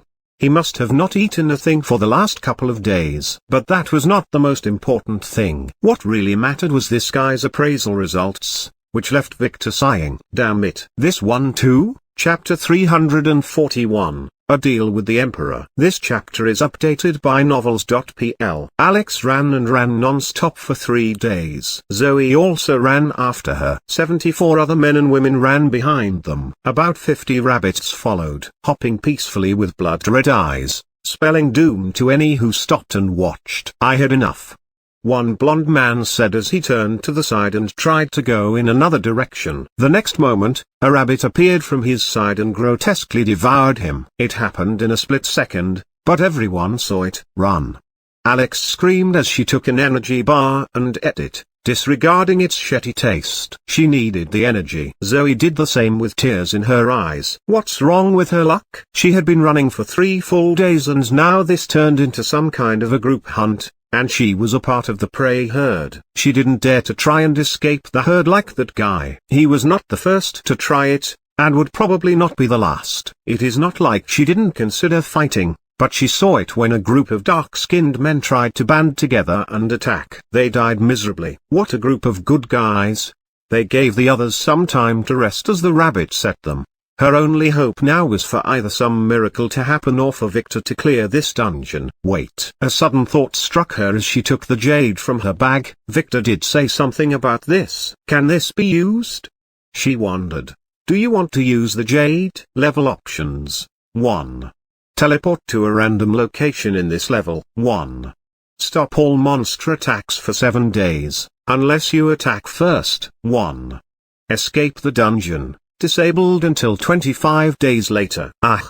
Zoe was shocked. Why she didn't think of this earlier. She quickly used the second option and in a blink of an eye, she was covered with a green light. She was forced to stop by a strange force for a second as the rabbits passed her. She knew that they would not attack her. It was as if they couldn't see her anymore. Use the jade.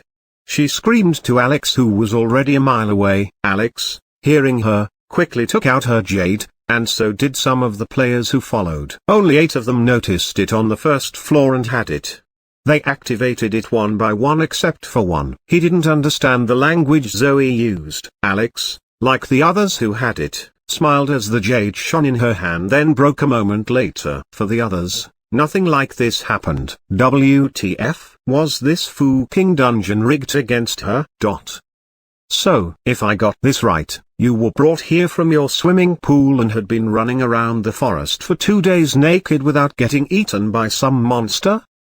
Tulip asked the man, who sat opposite her on the picnic table and enjoying his steak. He was dressed in a bedsheet that Victor donated to him. He was wrapping it around his giant body with a rope. Victor and Tulip had already heard his story and invited him to join their meal. The poor lad was starving for the last couple of days. Yes, exactly. He nodded. Why weren't you eaten? She asked rudely. Aren't you appetizing enough? I kept running, and they didn't follow me. He said, not caring about the way she talked. Did you meet any other groups? Victor asked, carefully watching the young man. Ah, yes, some dark-skinned men attacked me earlier. He said, pointing to a cut on his cheek. He tried to talk to them and promise some money, but those guys only spoke a foreign language. And? Tulip asked. Thankfully, some of those white rabbits seemed to have attacked them, allowing me to run. The rabbits didn't follow you? Tulip asked. For some strange reason, she didn't like this guy at all. No. When I looked back while running they disappeared, but I was attacked by a boar right after, and had to change course, so I am not sure. Oh. Victor smiled. This fat guy probably used the jade and was planning to use this info for some exchange later. Anyway, Victor was pretty sure by now that rabbits didn't attack scions or those who proved to have very pure or awakened bloodlines during the stairs test. They only attacked those weaklings with mixed and impure bloodlines to extract their blood essence. Only poor Alex was getting played by whoever was behind this place, probably because she was a dark scion. And yes, Liam was a scion.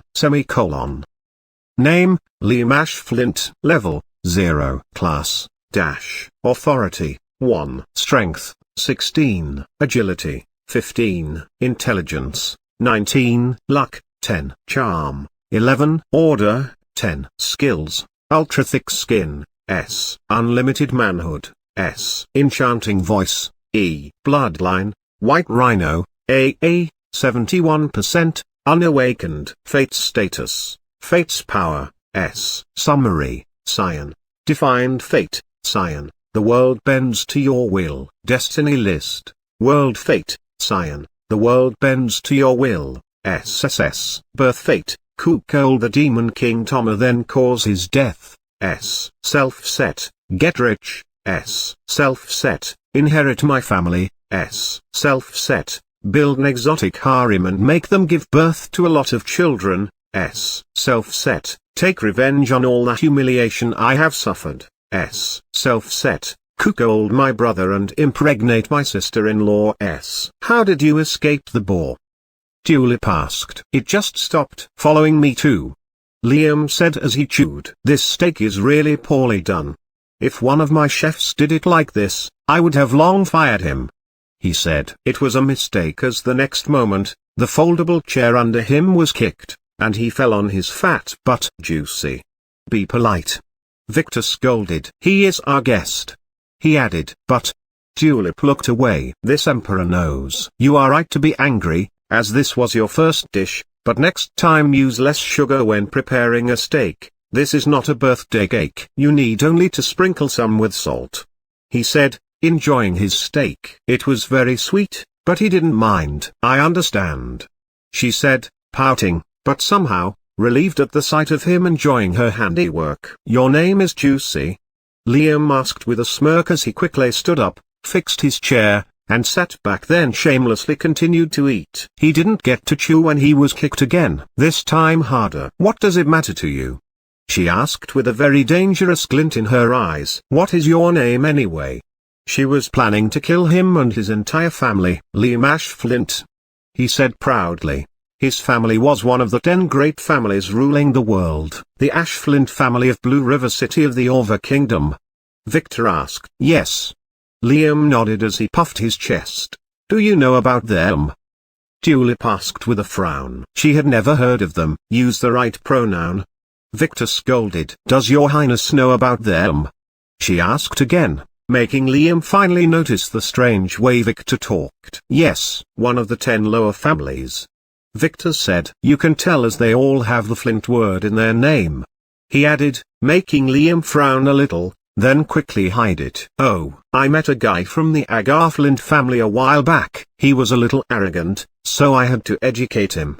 She nodded, then kicked Liam, who had just returned to his seat for the 3rd time. I thought you were important, but it turned out to be just an insect, she said with disgust. Juicy. Be polite. It is rude to call him an insect. Use the words lower species, or low life instead. Victor scolded. He really wanted to cure her arrogance, but sometimes he needed to play his role. Tulip nodded. Yes, the stupid emperor was right. Her fine language had gotten a little corrupted after traveling with Rain and Rhea. Why are you kicking me again? Liam shouted as he came running. That last one sent him a few yards away and made him hit a tree, but surprisingly he was fine. What family are you from anyway, acting all high and mighty? He asked as he shamelessly took another steak that had just gotten done and began to eat it. Listen, I am from the sun.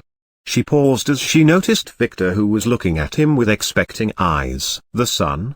Liam asked. It is not something a lowlife like you should hear. She interjected and looked away. Damn it, she almost spilled it. What about you? He asked Victor, but stopped as Victor put a sword to his throat. Use the fucking right pronouns. Victor scolded. How many times does this emperor have to repeat himself? Ah, where is your highness from? What is your highness's name anyway? He asked with a mouth dripping with grease. Listen, Victor said as he withdrew his sword and then cleared his throat, making Tulip look at him with expecting eyes. This noble one's name is Vic Volt, the destined emperor of the world. This one has no home, as this emperor lives in the hearts of faithful followers, he said, looking at the sky proudly. Both Tulip and Liam looked at Victor and then at each other. Liam shot her a questioning look, and she shrugged in response. They had the same thought. This guy was definitely a maniac. Ah, I have never heard of a family called Volt, Liam said finally after some pondering. Tulip was thinking fast too. Now you did, Victor said arrogantly. Who exactly did your highness become an emperor? Liam asked. This noble one chose to be, Victor said. Therefore I am. Oh, where does your noble family come from exactly? Liam frowned and asked, making Tulip squint her eyes. That was a very good question. What a strange and very inappropriate question, Victor said with a frown. He looked a little offended. This emperor will humor you with an answer though. Although I am 100% sure of this, my imperial family naturally comes from the place all other humans comes from. Victor replied. We are sadly normal in that regard. He shook his head as if it was a shame to be normal. Sadly? What do you mean? Liam wanted to ask as Tulip frowned. We shall talk about such mundane matters no longer. Now that you have finished eating, let's talk about the business, Victor interrupted. Business? Liam asked. How are you going to exactly pay this emperor for your meal? Victor asked with a smile. Oh. Well, I own nothing here, so do you accept an IOU? Liam asked casually. He was not really surprised by Victor's proposal. He was already planning to strike a deal. Use the freaking right pronouns. It is not you, but your highness. Victor scolded, waving his hand. He made a contract appear out of thin air. This is?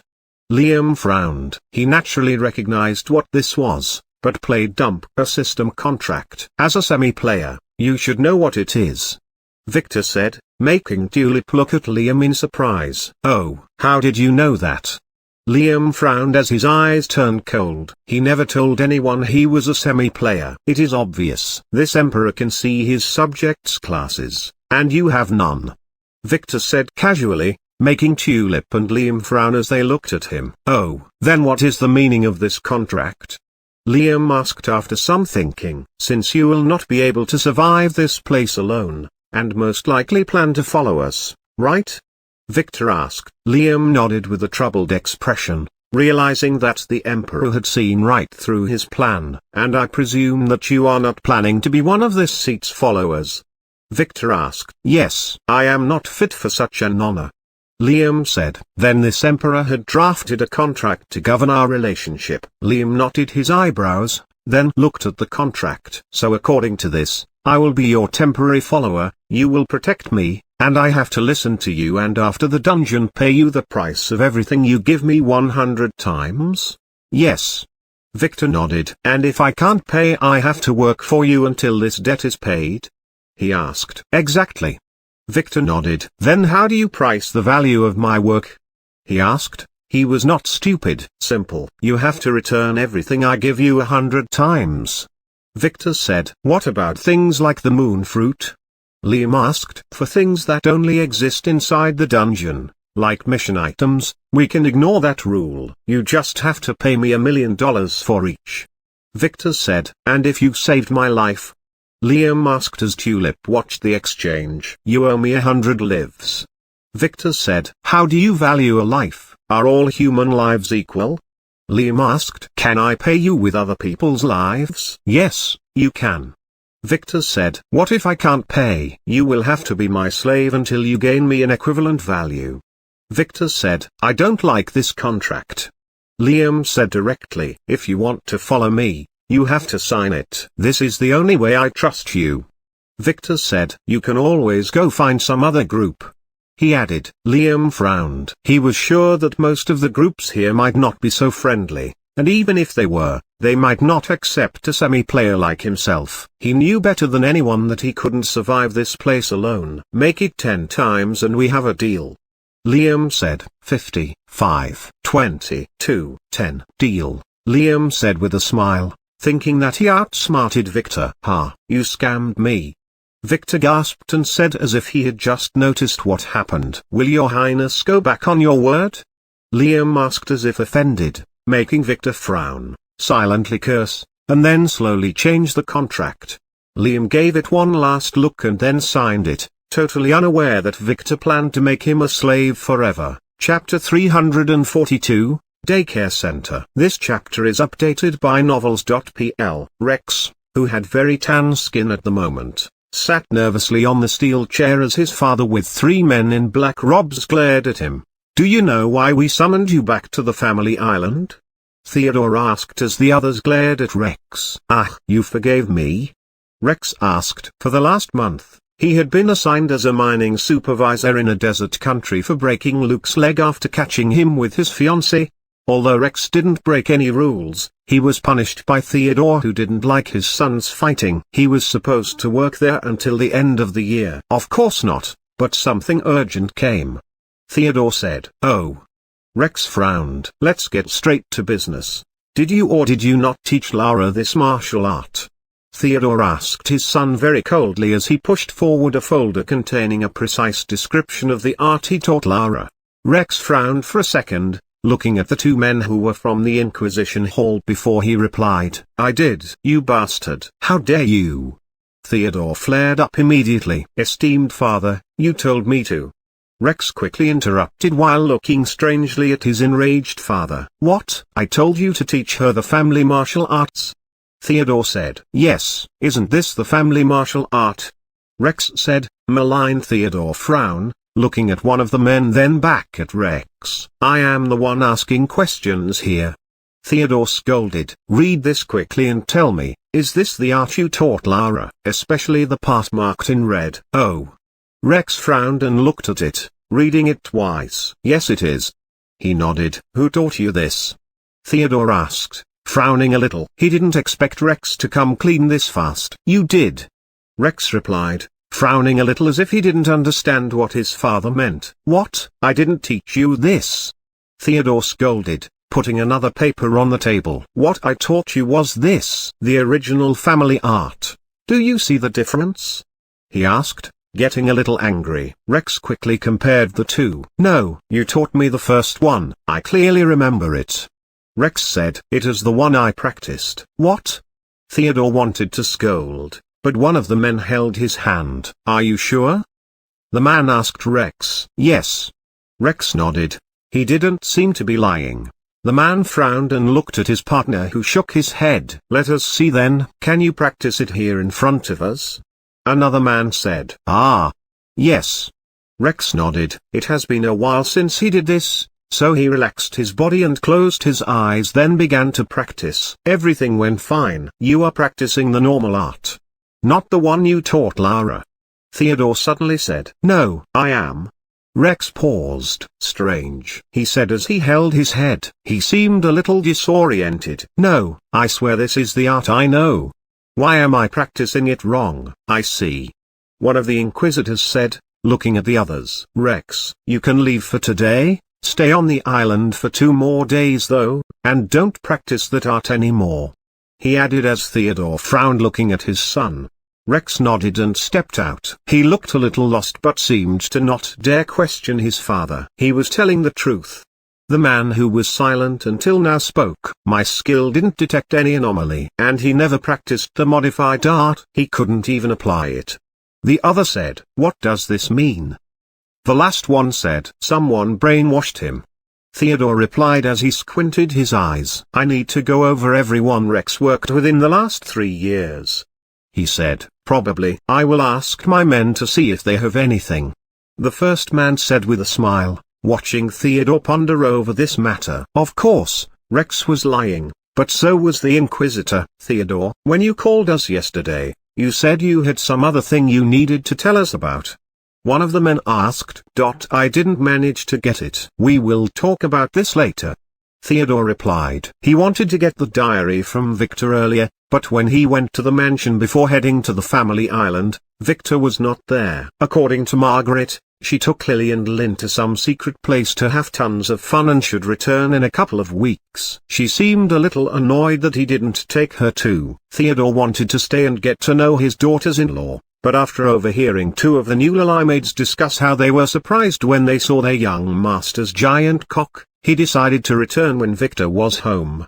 He had to admit, he was feeling a little jealous. Not because of the lollies. He was not into that shit. It was just that his wives never talk about him like that. In Victor's mansion, there was even some stupid maid singing a lullaby about how her young master's train took her to heaven. Why didn't his wives and concubines sing for his train? Was Victor bigger or faster than his? Damn it. Theodore, why are you spacing out?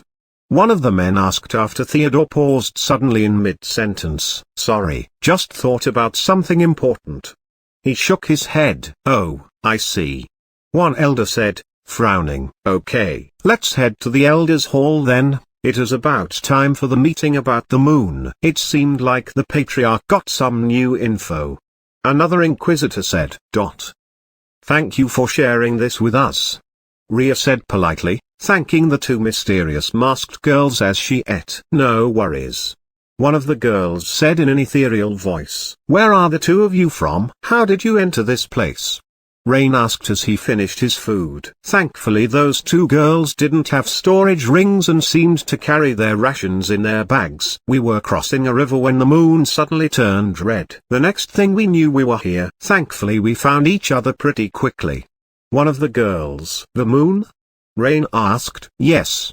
The girls nodded. "How about you?" "We were exploring a ruin when Rhea seemed to touch something she was not supposed to, and a teleportation gate opened to this place," he said, ignoring Ria's glares that she was shooting him and not staying, that he had to keep trying for an entire hour before he figured out how to enter through the teleportation gate.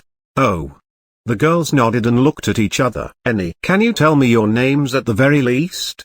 Rain asked helplessly. Those girls, deciding to help him and Ria, refused to give any info about themselves. Despite them both wearing masks, he could tell that they were top-notch beauties. No. Both of the girls shook their heads. Then I will just call you Beauty 1 and Beauty 2. He said with a cheesy smile. He was used to dealing with arrogant girls. Rain. That's rude. Ria said, feeling a little jealous. Do whatever you want.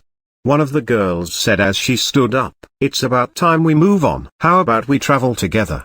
Rain suddenly asked. This place is dangerous, and there are some crazy dudes here.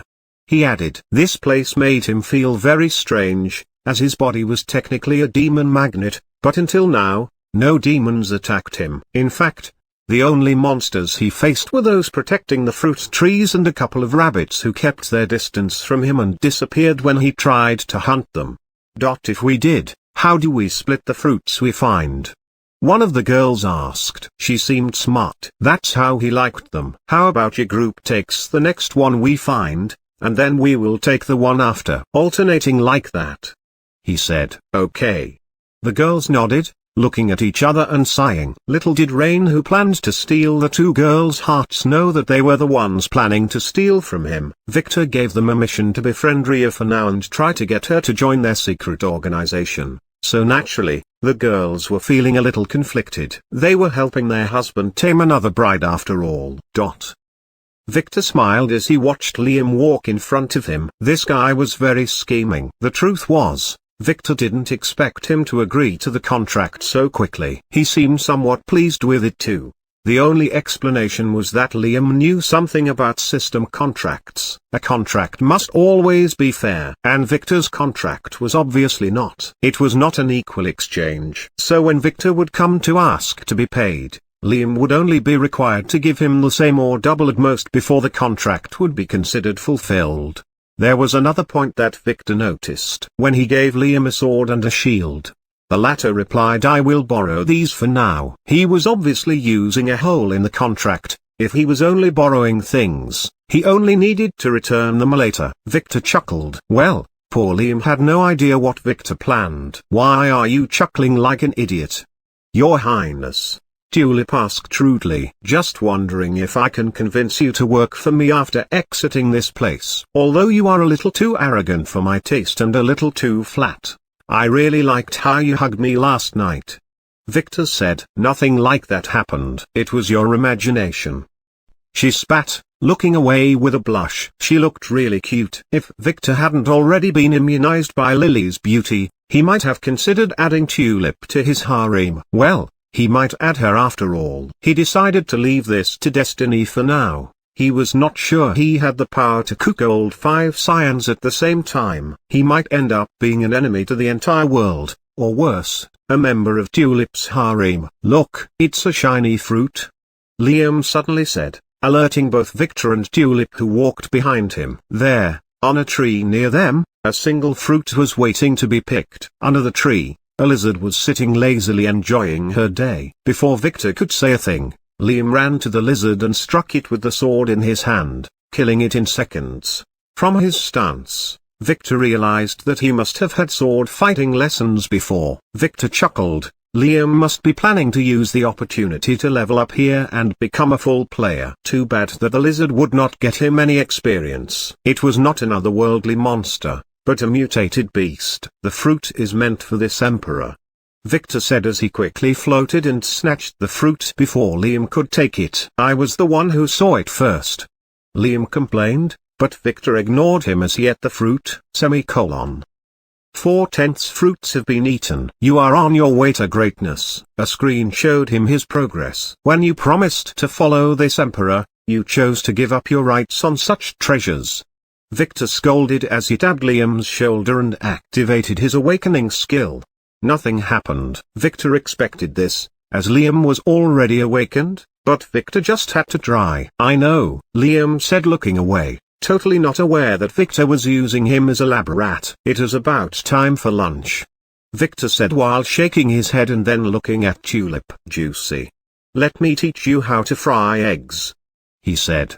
Tulip frowned and said nothing as Victor began to set up his portable cookware. Kyra. Suddenly a high-pitched scream alerted them, making Victor frown. "Juicy, start preparing food. This emperor will be back in a second," Victor told Tulip as he quickly jumped and ran toward the source of the scream, about 2 miles away. There, near a grand tree, a naked white-haired girl was covered in blood as she desperately fought a group of other men who wore strange silvery fur coats. Victor looked at the girl and frowned. It was as if he had seen her somewhere before, but he couldn't remember where and when, and that was strange by itself. Name, Harper Wiseman. Level, 0. Class, Authority, 1. Strength, 16. Agility, 15. Intelligence, 19. Luck, 1. Charm, 19. Order, 10. Skills, Charm, S. True Sight, S. Camouflage, S. Bloodline, Golden Panther, A. 71%, Unawakened. Fate's status, Fate's power, S. Summary, Cyan. Defined fate, Cyan. The world will guide you. Destiny list, World fate, Cyan. The world will guide you, SS. Birth fate, marry and help Iliad Queen achieve ascension, X. Self set, escape my wedding, S. Self set, escape my father S. Men S. Self set, find my Prince Charming, S. Another one. This little girl was a Cyan too. Damn it. Did the same thing happen in his previous life too? Did Cyans flock to this dungeon like flies flocking to a piece of sheet? It seemed like this place had some very strong artifact that was even managing to fool the Cyans' world protection. With every second, Victor was affirming his guess about the nature of this place. He needed to start implementing his plan soon. Looking at the girl and the hooligans around her, Victor could only sigh and move to help her. He had the feeling that because of the danger in this dungeon, the world and destiny were pushing Cyans toward him. In a way he was right. Despite Victor's plan to use them, by staying with him, their life and destiny would not be harmed. What was he again? A Cyan daycare center? Whatever. What a hot girl. Someone suddenly said. It was Liam who was panting after he following Victor from behind. Victor flashed him a very dangerous glare, then quickly hid it after he realized what Liam's plan was. Damn it. Victor cursed at himself. He was a little fooled by Liam's weak appliance. This guy was a fox. He must be planning to make Victor reveal all his trump cards or even his identity, and maybe even get him a little weakened. Ever since Victor met him, he had been trying to ask around to no avail. Regardless, Victor would have done the same if their roles were reversed. Be it a fox or a rabbit, they were all destined to be slaves. Liam's voice alerted the men who turned and looked at the sound source. PSHHHHHHH. They didn't see what hit them as a screaming fat man fell on top of them, pushing them to the ground after Victor grabbed and threw him at them in a split second.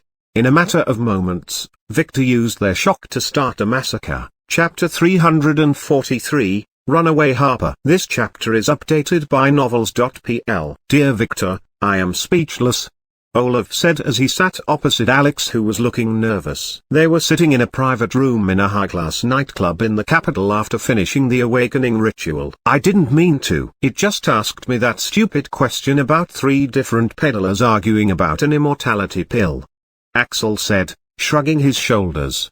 And your answer? Olaf asked. To scam them and take the pill for myself, Axel said as he scratched the back of his head. I don't know why. This was the first answer I could think of, and the system just accepted it before I could change it. How? It is destiny, I suppose. And a dirty dealer is a merchant subclass at least, Olaf said after a sigh. Sorry, Axel said as he sipped his iced coffee. He didn't look sorry at all, but this was similar to Victor in a way, so Olaf didn't mind. Don't worry, as long as you can access the system store no one would suspect a thing, and this class might be really helpful in regaining your rightful position, Olaf said. So, when will we proceed? Axel asked, looking at Olaf. Not so soon. You have a tough road ahead of you. First, We need to teach you all the people you should know, so be patient. Olaf said as he took his phone and sent a message to his bosses, informing them of the results. Harper sat in shock as she watched the men who attacked her earlier die one after another. It only took that man in white 5 minutes to kill 7 men. Are you okay? Someone asked her. It was that man's cannonball. No, fat followers. I am fine, she said coldly as she shrank back and covered her body. That's good, take this, he said, acting as a gentleman as he presented her with the now dirty bedsheet he was wrapping around his body and presented it to her. She didn't dare to take it. She didn't even dare to look. No thanks, she said as she closed her eyes and looked away. It was foolish to close her eyes in the midst of a dangerous situation before asserting the other party's intentions. She knew it, but the sight of that fat man's body was not something a young maiden like her should be looking at. But, the fat man screamed as someone kicked his ass so hard he flew away with a shoe mark on his exposed ass. Are you okay? Someone asked, making her open her eyes and look. It was the handsome young man who saved her. She nodded, blushing as she covered her body. Good, he said. What can I call you? He said. Harper. She answered truthfully. Just Harper.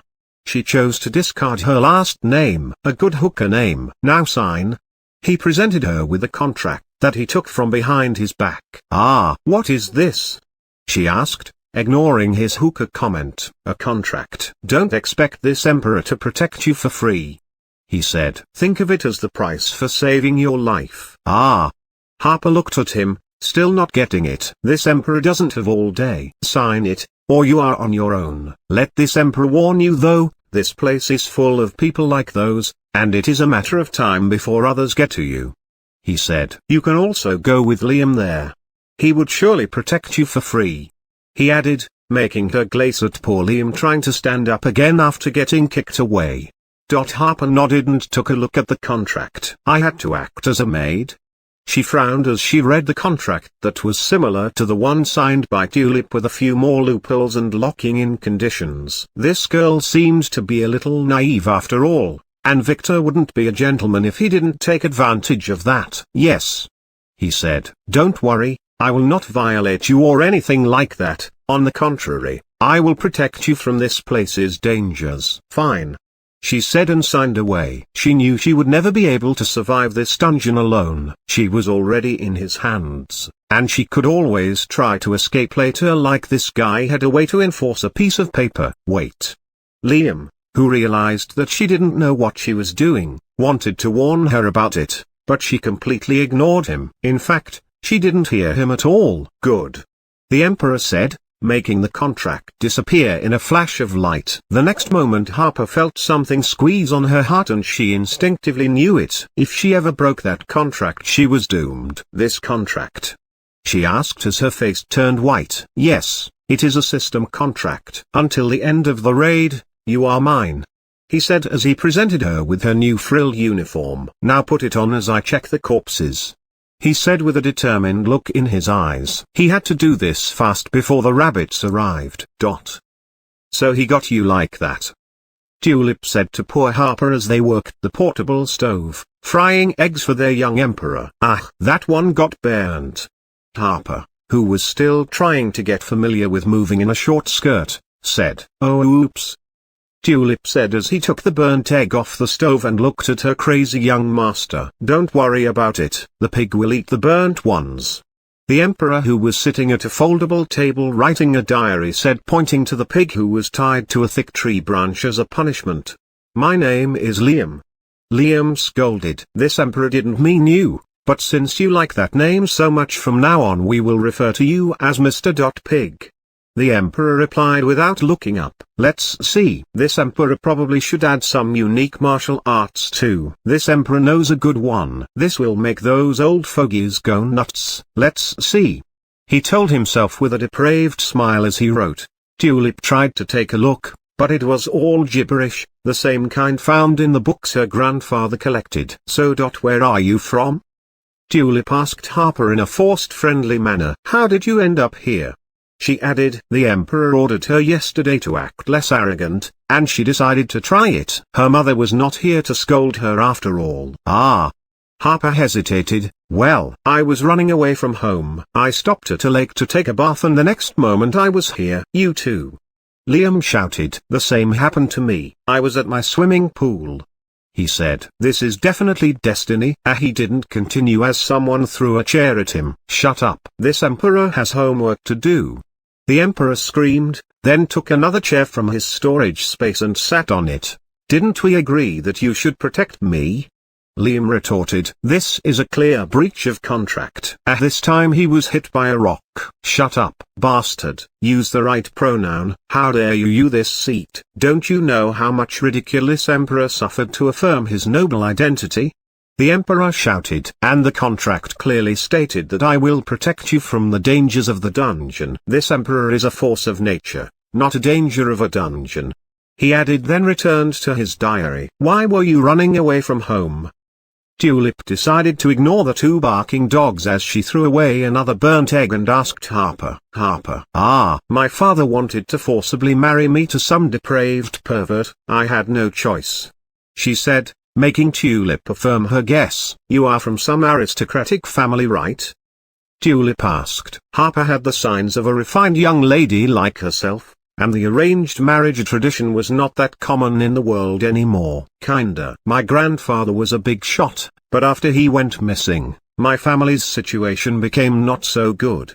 Harper nodded nervously. Maybe she had said too much. Well, my mother always said that arranged marriages are the worst. She was forcibly married to my father, and it ended up in a disaster. So you don't need to be so reserved around me. I am on your side. Tulip nodded, reassuring Harper. So was the groom some perverted old man, a fatty like that pig, or a wimp like my father? She asked. The little girl really liked to gossip. Well, he is a young man. I have been engaged to him since birth. The engagement was called off when I was 9 because the groom was deemed unsuitable, but lately, my father went and apologized for breaking off the engagement. Then he begged that guy's father to accept me again by kneeling in front of his house for 7 days straight. Oh, what did that guy do to make your father, who I suppose is some important guy, lower himself and ask? It happened so suddenly. The new groom I was promised to marry as a replacement lost his ability as a man, while the original groom proved himself to be very valuable after earning himself an elite status in his family. Harper said. Despite that, his perverted nature didn't change. Last week he held a wedding with 10 women at the same time. My father was planning to present me to him there as a wedding present, but I escaped, she said, making the Emperor, who was engrossed in his writing until a moment ago, stop and look up at her with a very strange expression. Oh, I know. You were promised to that douchebag Victor von Wise, right? Liam asked immediately. I saw that pervert's wedding in the news. Oh, why did you bar? Your Highness hit me this time? Just felt like it. Don't scream, this Emperor is trying to concentrate, the Emperor said as he returned to his writing. Liam could tell that he was still listening to the girl's conversion though. 10 women at the same time? Tulip asked in surprise. Not only that, this guy has some sick hobbies. He went to some brothel and did that thing with a 30-year-old woman, she said with an angry blush. She got really emotional. What? Really? Tulip gasped. Yes, it was all over the news before they erased it and covered it up. Harper said. I knew a friend who witnessed everything, so I am sure it was him. Oh, I have been dungeon diving for the last few weeks. I rarely watch the news anyway, Tulip said, feeling a little ashamed. She had no real friends, so she didn't feel the need to follow the news. Oh, I wish I were like you, a full-fledged player. If I were, my father would have never sold me like that, Harper said with dreamy eyes. This is your opportunity then, Tulip said, encouraging Harper. This place seemed to be a dungeon in some sense, so if you could kill some monsters you would level up. And maybe if you could get some authority points before you reach level 10, you will be a full player. Ah. Really?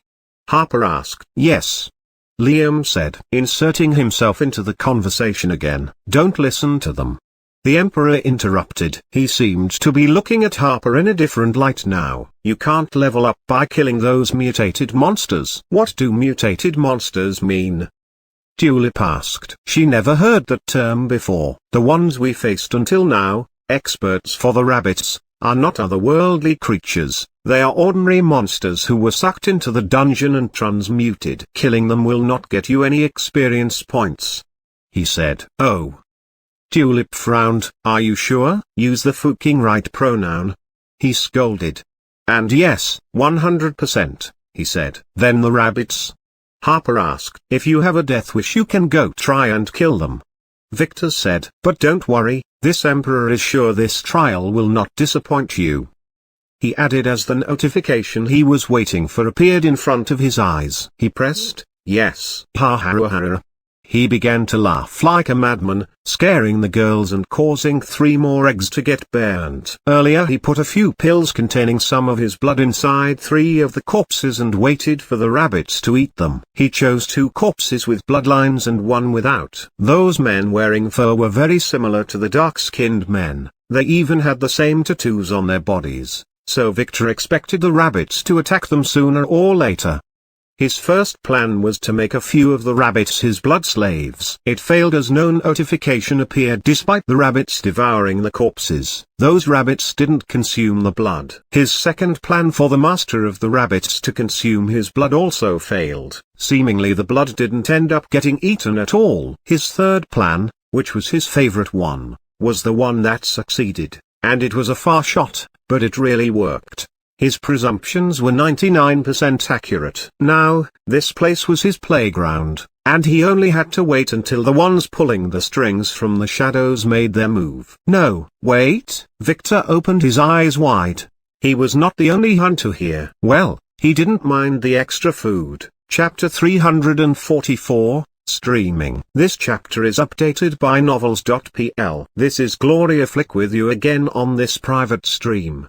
Gloria said to the camera. Behind me is the infamous White Mansion, she added as the cameraman zoomed behind her to the grand mansion surrounded by tall trees. Anonymous 1024, OHH. IT's on. Anonymous 9234, we miss you Gloria. Anonymous 0, show us your boobs like you did last time. I will pay you $1,000. Anonymous 7712, when did that happen? Anonymous 0, last week, look IT up. Anonymous 7712, wah, are those for real? Anonymous 0, yeah, we need to thank young Master Victor for the treat. Gloria silently cursed as she read the comments feed. She decided to ignore them and continued to talk. This was her last chance for a good report or she would truly get fired and would have to really start showing of her boobs to put food on her table.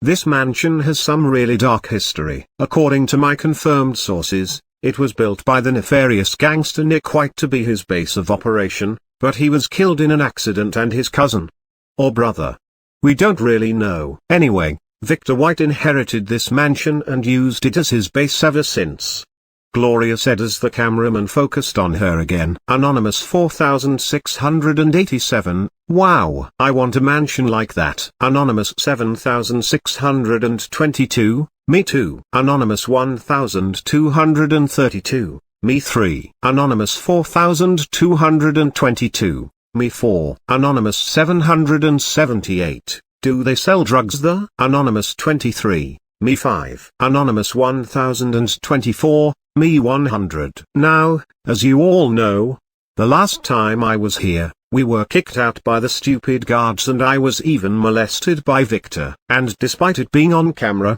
the police refused to intervene, she said in a strange tone, seemingly still holding a grudge. Anonymous 4222, what are you doing there? Anonymous 145, SHE is definitely hunting for a husband. Anonymous 7344, no.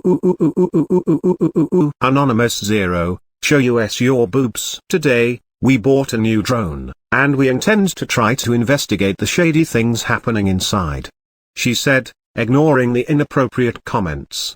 Anonymous 2311, isn't that a crime? Anonymous 1024, Probably. Anonymous 5121. Definitely. Anonymous 7622. SHE looks really desperate. Anonymous 0. Gloria, we are rooting for you. Anonymous 23. Gloria, I will visit you in prison. Anonymous 5101. I will kill someone to go to prison with you. We can marry there. Anonymous 2311. Above. You are an idiot. SHE will go to women's prison. Anonymous 5101. WHO said I am a woman. Don't worry, it is not a crime. We would not physically be there, this is just journalism.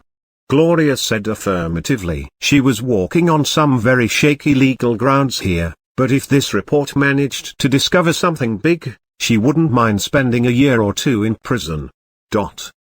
Harper sighed. Despite this, the Emperor's group being some of the weirdest people she had seen, she was thankful she met them. This dungeon was not a place some naked semi-player could survive on her own. After she was scammed into signing that stupid contract, 8 days had passed in the blink of an eye. The Emperor was a very strange and mysterious person. Most of the time, after giving her and the others some tasks to do, he would sit by himself, writing in his diary while stopping to laugh every once in a while. Other times when they were walking through the forest, he would make sure to explain many random things to her and the others. Things they didn't ask about, like demons and souls. Although she thought he was talking nonsense at first, from the way Juicy began to ask him some very specific questions, Harper realized that he was probably telling the truth.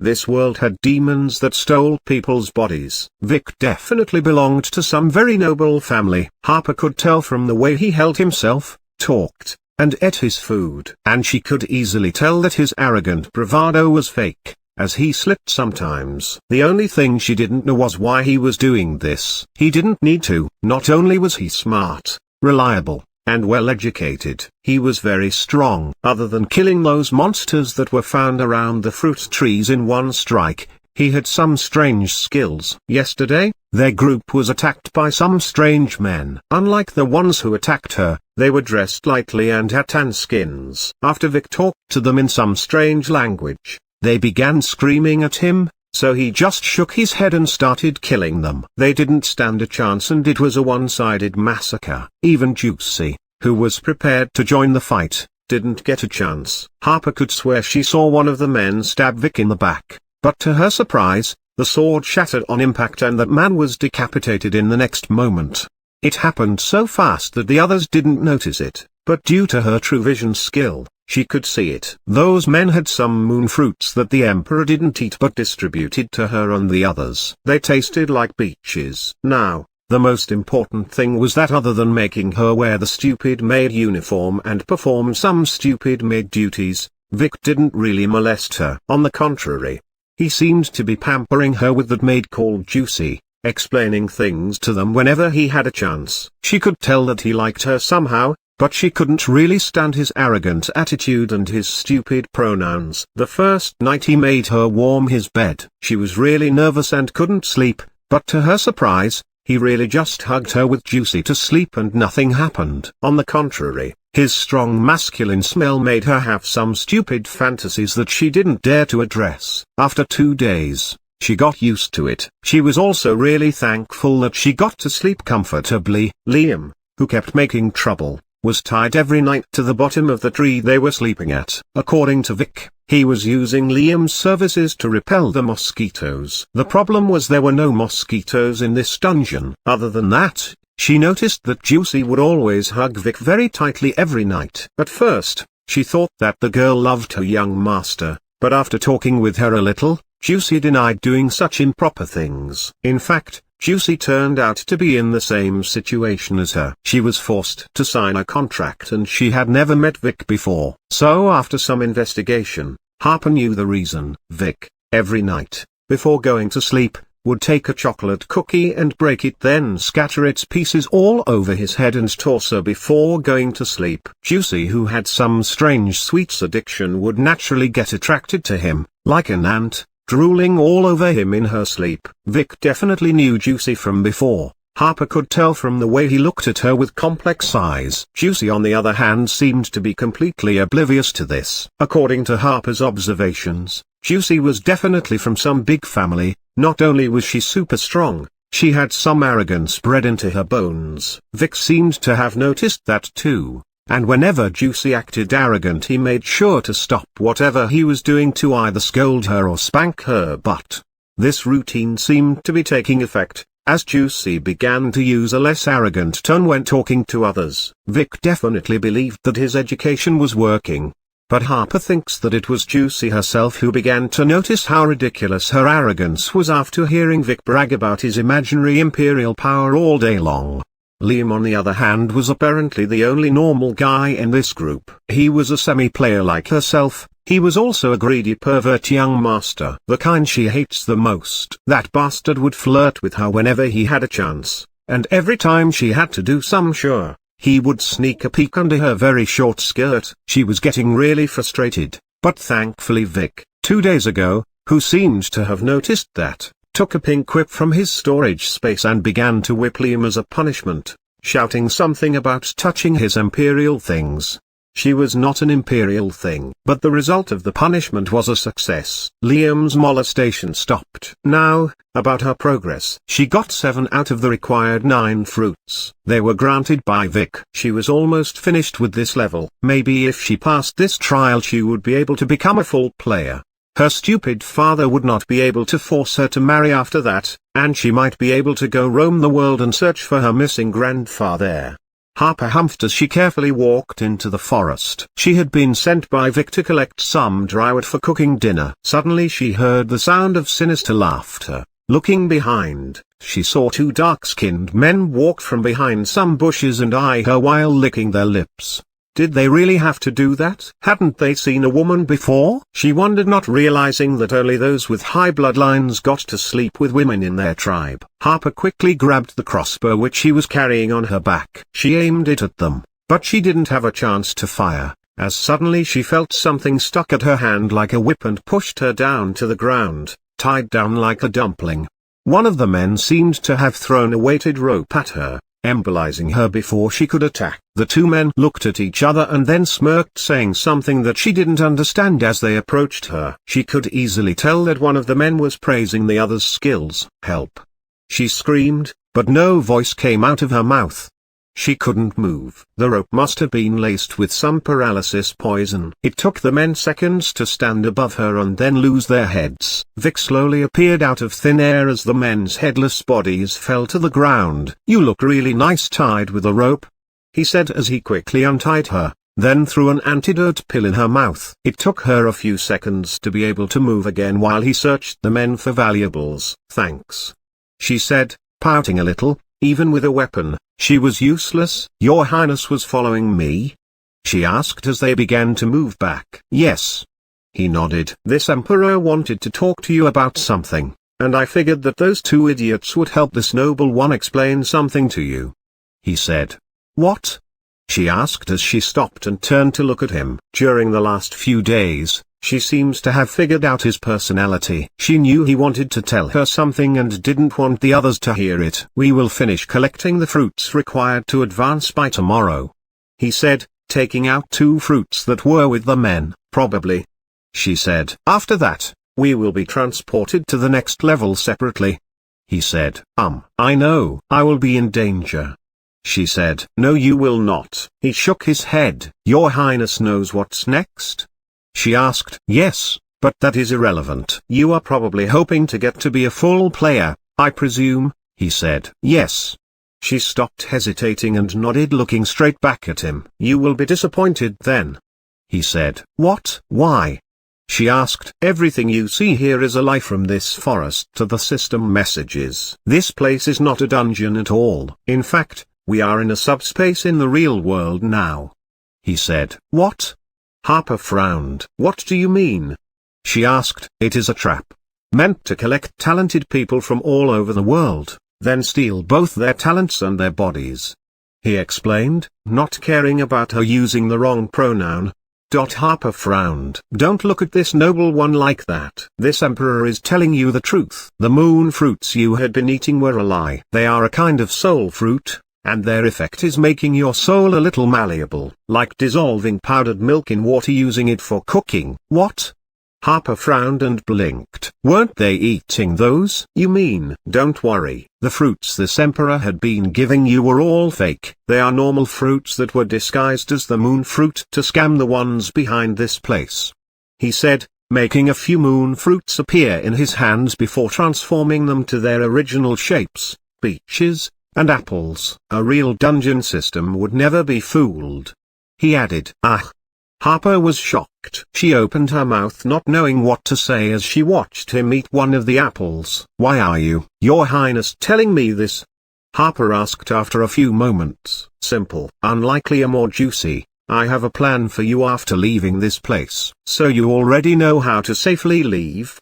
She asked. Yes. Don't worry about such minor details, you just need to relax and watch the show later, he said, chuckling. This place's scheme is already doomed to fail. So, what do you want from me? Well, let me tell you something first. After exiting this place, you are going to be captured and sent to Victor. Even if you are good at running away, the noble families are not that easy to fool, he said. But the only reason you are still free is that Victor has too many things to take care of at the moment, he said. He has no time to take care of some random runaway bride. Damn. He didn't even have time to enjoy his honeymoon, he said. How do you know that? She asked warily. The organization this emperor works for is already spying on most of the world's powers. Of course, I knew many things about someone as important as Victor von Wise. He is in the center of so many schemes that I am surprised he managed to live to this day, he said. What organization? Harper asked. This emperor can't just tell you that, he said, looking at her with his golden eyes. But what you need to know is that in 20 years or so, this world would face a cataclysm. Many people will die. Our organization has one goal, and to control the world after, he added. And what is your role in this organization? This emperor is meant to be the emperor they choose to rule this world, he said simply. Oh. She opened her eyes and looked at him, finally realizing the secret behind all that emperor bullshit. You want me to join your organization in exchange for letting Victor leave me alone? She asked. Yes. But not exactly. You are not strong enough, he said, stepping forward until he was close to her. I want you to marry me and be my imperial concubine, he said with a smug smile as he grabbed her hand and put a ring on her finger. What? She quickly stepped back. I refuse, she yelled as she took the ring and threw it away immediately as if she were allergic to it. Wow, that was so direct, he said, a little surprised. I might be your maid now, but we made a deal. I will not marry, she said directly, blushing a little. Fine then. Then go fetch me that ring. It was an A-ranked storage ring. If you lost it you would have to pay for it. Ah, what? You pushed it into my finger. Yes. Now go get it. If it was lost, you would have to work as this emperor's slave until you pay its price, he said, taking out the contract and pointing at one of its clauses. Ah. She quickly ran to where the ring fell. It was no longer there. Harper bent down and began to search for it. After scurrying around the bushes for an entire 15 minutes she found nothing. Maybe one of the rabbits took it, the emperor said as he put his hand under his chin, apparently thinking. You took it, didn't you? She asked as she stood up, turned around, and glared at him. She knew he was toying with her, but she had no way to refute him. She hated being this weak. How could this one be this heartless? He asked as if he was hurt. If you accept this emperor's proposal, that would mean the ring was yours all along. You would not have to pay me for it, he said, flashing her a bright smile. She just ignored him and decided to walk back to their campsite. Decide quickly, he said. If by the time we retired, you didn't make up your mind, this emperor would start treating you as a slave. The clause about not violating you would be invalid, he said. She could tell he was being serious. I will just be your fiancé for now, she said in an angry tone while blushing a little as she walked past him, not daring to look back. She just has to find a way to repay him and escape this marriage. The next moment she felt a pull at her hand, and she was dragged forcibly back into a warm embrace. Then she felt something soft touch her lips. He was kissing her. Ah! She wanted to resist, but she couldn't escape his firm grasp. Remembering what she said earlier, she decided to just let him do it. She would consider it as being bitten by a dog. And it went on and on, on and on. Every time she thought it would end, it would go longer. By the time he let go of her, she could only look blankly at him, wanting more. She was not really reluctant, as she could hear her heart beating through her ears. She had never kissed before, but she could tell that this kiss was too fucking good. And his lips tasted amazing. She could swear she felt her blood boil for a second. "Now you are officially my fiancé," he said with a bright smile as he took her hand and put the ring on her finger again. You bastard," she said as she looked at him and then at the ring on her finger with shock. "You already agreed. The contract clearly states that you can't go back on your words with me," he said as he turned around and began to walk back to the camp, totally ignoring her. "Make sure to not lose that ring," he added, making her gasp, then stomp her foot to the ground, then quickly follow him. "Will you trick Juicy too?" she asked after a few minutes of silence. "Is she the Empress or something like that?" she added sarcastically. "No, Juicy is not cute enough, and the Empress is someone even this Emperor has to fear, so make sure not to anger her when you enter the harem," he said. "Who will enter your fucking harem?" she scolded as she thought of a way to escape this fucking situation. Maybe she should try and escape to some other continent. "We will see about that," he said, shaking his head. "Science. So fucking troublesome," he added in a low voice that didn't escape Harper's sensitive ears. What did he mean? Chapter 345, Streaming, 2. This chapter is updated by novels.pl. "Why are you sighing, Your Highness?" Juicy asked as she looked at the moon fruit in the Emperor's hand. "Just wishing this Emperor had more slots in my harem. But I really need to do this," he said, making Harper, who was standing to the side and listening, glare at him hatefully. "All men are perverts." Last night he made her sleep with him again, but this time his hands were not honest. Damn it, she couldn't sleep all night, especially with Juice sleeping on the other side. She was really worried she would make a voice and wake her up. Manipulative bastard. Damn it. Why couldn't she keep him out of her mind? "Let's get on with it. After you consume the fruits here, you will be transported to the next level," the Emperor said. "The next level will be a waiting room where you just need to relax for a bit until enough participants pass. The real trouble is after that. The battlegrounds. Everyone will kill everyone there and only a few must survive, so just use the wooden shield I gave you to parry attacks and keep running if you encounter a strong enemy." "Will artifacts work?" Juicy asked as she inspected the rough wooden shield the Emperor gave her. It was very strange. "No, but this shield is made of special wood harvested from some dungeon. I bought it for a lot of money, so take care of it. Even a magical attack would not be able to break this thing," he said. "Now, let's start with Liam. Eat this," the Emperor said, giving Liam one moon fruit. Liam frowned, then took it. "I will make sure to return all the things I have borrowed from you. Just come find me at Blue River City," Liam said as he ate the fruit. "I will also find you 30 fat girls to repay for saving my life 3 times," he added before he finished his fruit, and a bright light surrounded him. Moments later he disappeared into thin air. "Rest in peace," the Emperor said. "He is not dead, you know," Juicy said. "Yeah, but he is so cute, thinking he could escape my contract this easily." The Emperor shook his head as he gave Juicy a ring. "What is this?" Juicy asked nervously as Harper glared at both of them. "A storage ring. Inside of it, this Emperor left something for you, a gift of sorts, for serving me these days," he said. "You think we will not meet later here?" Juicy asked, squinting her eyes. "This place has more than 1,200 players. The chance of us meeting is minimal."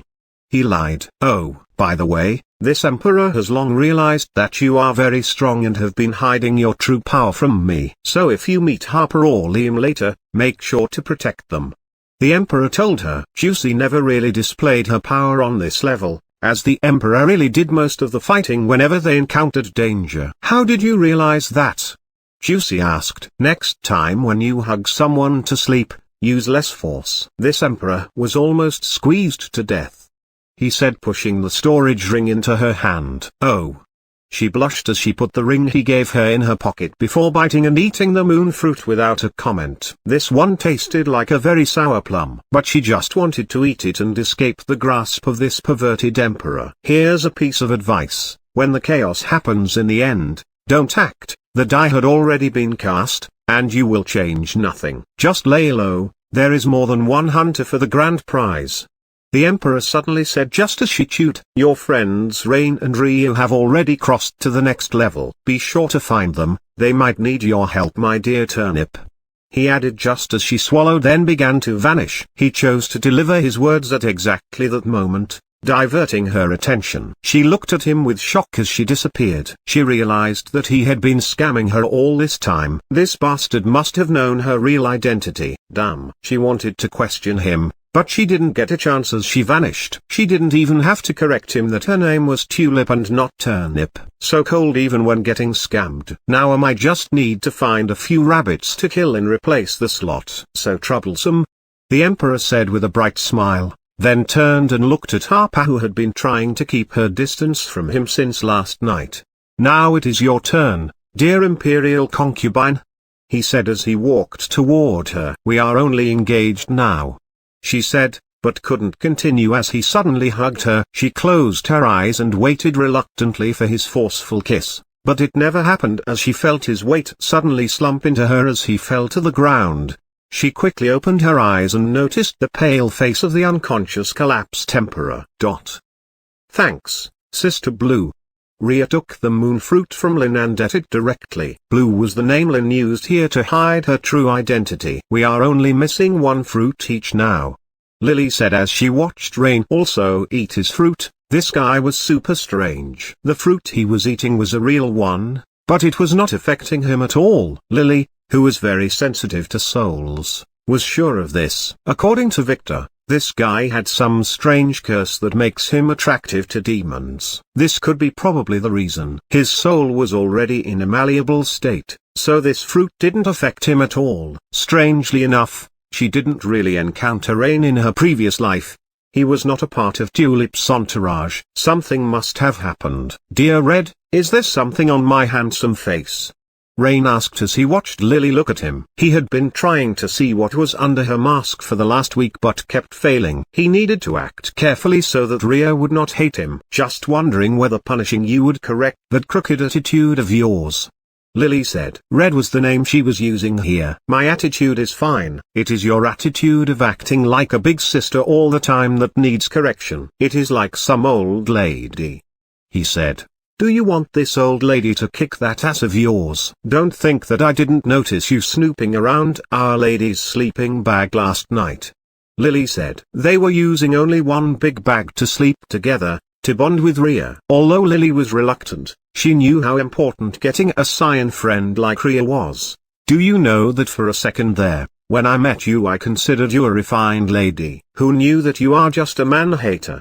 He said, shaking his head. All your perverted assumptions are false. I just wanted to protect you. You are the one who needs protection. If it was not for me and Blue, you would have not found the fruits so quickly, she said. She could smell the fruits a mile away thanks to her sensitive nose. Who knows? You haven't tried my strength yet. You are just Sister Red. Rain, please stop fighting, Rhea suddenly yelled after finishing her fruit that tasted like a pear. We are all one team here. Rhea, you are siding with them now? Rain asked, acting a little hurt. I am not, Rhea said coldly. She was already familiar with his acting skills, and without Tulip to keep him in check he was getting more and more brazen. We need to work together, she said. Look. It is. She paused as she noises a voice from the forest. Lily and Lin also heard it and looked to the side as Rain prepared his weapon. It keeps coming closer like a herd of buffaloes heading in their direction. They looked at each other and then nodded. Lily and Lin quickly jumped to a nearby tree while carrying Rhea, who was not a player, with them. Rain quickly followed. It was just in time as many people who seemed to be fleeing something began appearing in the distance between the trees. Help. The one leading them was screaming in a very enchanting voice. She was a very pretty and very familiar haggard blonde girl. She was so amazing that Rain had to swallow twice after looking at her. Behind them, as if keeping the pace, There was a group of rabbits hopping peacefully according to some strange rhythm. Lily looked at Lynn, then began to move to the side before the crowd arrived. Rain didn't. He was too enchanted to move. Rain, come here. Rhea, who was in Lynn's arms, scolded, making him quickly wake up from his enchantment. I need to save that girl. It will just take a moment. Rain said with a firm voice, then began heading toward the pretty girl in the front to save her. Rain. Rhea screamed at him, but he just winked at her before turning and hurrying toward the blonde girl, whom Lily quickly realized that it was none other than Alex. Rain quickly positioned himself on the top of a tree on the girl's path, then descended after quickly tying himself with a rope, intending to fish her from above. Sadly, this didn't work. Alex, who felt something falling from the top of her head, insincerely kicked it away with all her strength without even looking. Poor Rain had no chance to realize what happened when he flew in a parabolic trajectory into the distance. Rain. Rhea exclaimed fearfully. Don't worry, that idiot is still alive. Let's go check how many bones got broken in that shameless ass of his, Lily said as she carefully watched the rabbits. They all turned and watched Rain paint a rainbow of blood in the sky. They seemed to have intended to go after him, but as if receiving a command they all flinched at once, then turned around ignoring Rain, and continued after Alex and her cursed entourage. Victor, who had been communicating with her, was right. Those guys behind those trials seemed to be totally aware of Alex's fate, and they too were totally lost on how to deal with her other than keeping her unhappy. Right. Victor, that bastard, was definitely hiding something. The way he was talking to her without explaining what he was doing lately, was the same way a cheering husband who was hiding another family across the country would do. She felt an urgent need to finish with this flaw and go find that pervert. The small drone slowly drifted near the ground until it reached the mansion's fence near a large tree, where it slowly flew up, keeping with the fence, then going down again when it barely reached the top. Infiltration success. Anonymous 80,085. Wow, Gloria. That was one smooth operation. Anonymous 800,850,005, yeah? But I just have a feeling that this is going too easy. Anonymous 800,858,008, hopefully we will be able to see some of the rumored brides. Anonymous 8008, aren't Gloria's boobs enough for you? Anonymous 800,858,008. No. I need more. Anonymous 248, guys, how are you changing your usernames like this? Anonymous 80,088,008, IT is a trick. After you log in, find the cookie file and the number is there. Just make sure to make IT unique. Anonymous 8008180081800881. Thanks, IT works. Yes. The drone is being controlled by our cameraman here. He is an expert who served 19 years in the Army Recon Unit. Gloria said, silently cursing for the 10th time as she noticed the usernames. It seemed like forcefully making the usernames on the stream anonymous was a failure. Let's continue, she said. The drone that descended to the ground, made its way between the bushes slowly, keeping its distance from the main route. Anonymous 0. This is boring. When will we see some action? Anonymous 80,085,555, relax. Executing a crime needs patience. Anonymous 800,850,005, how do you know where to go? We can't see a thing. Anonymous 711, where is this cookie thing? Anonymous 80,082, use a browser extension. Anonymous 711, damn, IT don't have those on my white banana phone. Don't worry, we know where we are going. We got the mansion's plan from the city hall, although they are not accurate. Many of the main features are the same. Gloria explained proudly. She had to use her talents to get those plans, but she would never say that, or many of the fans would request a demonstration. We are now starting by heading to the gym, it is the closest building to our direction, Gloria said as the drone made its way hopping from tree to tree, trying to reduce its noise as much as possible until the gym was visible. Then it had to stop. A young maid was passing next to it as she swept the fallen leaves from the path. She was singing some kind of song.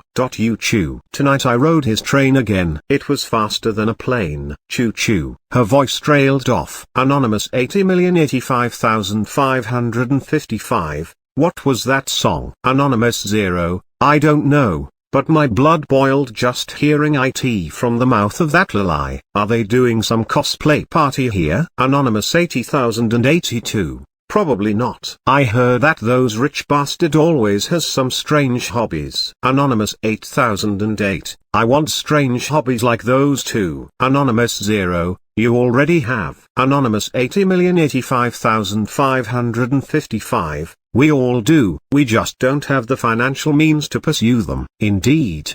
Gloria said, let's continue, soon we will reach the gym. We are taking a roundabout route toward the man in the mansion to avoid detection, she said as the drone lifted from the tree and then began heading toward the gym. Bang! Suddenly something hit it, making it stop in its tracks and fall to the ground in one swoop. It was a net that someone launched at it. I got it, some girl said from a distance. It fell somewhere here, another said. Moments later, two very pretty red-haired twin girls appeared in the drone's camera frame, frowning as they looked at it. One of them reached for it and grabbed it. The image was lost seconds later, but the sound was not. It lasted long enough to hear the crashing sound and what the girl said afterward. It is a close range. 1. Send the hounds and the chicks to search the perimeter. Damn it, we need to run, Gloria yelled, and the streaming feed ended. The young man, who was watching the show with a half-empty box of high-quality tissues at his side, didn't move. He was in shock as the screen turned black with a disconnected message. It took him a while to figure out what he just saw. He jumped abruptly from his chair and then ran out of the room. Mom, I found them, he yelled as he headed downstairs. Mom. He kept yelling. My sisters. Kyra, Michael. You damn pervert. Put your damn pants on when you leave your fucking room. Chapter 346. Can it be eaten? This chapter is updated by novels.pl. Alex ran as she looked backward, watching the men and the rabbits follow behind her. She squinted her eyes and nodded. Few had noticed, but the rabbits were a little fewer than before. The young master was right, she told herself. 3 days ago, when she was running for her life after that traitor Zoe escaped by herself, suddenly out of nowhere, she heard the voice she had been waiting for. That of Victor's. He seemed to have spotted her from afar and called her using a sound-transmitting talisman. It made her a little scared that he would discover her real gender, but when he told her that he was hiding far away from her and could barely make her out, she felt relieved. He told her of a way to save herself and reduce the rabbits around. It was to attack those unfortunate men around her. He told her to focus on the burly dark-skinned ones and to try to kill them with one hit if possible. Not only would that reduce the pressure on her by making the rabbits go to deal with the corpses, it would also make them attack her less so that she would benefit them in the long run. According to him, he planned to end this dungeon in a few days, and she must endure like a man until then. She felt a little angry. She was not racist after all. Why does he want her to kill the dark-skinned men? All men are born equal and deserve to be killed equally. Victor quickly clarified that those guys belonged to the same evil tribe. They were a group who kidnapped and raped women for their bloodline. So, after convincing her and telling her that the communication was about to be cut off because of the distance, he reminded her to be careful before going silent. Alex didn't hesitate and quickly began executing his plan, attacking all the men around her. She didn't want to attack only the dark-skinned ones, fearing that they would call her a racist or gang up on her if they knew she was targeting them. So she randomly attacked a few random guys too, but made sure not to kill them. The plan was a success. The number of rabbits really decreased. But this created a new problem. All the men running around her, seemingly, had all decided that she was a lunatic that needed to be killed. So they began attacking her. And of course, they failed. Those men were too weak to pose any danger to her. The strong ones around had already escaped or been eaten. The last one to attack her was some idiot who fell on her from the top of a tree as if she couldn't notice him. She made sure to kick him with all her strength. Hopefully, the rabbits would eat what's left of him. How dare he sneak attack her? Victor slowly opened his eyes and looked up at Harper's pretty face, silently observing him. She was giving him a lap pillow. The moment she noticed he woke up, she quickly blushed and looked away in embarrassment. "Are you okay now? What happened?" she asked after he said nothing for a few minutes and kept looking at her face with amusement. "Use the fucking right pronoun," he scolded, ruining the romantic atmosphere that didn't exist in the first place. "And yes, this emperor is fine, just feeling a little dizzy," he said, not explaining what happened. "Your disguise is off, you know," she said, a little coldly. "I don't know what you are talking about," he said, then shamelessly checked his disguise. He feared that it would have collapsed earlier due to the backlash, but nothing like that happened. It was still on. "I have this little skill, you know, it is called true sight. I noticed nothing before, but when you collapsed for a second there, I could see your true identity, Mr. Victor von Wise," she said coldly, watching his face that was still on her lap changed his expression to that of surprise and annoyance, then relaxed again. It was quick, but she saw it. "You must have been mistaken," he said while cursing silently. This was not in his plan, probably because of this place's strange conditions or Harper's cyan effect. His disguise must have flickered for a split second when he collapsed, and she must have seen it because of her true sight skill. Was she watching him this closely? It was all his fault for being so charming. "Although your hair is now a different color, not purple, I know it was you. I saw your photo in the recent Von Wise annual report," she said. "So, stop lying." He just glared at her. Damn it, he really didn't want her to realize his true identity. Signs were too fickle and hard to control. Knowing his true identity would put him on her radar. "You must have been looking at my photo a lot recently," he finally said, deciding to come clean. Not too clean. Regardless, she blushed. She was just cursing at it. "The true thing was way more handsome than the photo though. Why didn't you tell me?" she coldly asked as she watched him ponder on some stupid things. "Tell you what?" he asked, feeling a little annoyed. "Your true identity. You could just tell me when you saved me there," she asked. He thought for a moment, then sighed. "For a few reasons, but mainly it was because I didn't know you were my fiancé," he said. "In fact, my father did tell me that he had some brides for me a while back, but I never heard of you before," he said, shrugging his shoulders. "Ouch.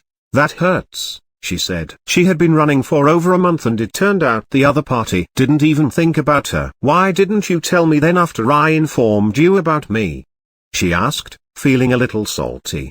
Well, I did consider telling you that first night, but I didn't do that to protect you," he lied. "At your current level, being near me is very dangerous," he lied again. She was a damn cyan. "Protect me from what?" she asked. "My enemies. I have a lot of them. If you are my wife, they would use you against me," he said. "You already have a lot of wives," she said coldly. "Don't you want to protect them too?" she asked sarcastically. "You are special." "My current wives fall into two categories," he said, clearing his throat. "Most of them were my mates whom I married to protect. If something were to happen to me, I wanted them to have the status of a wife," he said, telling the truth for once. "The others were forced on me by my family. I was forced just like you were, but as a man, I couldn't just escape my responsibilities," he said, gaslighting the poor girl. Then why did you propose to me earlier after that?" she asked, feeling that he was playing with her but she couldn't refute him. "Did you decide that I no longer need your protection?"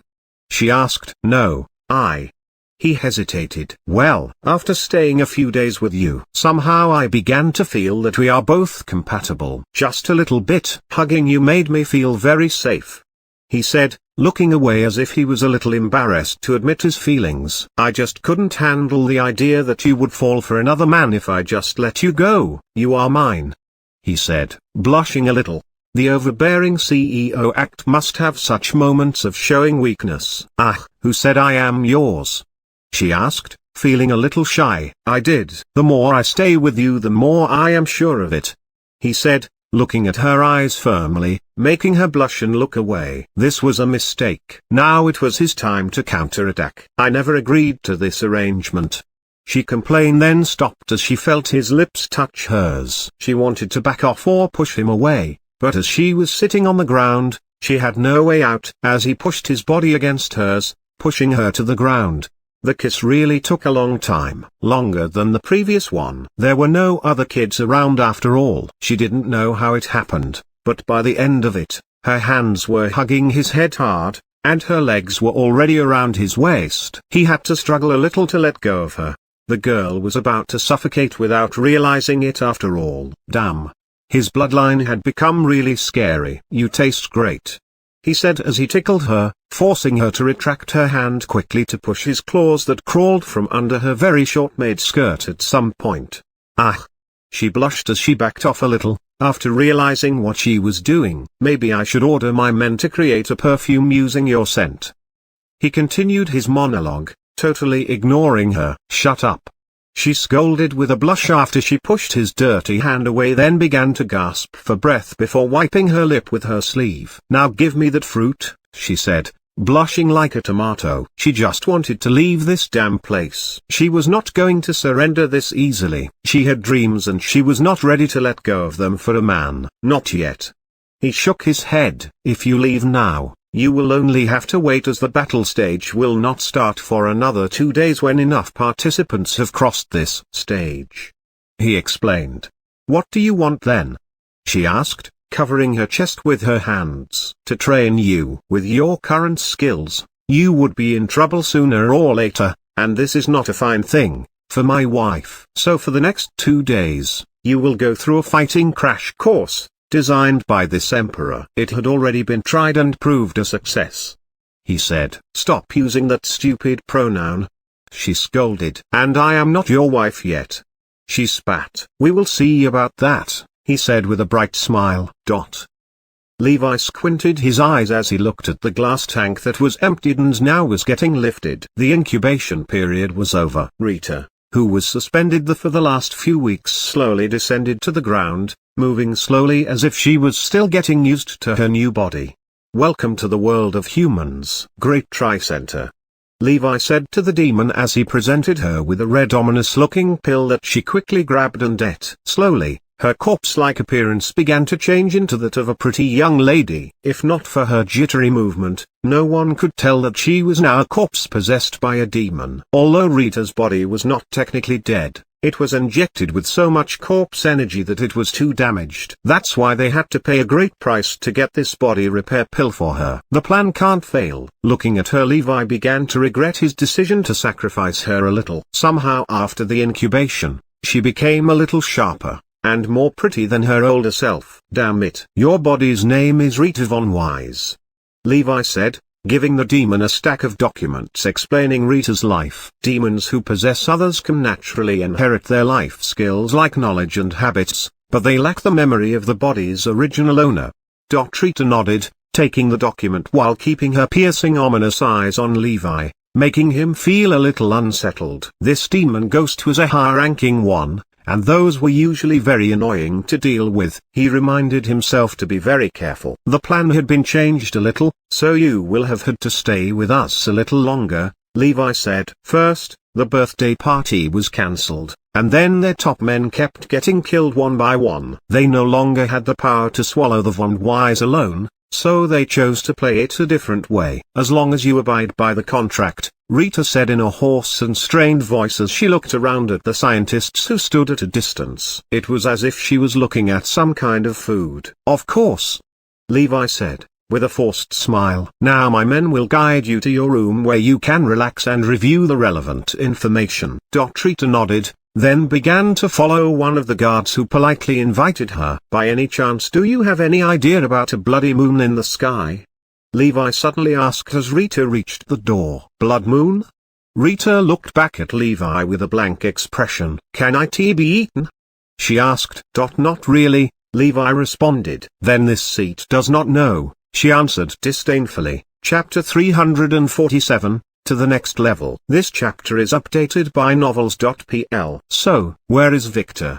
Elena asked in a very stern mother-in-law voice. "Having an org.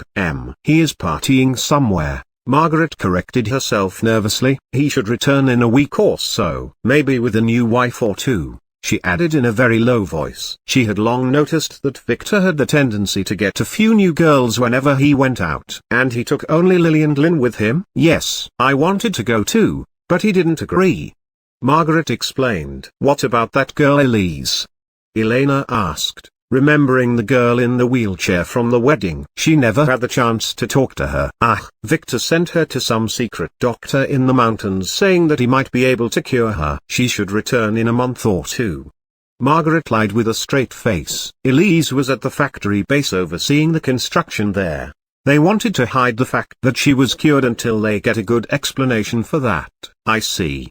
Elena nodded as she looked below. She was sitting on Victor's mansion balcony, enjoying a cup of high-quality tea and watching the little girls in maid clothes below do their morning martial arts training routine. Lara and Elle, who came with her, seemed to have joined them willingly, making the atmosphere lively. They looked strangely cute as they practiced the kicking and boxing movements in an orderly fashion. When she first married Theodore after giving birth to Alice, she was surprised by how much his family emphasized martial arts training, but after a while, she realized that this was a good thing as she began to train lightly too. She had to, or she would have never been able to survive Theodore von Weiss's night activities. She sighed, shook her head, then turned and looked at her son's wives who sat around her shyly. She had to confess, her son, despite having the same perverted tendencies as his father, had some good taste in women. All of those girls, except for Margaret, were very good. Not only were they pretty,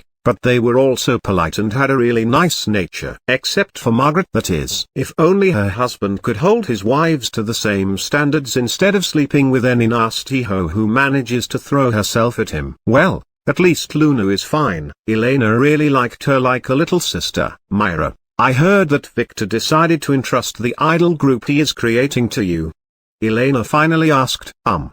Myra nodded. Monica and I are the ones responsible for it. I don't have much time after all because of the movie shoots, she said, as Monica, who was beside her, nodded. Oh, good. Elena nodded. Now, let me ask you this. Whose idea was this song about the train?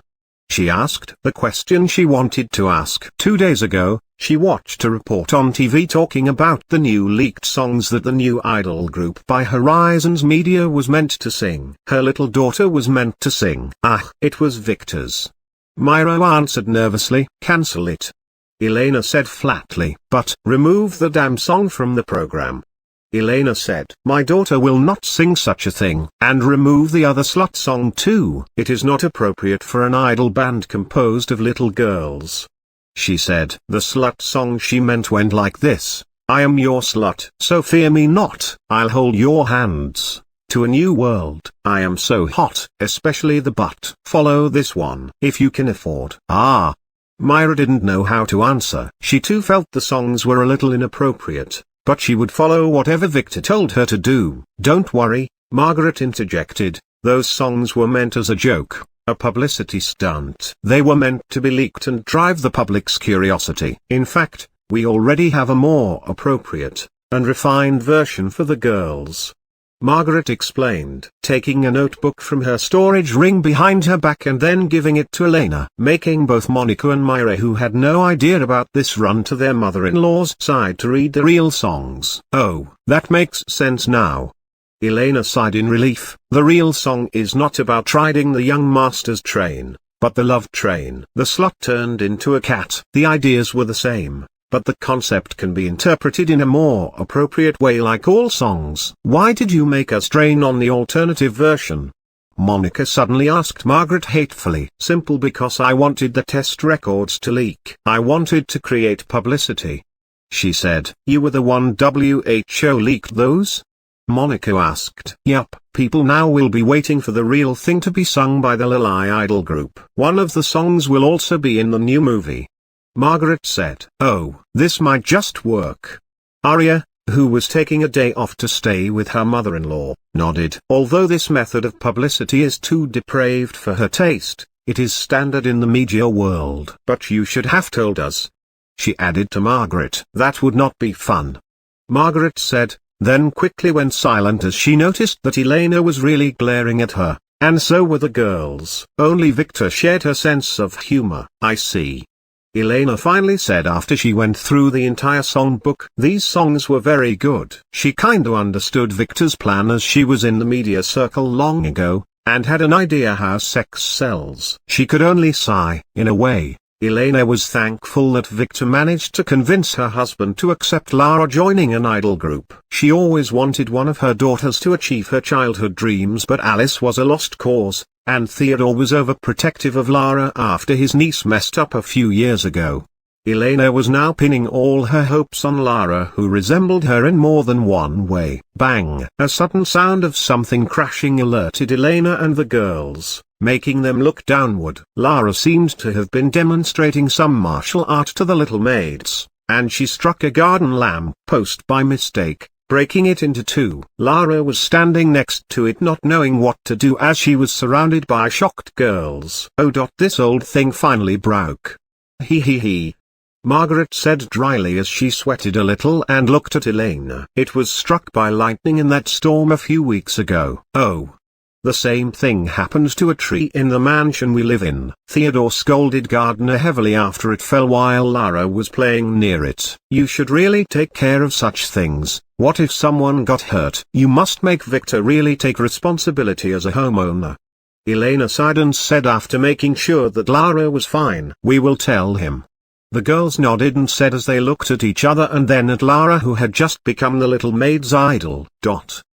Harper was swinging her sword hard according to Victor's training method when she heard his voice. Now, it is time for us to move to the next level, Victor said suddenly as he closed the diary he had been writing. Already? Yes. I know you are enjoying the company of your husband, but we have important things to do. Victor said. You are not my husband yet. Harper spat back as she put the sword down and turned to face him. For the last 2 days she had been training with him, and although she was reluctant at first, she quickly discovered that the martial arts he taught her were not ordinary at all. For the last 2 days, she had discovered a lot about Victor. Although he was as shameless as the rumors said, he was not that bad. On the contrary, other than a few passionate kissing sessions in the sleeping bag, he kept his word not to do anything perverted. Mostly, he seemed to like to spank her butt each time she made a mistake. She had a hunch that this perverted bravado of his was an act, just like the Emperor act he pulled earlier. And it was a genius disguise to hide his true power. If she acted as a pervert from the start, her father would have never been able to marry her off. Too bad. She could never be this shameless. And that is the problem. Your father will definitely find you when you leave here, and he will either marry me or some other pervert young master. Victor said. Didn't you say earlier that you had a way to make me a player when this dungeon ends? She asked. If I am a player, my father would never try to marry me off. She said. You are mistaken. He shook his head. Your family is too weak right now. They will sell you off regardless, but demand a higher price this time. Victor explained. Oh, what do you want me to do then? She asked as she caught the towel he threw her and began to wipe the sweat off her face. It smelled like wine. You have two choices, he said, squinting his eyes with a smile that made him look very charming. What? She asked. The first is to obediently marry me and enter my harem as soon as we return. No way. She refused. You promised that you will give me a few years, she said. Do you have anything better to do other than marrying me? He asked. This is private business. She spat. Although she was not disgusted with Victor anymore, and even began to feel a little attracted to him, she was not ready to commit herself to another. A long time ago she made a promise, and she would never break it. She would never betray Liad. Oh. Victor squinted his eyes as he looked at her. For a second she had the feeling that he could tell what she was thinking. No, that's impossible. Then the second choice, he said slowly. Join the heavenly sect. Ah. She was shocked. Did he know that Iliad was in the heavenly sect? No. It must be a coincidence. What? He asked as he frowned, carefully inspecting her face. Nothing. I wanted to join them before when I planned to run away, but it is not that easy, she said. I don't even know where it is. And I heard they only accepted exceptional players. She confessed half of the truth. Oh. He said, then went silent and looked at her strangely as if waiting for something. What? She asked, feeling guilty. No, I am not Victor's wife yet, she reminded herself. I already put the instructions of how to reach the heavenly sect in the storage ring I gave you. He finally sighed and said, and I will even arrange for someone to help you there. In that place, you will get the chance to become very powerful, and your family would not be able to sell you off. Really? Can you do that? She asked. Yes, but I need you to promise me something. He said. What? You will never get in a relationship with another guy before we make things clear between us, not even Iliad. He finally said. Ah, she shrieked. So you knew? She yelled in shock. No. You just told me. He said. You talk a lot in your sleep. He lied. Ah. She was shocked. He fooled her. Since when do you know that guy? He asked, not appearing angry. You need to tell the truth. You owe me this much. He said, looking at her with complex eyes. I met him 5 years ago. He saved my life from a kidnapper when I was on vacation with my parents. Harper said nervously. Typical. He said in a low voice. And? He asked slowly. He made me promise to marry him when he comes back to get me. She said as she looked away, not knowing why she was telling Victor this. He is in the heavenly sect? He asked. Some elder that took him as an apprentice. He left me a letter telling me where he went. I didn't understand it until I became a semi-player though. He was already a player? Victor asked after some silence in which he appeared as if he was talking to himself. But I was engaged to you before you made that promise. Victor finally said. She didn't know how to answer that. I owe him my life. She said. You also owe me one. Victor answered as he approached her. She expected another kiss, but it never came as steeped away, and sighed. Fine. I will leave this choice to you. He finally said. Eat this and go to the next level. Take care of your safety. He added as he looked away, seemingly hurt a little. Sorry. She said as she caught the fruit. You don't need to be. When the times come you will know who cares for you more. He said. Now go, and don't forget to prepare your shield and sword. She nodded, grabbing the already prepared bag before biting in the fruit. She felt ashamed of her behavior. Victor was a real gentleman. She wanted to apologize again, but the hurt look on his face stopped her. That was the last thing she saw when the world shifted. The next moment when she opened her eyes, she found herself in a huge cage surrounded by other cages. Welcome to the third level, the battleground. Kill 10 people or survive for 10 days to cross to the next level. The more you kill the stronger you will become. Greatness is just steps away. Harper squinted her eyes. How did Victor know? She wondered just as the next message appeared. Warning, the doors will open, and the battle will start in 3 hours. Chapter 348, Bastions. This chapter is updated by novels.pl. Well, I guess that's it. Lily said after she watched Rain, who was wrapped in bandages like a mummy, ate his fruit with some help from Rhea, then followed quickly after he vanished, not forgetting to bow to Lynn and Lily before leaving. She was really thankful for their help these past few days. They even promised to meet outside if they got a chance. Alex kicked Rain really hard. Thankfully he landed on that tree that absorbed most of the shock for him. Lynn said, will he be okay at the next level? Lynn didn't like Lily before considering her a love rival, but after spending some time with her here, although she still didn't like her, she began to really respect her like a big sister who knew everything. Lily was also a person you really don't want to mess up with. This girl has something against men having crotches. Did you start having feelings for him? Lily asked with a knowing smile. Never. I only like Victor. Lynn quickly clarified. It is just, despite his foul mouth, I think he is a decent guy. It would be a shame if he got hurt on the next level. Lily sighed. Don't worry about him, for the same reason that makes you like him is the reason he will survive this place. She clarified. What? Is there something fishy going on here? Lynn asked as she frowned. He is a scion. Lily shrugged. What? Lynn opened her mouth wide. Victor did mention this to her before entering this place, warning her to be wary of scions. Damn it, she said. She almost fell for him. Don't worry about it. By knowing about him being a scion, his effect on you would be greatly diminished. Just make sure to make him hate you the next time you meet. Oh. Lynn nodded. Why didn't you or Victor warn me about him before? She said, sulking. We wanted you to experience this strange effect by yourself so that you would be wary the next time such things happen. Lily said. Oh, then the Tria girl is a scion too? Lynn asked. She felt some strange attraction toward her. Yes, and Victor seems to plan to add her to his harem. Lily spat angrily, totally unaware of her companion's thoughts. Oh, then is it safe to leave her with Rain? Lynn frowned. Shouldn't we have done something against him? Never underestimate a scion's power.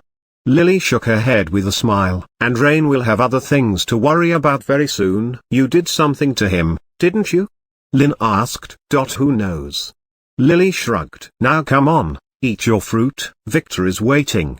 She added as she bit on her apple in a hurry. She needed to find Victor quickly. Men like him must not be trusted to be left alone without supervision. Lynn frowned, looked at her then quickly followed, eating her own apple. Moments later both vanished as the world wrapped around them, and the next thing they saw was the face of their husband, who was smiling as he sat on his signature comfy camping chair while writing on his notebook. Both of them couldn't help but jump into his embrace without even affirming their surroundings, knocking Victor and his chair to the ground as they burrowed their faces into his chest. I missed you too, he told them as he hugged them back. I expected that you. Ouch. He paused. Lily was biting his arm. Don't eat your husband, he exclaimed. Bastard. Were you messing around with my sister? She asked before biting harder. She could smell Tulip's scent all over his body. There was the scent of another girl too, but Tulip was the one she noticed. Ouch. Ouch. Take it easy, he exclaimed as he held Lily at bay. I didn't expect to meet her here. She was in a very disadvantageous situation, so as any noble young man I had to take advantage of that, he clarified. What advantage? Lily spat. I figured that I would use the opportunity to beat some sense into her and maybe educate her out of her stupid pride, he said as he pushed the now rabid Lily away with the help of Lynn. Does that include sleeping with her? Lily asked, squinting her pretty eyes as she looked at him. Education takes many forms, he said as he jumped to his feet and stepped back. Then let's see how I educate you.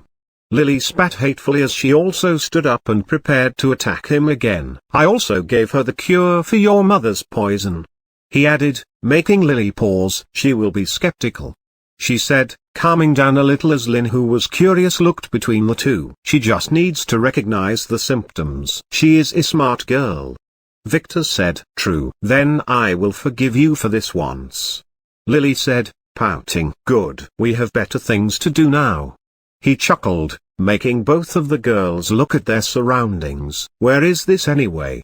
Lily finally asked, looking around. They were on a large ledge protruding from a solid copper dome near its top. Below it, it oversaw a grand field that had many cages scattered round with people inside of them. This is the third level, Victor said. And why are we up here and not with the others? Lynn asked as she slowly approached Victor and stood beside him, making her body touch his intimately as she looked at the people down below. I took you out of the game, he smiled and said. I was able to take control of this entire place thanks to a lucky coincidence, he said. What do you mean? Lily asked, squinting her eyes as she also hurried to his side. She was still angry, but she also missed him. I already told you that this place was not a dungeon, Victor said. It is an X-ranked artifact called the Three Rings Merging Cauldron, and we are inside of it. What? Both of the girls asked as they began to look around. What does it do?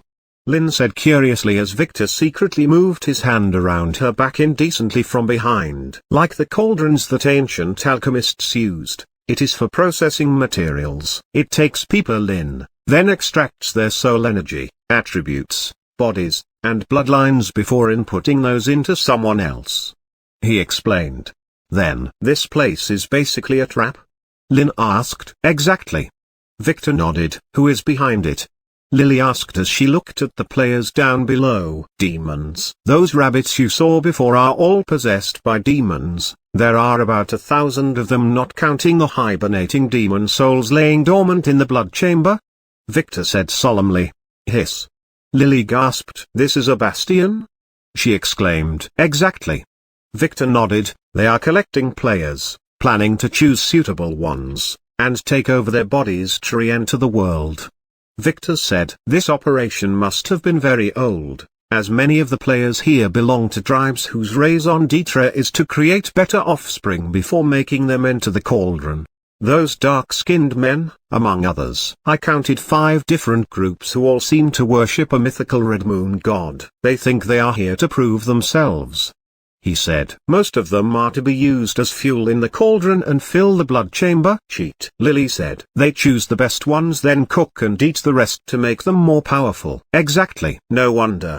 She added as she remembered how many of the people who entered the moon dungeon in her past life ended up being very powerful, possessing strong bloodlines and attributes that made them easily overpower others of the same age. They were highly regarded by the powers they world for. Although they didn't make any moves until the time Victor returned in time, most of them rose to hold important positions, so it was only a matter of time. Those bastards must have been preparing for a second wave of invasion. What is a bastion? Lynn, who was listening to their conversation, asked. Oh, a bastion is basically a hideout for demons who were stuck into this world after the ancient war. Lily explained as a big sister would. There are many of them, hidden all over the world. Most of the low-level demons are already dead, but their souls live on, waiting for suitable bodies to possess and leave. What ancient war? Lynn asked, wondering how Lily could know of these things. She had never heard of them despite coming from one of the major families. Well, I guess we have time to tell you about this, Victor said, taking the role of a storyteller. Long time ago, at a time long forgotten by history, there was an incident that caused a breach to open in this world's walls. It allowed others from the outside to come in and humans could go out. Oh, at first no one noticed. But with time some visitors managed to cross here and then carry the news back to their world. They were the worst kind of creatures you want to encounter. Demons, he said. It didn't take them a lot of time to launch an invasion wanting to enslave the entire world. Victor said, acting all wise. Humans fought back? Lynn asked excitedly. Nope, they were nearly wiped out. However, eventually, thanks to the demons beginning to fight each other for dominance, some surviving human groups managed to escape this world and strike some kind of a deal with the other races outside, so that they would send help. He said, in the following years, many great warriors entered this world, not only to destroy the demons who were the enemy of all the other races but to bring in with them the artifacts that enabled humans to become players and fight back. Although the Thesis race's intentions were far from pure, the humans had no other choice. They won? Lynn asked. Of course not. Lily said. The demons were too overpowered as they arrived here first. They seemed to have already anticipated the attack and bonded together to fight it off. And the other races were not that serious, only sending their younglings and some old tech. So after years of struggle, millions of lives, and the destruction of all civilization, the war stood at a standstill. She said. Then something that no one thought about happened. The many souls of the dead seemed to have accumulated enough energy for the world to gain a will, becoming a mature world. When the world opened its eyes for the first time, the first thing it did was close its wounds and then begin to eliminate all foreign elements. Lily shrugged. Those guys never knew what hit them. Most of them died as their luck and destiny turned against them. The troublesome ones that the world couldn't hurt were locked into dungeons. Lily said, then turned to Victor, who continued. The only survivors were those who found a place or a way to hide from the world fast enough. This didn't include just the demons, but the other races too. Victor said. In fact, most of the player family's originators belong to those allies who came into those otherworldly races and married some human. Ah, what? Lynn was shocked. It is true. They lived their lives inside sealed chambers, not daring to come out. Lily nodded. Victor's ancestor was a half-dragon called Nicholas, while yours was a humanoid horned serpent called Matilda. She added, then this bastion is a demon hideout place? Lynn asked, half believing. Her ancestor's name was lost to history. Her family only knew that it started with an M thanks to an engraved monument. Yes. Victor nodded. The ones here must have used this cauldron in a hurry to hide. If my guess is correct, every 100 years or so, they open the gates locally to get some demons out to sniff the situation outside and prepare for a new invasion. This time the gate opened globally. Lily said. Yes. Someone must accidentally found their bastion's location and blew the cover. Victor said. Rain and Rhea. Yup. He nodded. He heard the story through Lynn. So what is happening now? Lynn asked nervously. The second stage is about to finish with only about 20 players left. They should all get killed or pass here in the next hour. Then, this battlefield? Exactly. They will start the massacre here. Like the flame in a cauldron, it is a stage to melt the ingredients. It is made to prepare the contestant to be possessed by making them draw on their souls for power, damaging it. He said. The demons you see are already using the cauldron to collect the attributes and blood of the dead ones and collecting it in a chamber below in preparation for the possession that would happen after this stage. Victor said. They plan to enhance the ones they choose to possess by using the others as sacrifices. Lily explained. Yup. They will probably use the blood they collected after that on the survivors to give them a bloodbath as a reward and then infiltrate their bodies as they enjoyed the enhancement of their bloodlines. He added with a smile, the strongest will probably get to bathe in the grandest blood bond. Scions tend to fall into such traps, especially when you make them work for it. That's despicable. Lynn said, totally unaware that Victor used this reward trick on Tom before. Yup. Victor nodded shamelessly as Lily glared at him. After finishing they will send a batch out, to spread the news and prepare for a new batch to come in the next month. They will also send some useless corpses out, to convince the outsiders of the legitimacy of this trial. A full cycle. Lily said, realizing how dangerous demons were. The Imperial family had no idea about this in Victor's old timeline. Then what to do?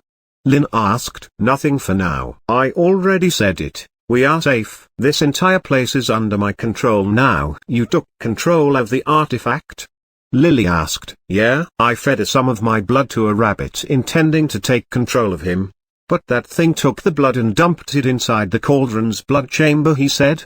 The next thing I knew was that the message asking me if I wanted to take ownership of this cauldron. Maybe I fulfilled some stupid condition or my blood salve skill triggered some bug. Who knows? He lied. Wow. Lynn said. That's convenient. Lily added, frowning. Despite the fact that his explanation was somewhat plausible, her hunch was telling her that Victor was hiding something. She has known him long enough to realize that. Are you planning to use the cauldron's power to consume all the demons? Lily asked as Lynn's eye sparkled looking at Victor. Yes. In fact, I already tried it by making Alex kill some players so the rabbits would eat them. And the moment the rabbits vanished using the cauldron's teleportation array, I used the cauldron's consume feature on them, eating them stealthy without making the other notice. The ones in the forest would think their friends are gone to the blood pool, while the rest would think that they are in the forest. He said with a smile. I already leveled up 2 times thanks to them. Wow. Why aren't you finishing with this then? Lynn asked. What are you waiting for? Well, he chuckled. It would be regrettable to waste such a perfect opportunity to gain big. You want most of these people down there to die? Lynn asked, raising one eyebrow. She was not disturbed, just curious. Not exactly. The ones meant to die are already dead. Victor shook his head. You see, most of the people here had already eaten the fruits, and the more they fight right now the more they will draw on their souls, making their souls weaker and giving the demons a better chance to possess them after the battle is over. He said. You want the demons to possess them? Lynn asked. Nope. I am just saying that most of them are in a very susceptible position right now for some brainwashing. He said with an evil smile. Also, after taking control of this place I discovered many very interesting things. You guys just need to sit down and watch this Emperor work. How long until the show starts? Lily asked. About an hour. An hour and a half maybe. He said with a wary smile as he felt his wife's arms wrap around him. They really missed him. Chapter 349. Play along. This chapter is updated by novels.pl. Zoe took a deep breath as the strange cage that surrounded her shimmered once then slowly vanished, leaving her in the open sand-covered featureless battlefield. She watched around as the scattered players around the large fields also held their weapons as they inspected their surroundings. There were about 1,000 of them. Most of them were also looking around warily, not sure what to do. while others began to form groups. Zoe tried to search for Victor or anyone she knew, but found none, not even that Jinx Alex. There were simply too many players around. She squeezed her fingers around the handle of her sword as suddenly the system displayed a screen. Battle start. Kills 0. Glory is only 10 kills away. Moments later she heard a voice, making her turn to look. Unua sango estas mia. One braided man screamed, then ran and attacked a pretty teenage girl who had a strange tattoo all over her body. She was the nearest to him. In a split second, the man's headless body fell seconds later before the girl, who was now holding a strange invisible blade that appeared out of nowhere, grabbed the decapitated ugly head, then threw it in the air. She jumped and kicked it right at the man's friends, who watched in shock as the hero of their tribe was humiliated. The head hit one of them in the chest, sending him to the ground. First blood. 100 additional points. The system screen displayed, further agitating the bloodthirsty men. More too. They screamed angrily and then attacked the girl who was waiting for them to do that. Then the battle began. Zoe, who was watching the exchange, could only see that she had to quickly use her sword to defend herself as 3 men tried to sneak attack her together from the back. Those men had strange, very white skin and red hair. They looked ominous, with strange brands engraved on their foreheads. They were holding swords made of sharp bones that Zoe could tell that they were poisoned from the dark stains on their sides. Thankfully, their level was way below hers, so she didn't take a lot of time to kill 2 of them and injure the last one, making him escape. She frowned as she watched the corpses of those men she killed sink into the sand and suddenly felt that strange energy began to flow through her body. She could tell that it came from those men as she watched her attributes slowly climb up in her status window. She got stronger, but that didn't make her glad at all. The others around her were getting stronger too, and now they had the incentive to kill more. She was right. A few minutes later, the battle began to be more deadly as those players who managed to kill someone realized what they needed to do to get stronger. They liked this feeling, and it made them addicted. Cheat. Zoe cursed as she fought. She didn't like it at all. Killing others to take their power was not her style, so she only attacked those who attacked her first. After 1 hour, about 500 players were left. And after Zoe killed the 7th attacker, she knew that the end must be near. Looking around after finishing a poor man who thought she was an easy target, she could see all kinds of battles around. There was even a fat man using a huge wooden shield to fend off his enemies as he ran away shamelessly. That wooden board looked familiar somehow, but she couldn't remember where she saw it. Then it happened. Zoe felt something pierce her neck. Looking back, she watched as a short man used a blowpipe to shoot a dart at her. Damn. She got overconfident and made a mistake, being careless on a battlefield. She wanted to attack him, but moments later she felt her body become weightless and she fell to the ground, and the man approached her with a black dagger. She felt helpless, expecting the man to slit her throat, but he didn't. He just knelt beside her body, activated some kind of talisman, then took a strange small jar that was tied to his belt and used the dagger to unseal it near her. He acted very quickly. Moments later she could feel that something entered her body through her nostrils as the scent surrounded her. She began falling into darkness. Something was invading her mind. She knew it. It hurt like hell. She screamed. She had no idea how long it was, but seconds later it all stopped. She opened her eyes and looked around. She was not dead. She was not even in the field. She was in a metallic dome chamber barely illuminated by dimly glowing stones around the walls. Around her, there were about 30 collapsed players who began to wake up one by one and look around. "Where is this?" a handsome guy with blonde hair asked as he sat up. "What happened?" No one answered. They were all wondering about the same thing. Some of those players began to touch their necks while others checked their wounds that were now healed. "Are we dead?"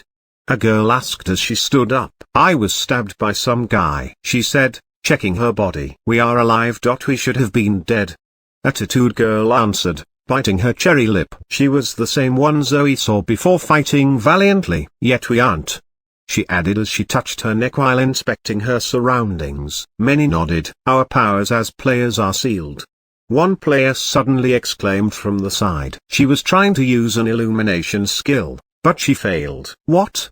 The other players exclaimed and began to try activating their skills to no avail. What's going on? Another asked. Is this a part of the trial? Probably not. We wouldn't be the only ones here if it was. The tattooed girl squinted her eyes looking around, then opened them wide. Someone had intervened. She said, looking at one side of the chamber. May I ask if you are the one who brought us here? She asked, making all the players quickly turn and look to the side where slowly out of the copper wall, a handsome young man suddenly materialized. He had some very regal air around him, dressed in white silk. Despite that, Zoe could tell by the way he moved that somehow he looked like a lousy singer in a bar who just finished screwing around with the waitress when it was his turn to sing. He also had a very familiar air around him. Who are you? The blonde man asked with hostility. The young man ignored him as he looked at the tattooed girl with interest. You guessed right, he said, then turned and looked at the other players, pausing briefly on Zoe. This Imperial one's name is Vic Volt, and this Emperor is the one who saved your lives, he said. What do you mean? One player asked. Do you know what this place is? Vic smiled and replied with a question. A trial, the blonde man answered, but Vic ignored him, looking at the tattooed girl. A demon bastion, she answered carefully. Exactly. You are not stupid after all, he said. It was a well-crafted trap to take in humans to possess them and send them back into the outside world as demons. Vic said. What? Zoe exclaimed as she remembered the demon's murals in the skeleton dungeon. There was something like this there. Let this Emperor explain how this place was meant to work, Vic said. The people who entered this dungeon were measured right after entering using the stairs. The useless ones, about 60%, were killed and harvested in the forest by the rabbits, while the rest were made to eat the fruits that damage your souls to be ready to be possessed, he said. This means that all of those on the battlefield were already chosen to be possessed?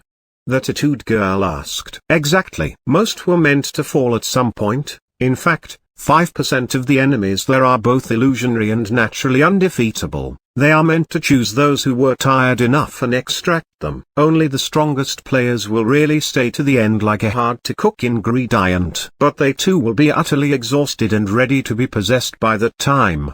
He shrugged. The battlefield was just an extra step to tire your souls to the limit by making you unconsciously consume it. Each time you killed someone or were about to die, you filled a huge increase of energy, right? Yes? Wasn't this us gaining the power of the dead ones? The blonde man asked, feeling skeptical. No, this is you consuming your own soul.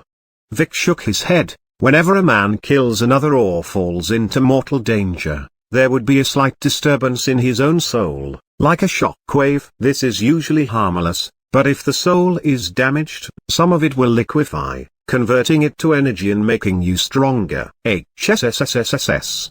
Zoe gasped. Don't worry, although it would take a few years, the damage to your souls can be repaired with the right arts and some pills.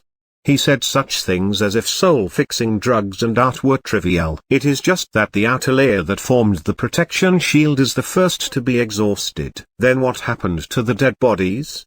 The tattooed girl asked. What should have happened to us? The ones who really died, like the man you decapitated, got processed by the rabbits to enter the blood pool, but most of the people in the field are like you.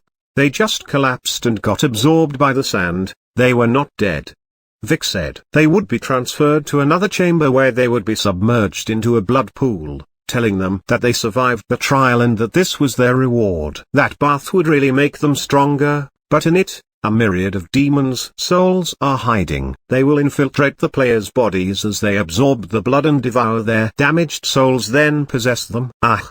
The players looked at each other, not sure what to think. Then what about those men with black jars? Zoe suddenly asked, making some players frown while others who were attacked by them nodded. They are demons belonging to a different faction. They must have sneaked in here to grab the trophies under the noses of the ones controlling this place, Vic explained. The jars contained demon souls that were supposed to enter your body and lay dormant until the ones from this place tried to devour your souls and then attack them from the back. He added, they are inside of us now?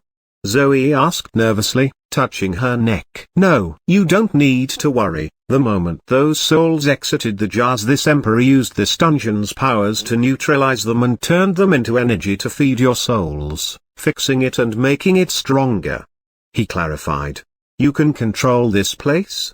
The tattooed girl asked, squinting her eyes nervously. Is that how you pulled us away? She added. Yup. He nodded, shooting her a fleeting glance. Why only us?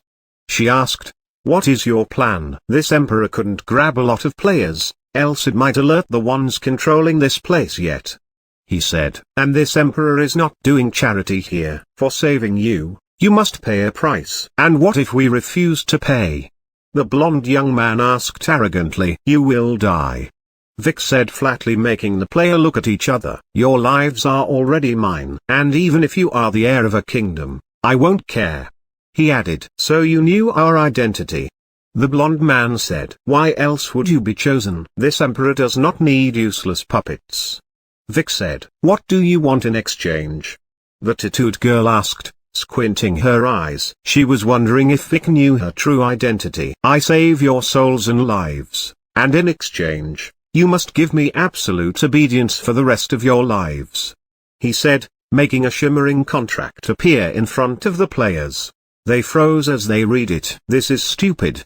The blonde man said. Is your life stupid?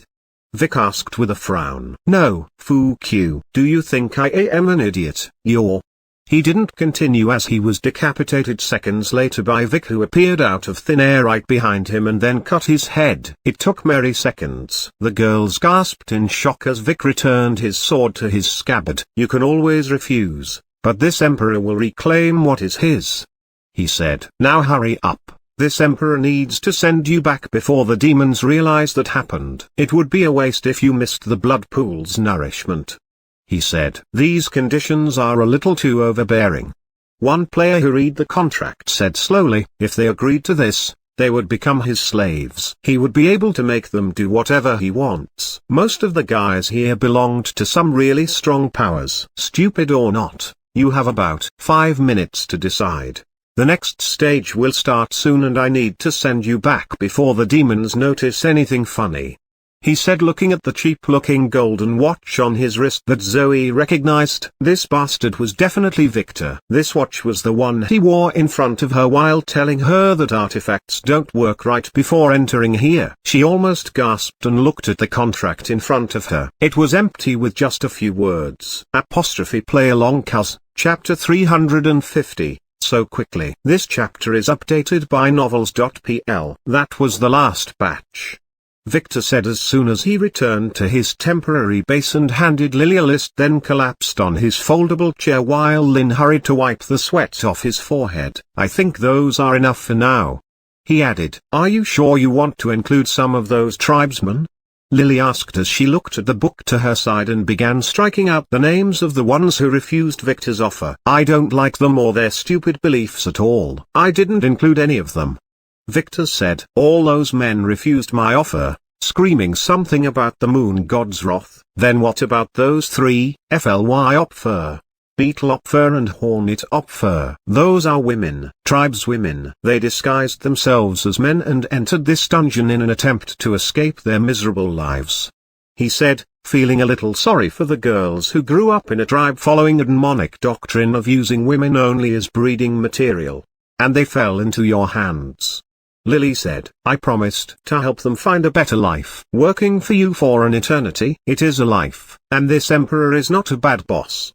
Victor said, I gave them storage rings with money and escape talismans so that they would be able to escape their tribes once they returned. Victor said, regardless, all that is left is the scions.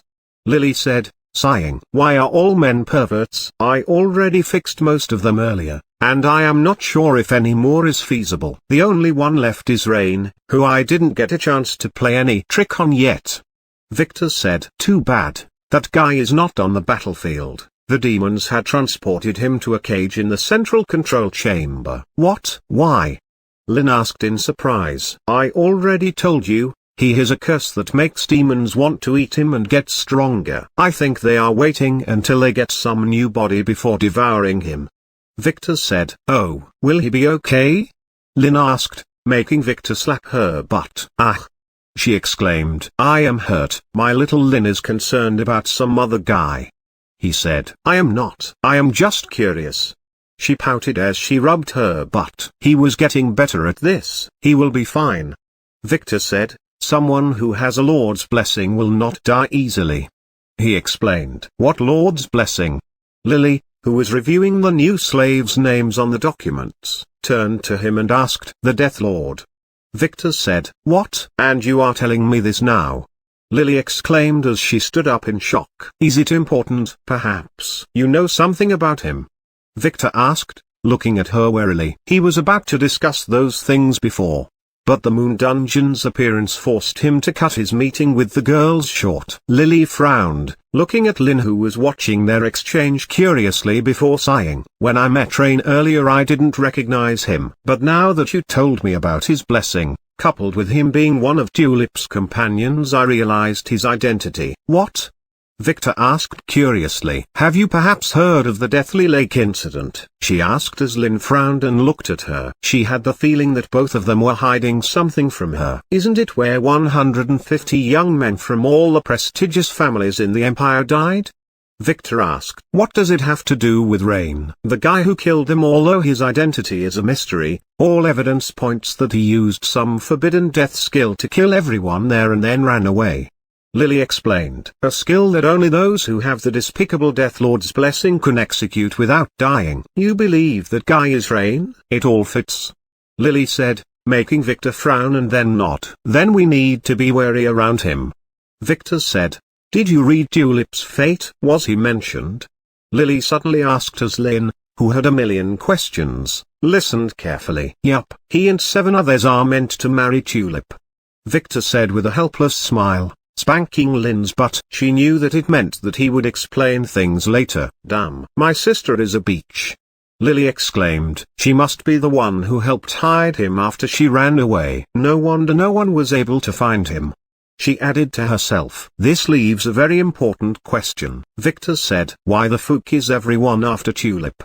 He had to ask. Sure, Tulip was pretty, very pretty, but her personality, especially after the reckoning, was worse than a dog's eat stuck to your shoe on a humid day. "You mean you don't know?" Lily exclaimed. "No." He shook his head. "Tulip must have a Lord's blessing by now," Lily said. "Oh, about that. She has the Void Lord's greater blessing." Victor nodded. "Rain also has a blessing." "Is it important?" "Isn't it a function to grant the player some of the Giving Lord's skills?" "It indicates other things depending on its ranking, lesser or greater," Lily said. "While a lesser blessing usually means that the blessing receiver is an agent for the Lord or being tested by him, a greater blessing is reserved for special individuals like students of kin," she said. "Then, in Tulip's case?" Victor asked as Lynn, who understood nothing of what they talked about, looked at Lily. "The Void Lord is Tulip's master," Lily said directly, "and from what I heard, she plans to make Tulip's the Lord after her. I think she is very sick for some reason and is about to die. Tulip is her chosen heir." "Oh, ah!" Victor exclaimed. "This explains many things." "What is a Lord?" Lynn suddenly asked. "Think of it like a very powerful otherworldly overlord," Lynn said. "They seem to have very little interest in fighting for hegemony, so no one really knows what they are after. But it is usually better not to get involved with them," she said. "Oh." Lynn frowned, then nodded. "Then we have a couple of problems," Victor said. "What? Did you make Tulip pregnant?" Lily asked sarcastically, earning herself a slap to the butt. "Not exactly. I made her my blood slave." "What?" Lily exclaimed again. "I couldn't help it. The chance was there, and if I didn't at least try I would not be able to sleep," he said. "I was planning to control her the same way I did with Tom, but I know it is wrong now, so to avoid being discovered I will only use it to monitor her. I will teach you how to sleep, you pervert peeping bastard." Lily attacked Victor, intending to bite this sleazy bastard again, but he quickly held it off. He was still stronger than her. "You put your blood in her fruit, right?" Lynn asked slowly as she watched them play with some jealousy. She had to confess, the chemistry between those two was perfect. "Yup." He nodded. Then both of you think the same way. Lily also did something to Rain's fruit. Lynn explained. What? Victor asked, making Lily, who was futilely shooting Lynn some glares to stop talking, quickly stepped back trying to escape, but it was too late. He grabbed her and pulled her on his lap, then slapped her butt. What did you do to him? He asked. Just a little something. She blushed and looked away, earning herself another slap. Ah, what? He asked again, feeling a little jealous. It's a secret. She puffed her cheeks, making Victor frown. It has to do with my family, she added reluctantly. Victor sighed. Just make sure to be careful, he said as he let go. He knew he couldn't fully control Lily or know all her secrets, but he didn't like that. She said as she stood up before her butt received a third slap. Why? She asked. I felt like it, he said, pouting and making her glare at him, then smile after realizing he was jealous. What other problems do we have? She finally asked. Your reaction earlier must have not been only about Tulip. It is about this girl I met earlier. He pointed at a name on the list with an asterisk next to it. Tear Blood King? Lily asked. The name didn't ring any bells. Yup. This girl has the Blood Lord's greater blessing, Victor said in a worried voice. And she entered this place knowing fully well it is a bastion. She must be after something. What? Lily raised one eyebrow. I have a vague idea. But this is within my plan, he said with a nervous smile. He was not really sure, but he had to do this. I might get a very nice lord after my ass after this, he added, making Lily frown as she looked at him worriedly. Level finished. Tulip sighed in relief as she looked at the field where only 15 players survived. Some of them were either very strong while others had some good luck, like Rhea and Harper, who only managed to survive by staying at her side, and Liam, who had some good defense and used the huge shield given by Vic to protect himself as he ran away, making attacking him a waste of time. Where is that bastard Rain? Tulip asked Rhea as she looked around, searching not only for Rain but also for Vic. Both of them were nowhere to be seen. I don't know, he was injured when he entered this place, she said worriedly as Harper, who was beside her, looked around, searching for Victor to no avail. Do you think something happened to him? Rhea asked worriedly. Nah, that guy is still alive, Tulip said. She had secretly left a mark on Rain, so if he died she would know. She was more concerned with Vic. The mark she left on him had disappeared. Could he be dead? No, she needs to kill that bastard with her own hands. Congratulations. Great power is yours. Moments later the notification appeared as she felt some power surround her body. The world shifted around her and the next moment she appeared floating in the air in a strange room that was composed of many concentric lakes filled with a blood liquid that she knew was blood. Around her appeared hundreds of players who were feeling lost. They were the ones who died on the battlefield prior.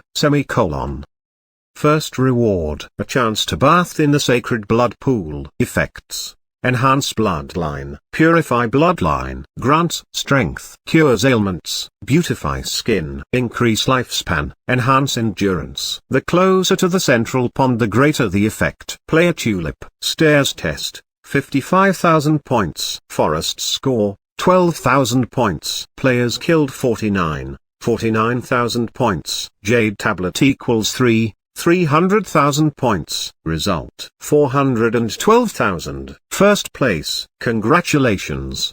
Tulip frowned as she felt a strange power slowly pull her toward the blood pond where numerous platforms suddenly rose from inside like pillars. Her hunch was telling her that there was something dangerous in here, yet somehow that everything will be alright. She didn't resist as she fell right on top of one of the pillars. The same happened to the other players who were pulled to their respective positions based on their scores. They all looked around in anticipation as the blood below them started to boil, turning into streams that began to climb the pillars toward them.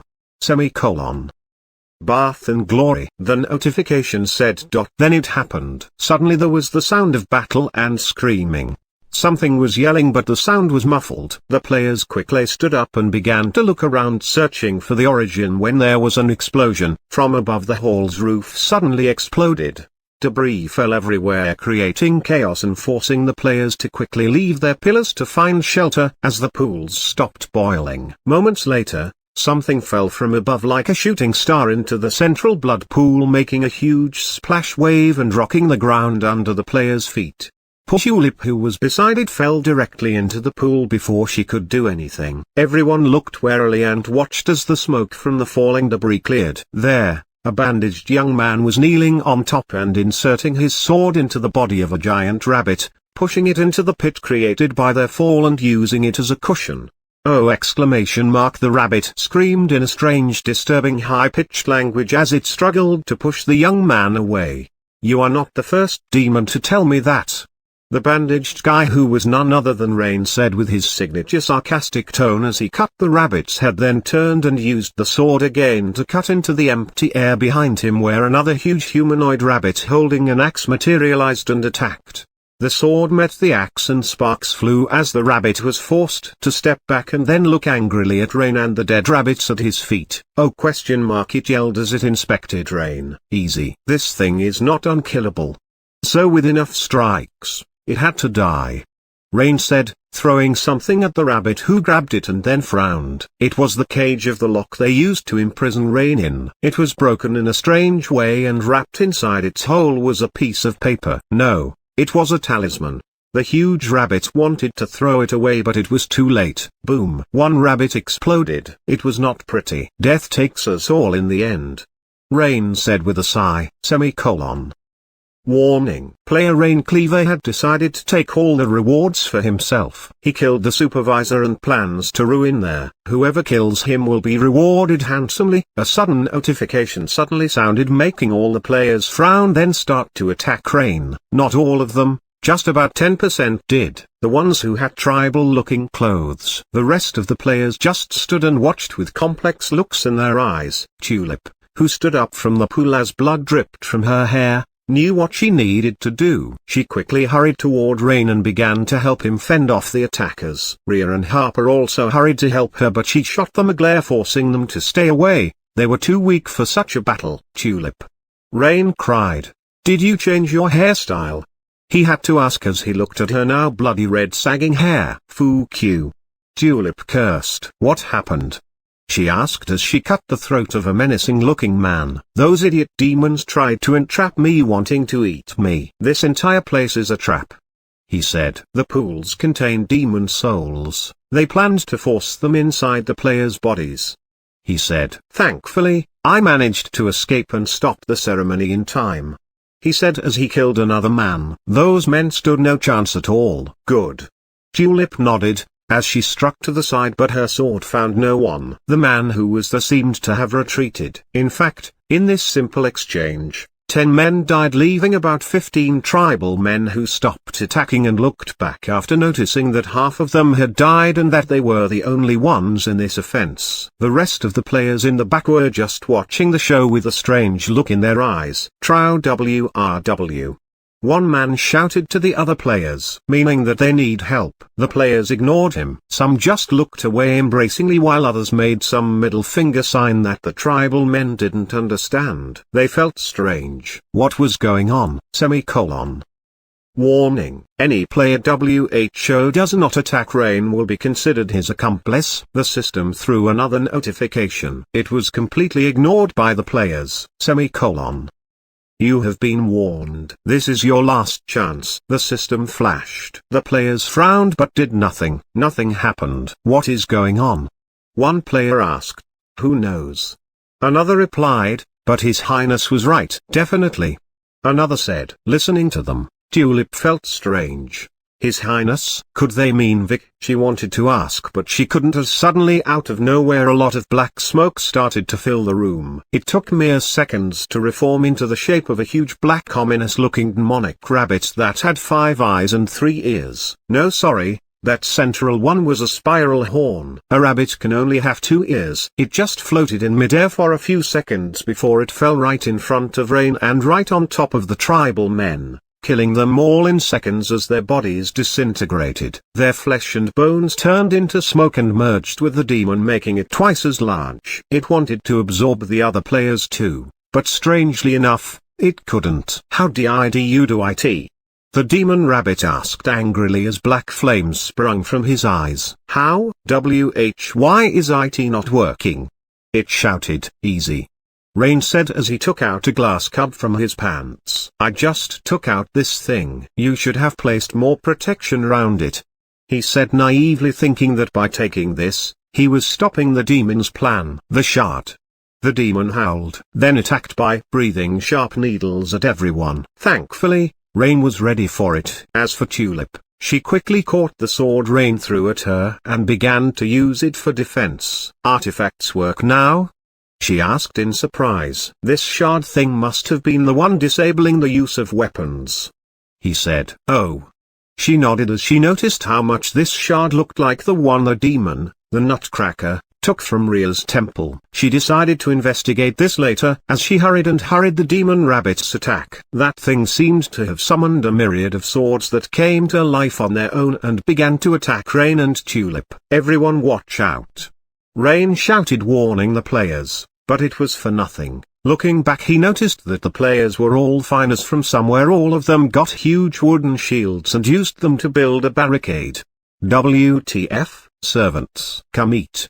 The demon howled, making Rain cures and preparing himself. When he was locked before he saw those rabbits, they were very troublesome. The only reason he could escape this quickly was that they seemed to have been called somewhere. Rain waited nervously, thinking of a strategy to kill those things. No one came. Servants.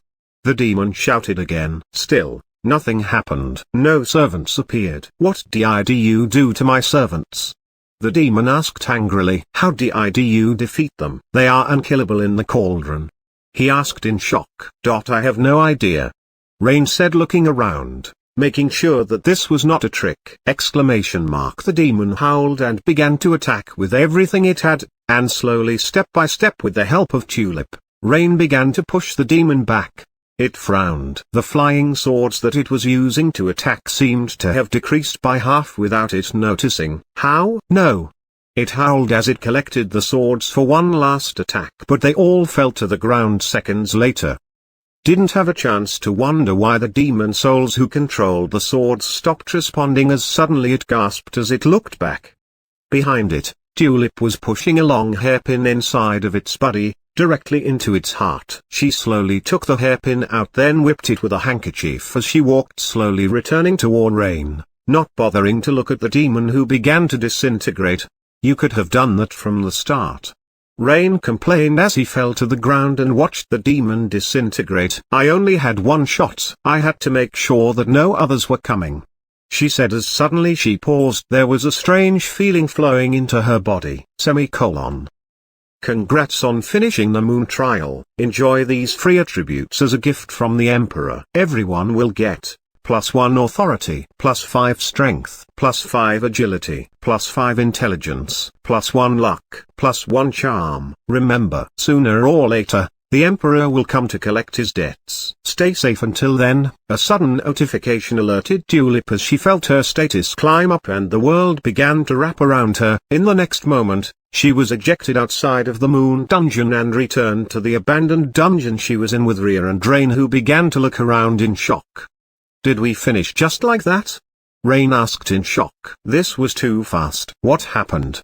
He asked as we watched Tulip grab her trusty umbrella and storage ring that appeared next to her. She lost them inside, but as branded items, they would always appear next to their master when exiting the negative space. This felt strange. Who was the Emperor the notification mentioned? Rhea asked. It was probably that bastard. Tulip frowned as she quickly reached for her pocket and took a small silver storage ring. She opened it and inside of it, there was only one letter. Dear Juicy, Turnip von Krone. This Emperor couldn't tell you many things inside, fearing that you will distrust me or that the demons WHO were listening in might figure something out. This Emperor belongs to an organization that is built to fight demons everywhere, and as you have seen, the moon dungeon is a demonic trap. Thankfully everything was within this honorable one's calculations and you should have arrived outside safely. Now that you are out, I have some info to tell you. First, it is about the Nutcracker. A demon WHO crossed into our realm a few months ago. Be careful and stop trying to find IT. That thing already killed 17 of our finest men. You are not IT's opponent. Secondly, IT is about the demons. IT had been noted that in a month they will be holding a trip on a cruise ship, the Three-Horned Dragon. IT is in the Southern Sea near your grandfather's palace. IT is definitely a trap to select people for possession, so be careful. Finally, your mother Princess Catalia was poisoned. IT is most likely her brother-in-law, the patriarch of the von Krone family. The poison is called the Widow's Vengeance. IT will make your mother not only lose her ability to give birth, but also poison any man WHO sleeps with her, making him impotent. IT has no cure once IT was activated. Thankfully the poison will not be activated until your mother bangs your father, which will happen in less than 6 months after your lost sister goes back to the von Krone family. You have to hurry and find the materials to the cure. They are rare. Here is the way to cure IT. If you need to contact this emperor, write a massage, then send IT to 24 Trop Street, Balta City, Bonn, Democratic Republic. I will send someone to get IT. Faithfully yours, the one and only emperor of the world. Vic Volt. My name is Fu King Tulip. She yelled as angry after reading the letter, startling both Rhea and Rain.